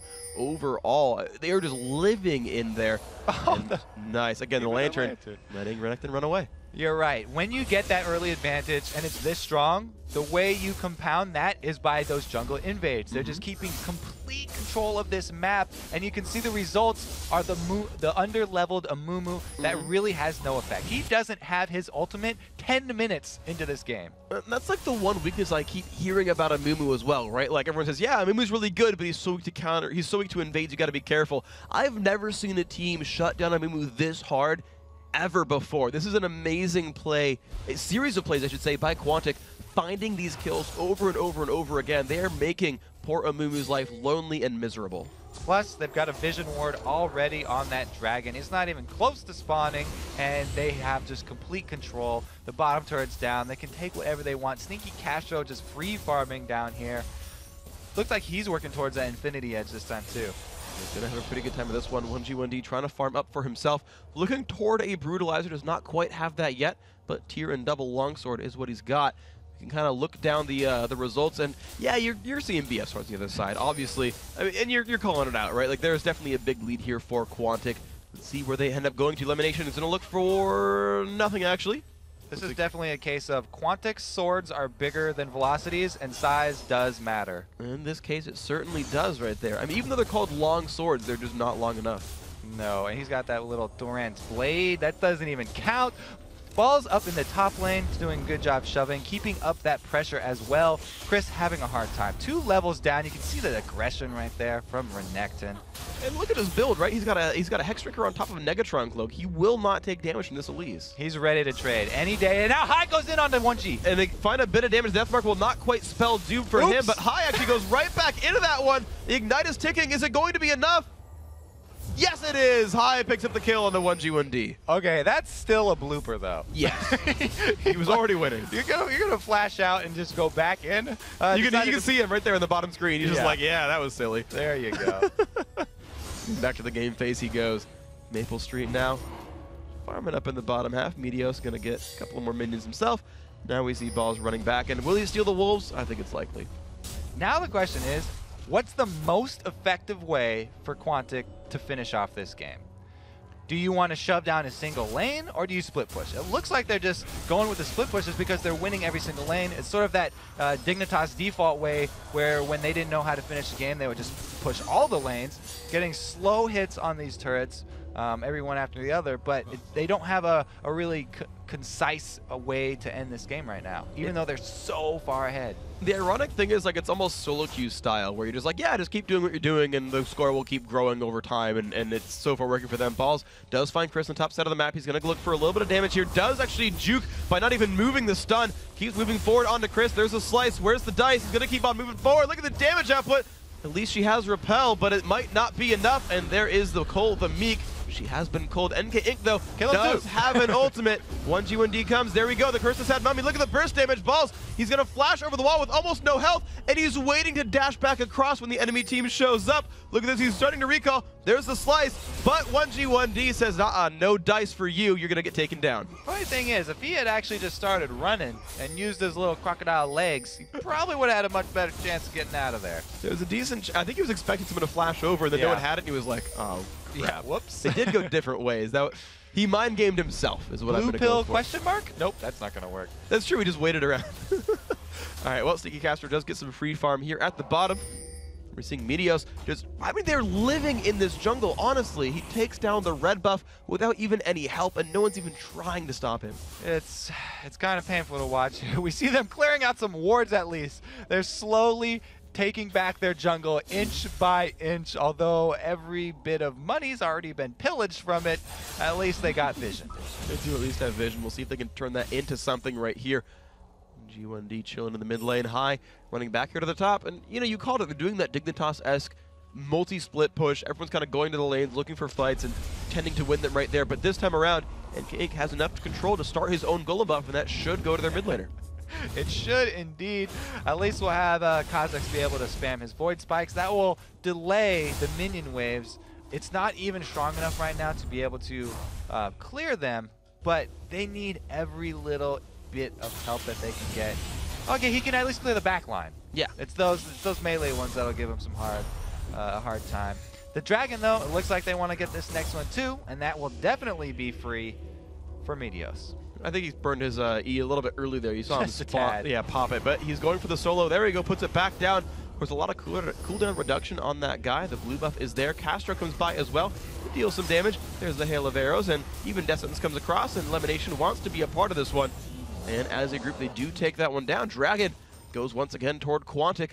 They are 8.5, almost 9,000 gold ahead on this game. That is a huge margin. So for any wannabe Nasus players out there, the best way to scale him is with cooldown reduction, because his most powerful spells are his ultimate. Oh, here we go. We're going to see some in action. Meteos finds a fight, pops ult as well, tries to keep himself alive as much as possible. 1G1D lands on top of a box. NK Inc does as well. Is it going to be enough damage? Lemonation is like goes man mode and finds the kill on a 1G1D. He does go down to the backside though, at least finds one. There's the bullet time as well. A bunch of punishment coming on through, but Sneaky Castro is on a rampage. Maple Street not in a good place as well. High finds another kill. Chris still in the battle. High and Sneaky Castro just killing everything right now though. 4 are dead. Now it's Chris. He actually flashes, lands the stun. That was a just crazy amount of micromanagement by Chris. He is trying to run away. Will it be enough, though? Of course, he is kind of running into a trap. There's a crocodile on the left-hand side, and he just might be king of the animal kingdom. Some strong play, but to little effect here. They aren't going to gain anything from that. He'll stay alive a little bit longer. Down goes the middle outer turret. And will Balls find Chris? No, he's not going to catch. Ooh, he flinched. He could have recalled. I mean, he's still going to recall all the way out, but he flinched and started running early. I will take down. Actually misses that last hit, but he's got minions now up onto the turret. This is still looking great for Quantic. We checked in a second ago, but now it's about 11,500 if my math isn't completely off, and it's about right here. So still a very, very large gold lead here for Quantic. They're still very much in control right here. They've got wards. There's a few for Velocity, but Quantic are looking very close to 2-0 this. Yeah, I would definitely put my money on that right now. At this point, if the betting is still open, I don't know if anyone would take that one. We've got some wards going down here for Lemonation. He does have that Oracles, which is exactly what you want to do when you have a huge lead like this. Now everybody's going up there for balls, and it looks like they're going to take this fight. It's going to be a 1-on-3 almost, or sorry, 1-on-4 now at this point. Yeah, Maple Street comes by. 1G1D almost gets taken out, but no, Maple Street does find that one. Gonna map quest his way over to that one. Let's see. Chris is gonna run. That was bad. Chris going to run away. Puts down some spiders, trying to just clear this out, keep his turret alive. Chris is gonna have a hard time, I think, dealing with 3 enemy champions though. He's got to be a bit careful here. No, they're gonna back off. So you know, Quantic actually giving away a little gold here because they're stalling their end game. They aren't finishing it off. They're slowly pushing side lanes. That's gonna be another turret down, but they lost someone for free. And that could be just a little bit of hope here for Velocity. Yeah, it's definitely going to be an option, of course. Curse the sad bullet time is something you could never really count out, especially with percent health scaling as well. You scale off of your opposition. NK Inc. trying to find something, of course, doesn't quite land the bandage toss. We'll see if they can get their way into the end game. They are farming minions up. We can see the gold, though, individually. Just look line item by line item. You're seeing multiple thousands of gold across the board every single time Quantic is winning. We have a Mumu going for a Locket, and there has not been a Locket completed on Quantic yet, so they can at least still be the first to that. Good. The Iron Solari are strong with one team, and it is not Quantic right now. So there's one thing that is going in their favor. Velocity still trying to hold on to their base and find farm wherever they can. Meanwhile, Balls is like, yeah, you can't leave your base. I'll find farm up here. And that's working pretty well for him. And Inc. helping to share the farm. And try to catch up in levels, of course. Now the ultimates are all available for Velocity, but we had seen the gold differences a little while ago. Look at the level differences, though, as well. 10 to 13 in the top lane, 10 to 11 in the jungle, 12 to 14.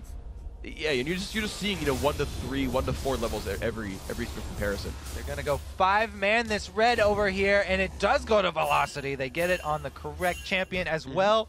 Misfortune gonna be happy with that one. They do pay for that with a whole turret though. Yeah, that is Balls on the split push. He's been there for a while, finding a lot of farm. 161 on him, has doubled his lane opponent now by this point, and that is of course very significant. pretty much every single comparison you can see is 30 to 80 up right here in the favor of Quantic. Even the support has 14 more last hit. Here we go into the fight. The Curse, or sorry, yeah, there we go. Curse has had bullet time. Does come across. Will it be enough to take out any kills? Meteos finds the first one. This is looking amazing for Quantic. 2 for 0 so far. And Velocity puts on the brakes. They're trying to run away from this one as fast as they can. Balls comes in from the side. Can he find anything? The Wither is on. The damage output, they find Evaniscus. They're going to find Maple Street as well. It's not hard. His address is in the name. 4 for nothing, and now Chris running away.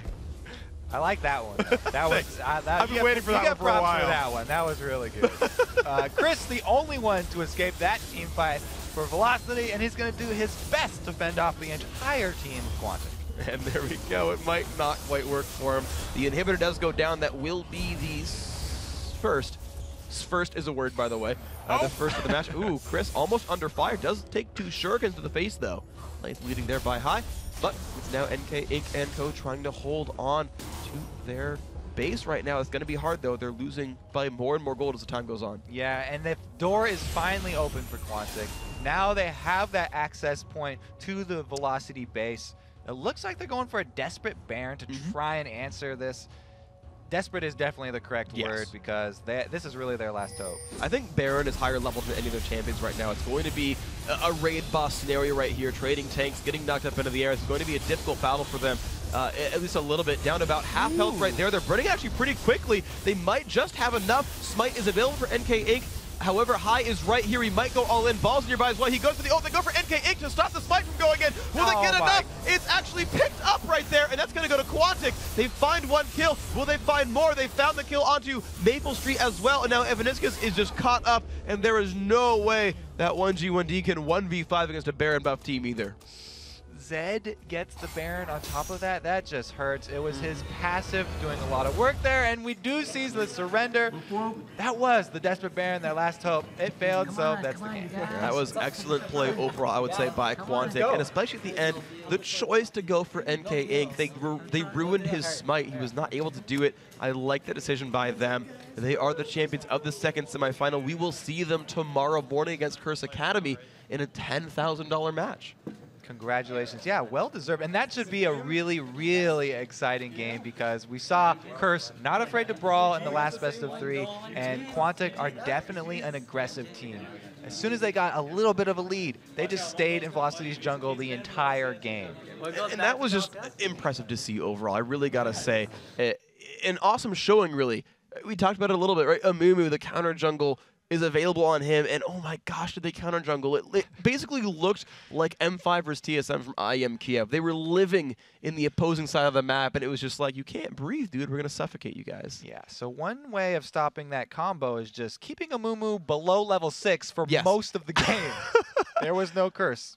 I think that's literally actually accurate, by the way. I think he was literally below 6 for most of the game. I think more than half of it was, in fact, with a very small number, possibly a prime number. Anyway, guys, coming up next, we're going to have High up on the desk from Quantic Gaming, and then we'll break down all of tomorrow's big games. Stick around.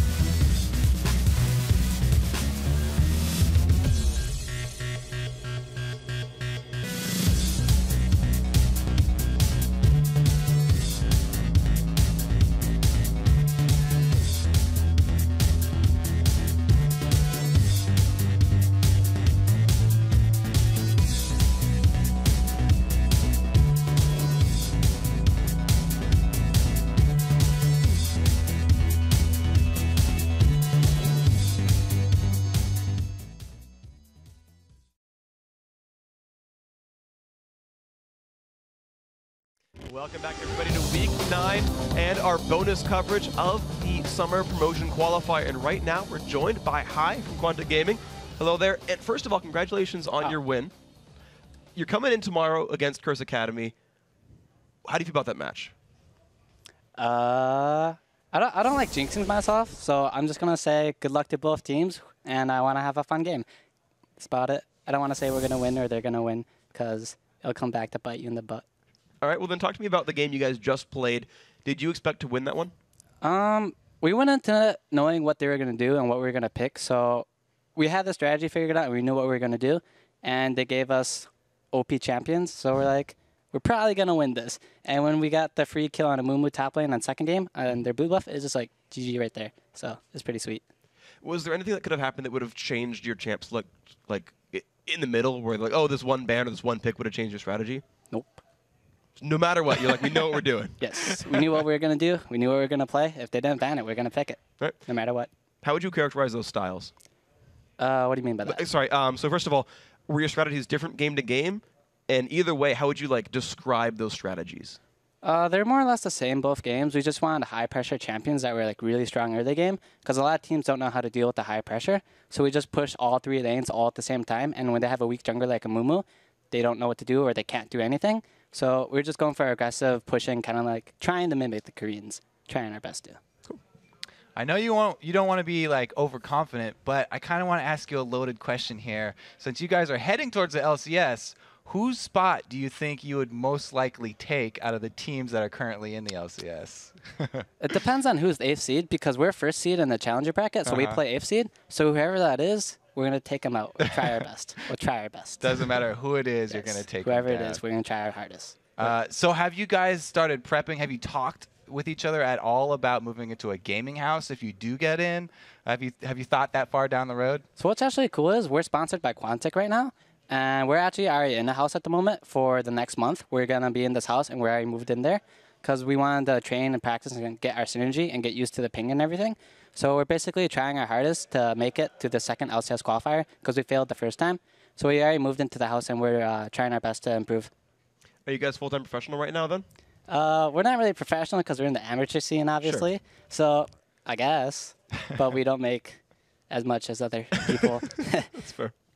So after moving into that house, have you seen any change in the team play this quickly? I know you just moved in, but has it affected you at all already? We're missing one player right now. Ball is our top laner. He's not moving in because he has college still. But we've only had one day of scrims so far. We got destroyed by CLG 3 games in a row.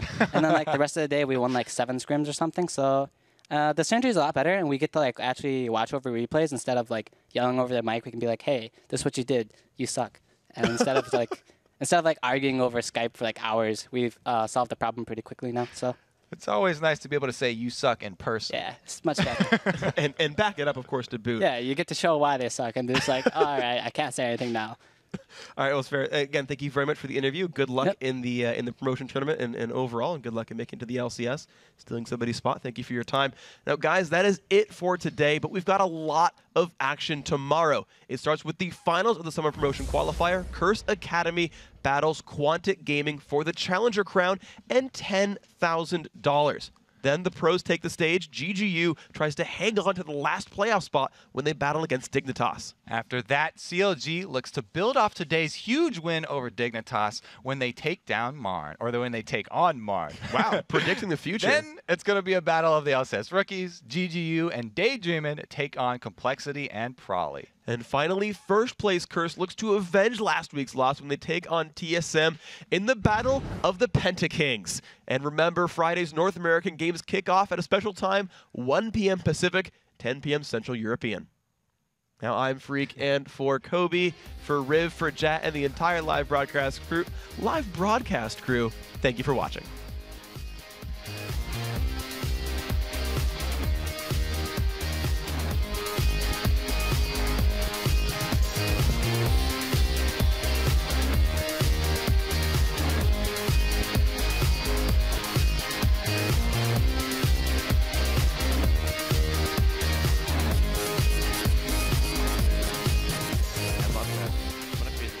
And Echo has no plastic. Gosh, all your base belongs to us, says Curse, and Echo can't even farm between his turrets.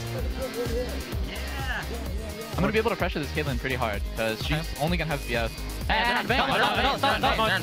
Scar. Nice. Caitlyn. I got a stun. She's dead. Don't get caught. I'm waiting for you guys. There you are pushing. No, it's just Anna. There you go. I just did you see that? Hey, let's go with it, though. Let's go with it, though. If you want to swing bottom, they're probably going to be down here. Missing still. Oh, I'm a beast. Oh, that was good. Good job. Good shit. That's how we team fight, baby. That's how we do it, baby. Too easy. Damn. What the? Come on, dude. Thank you.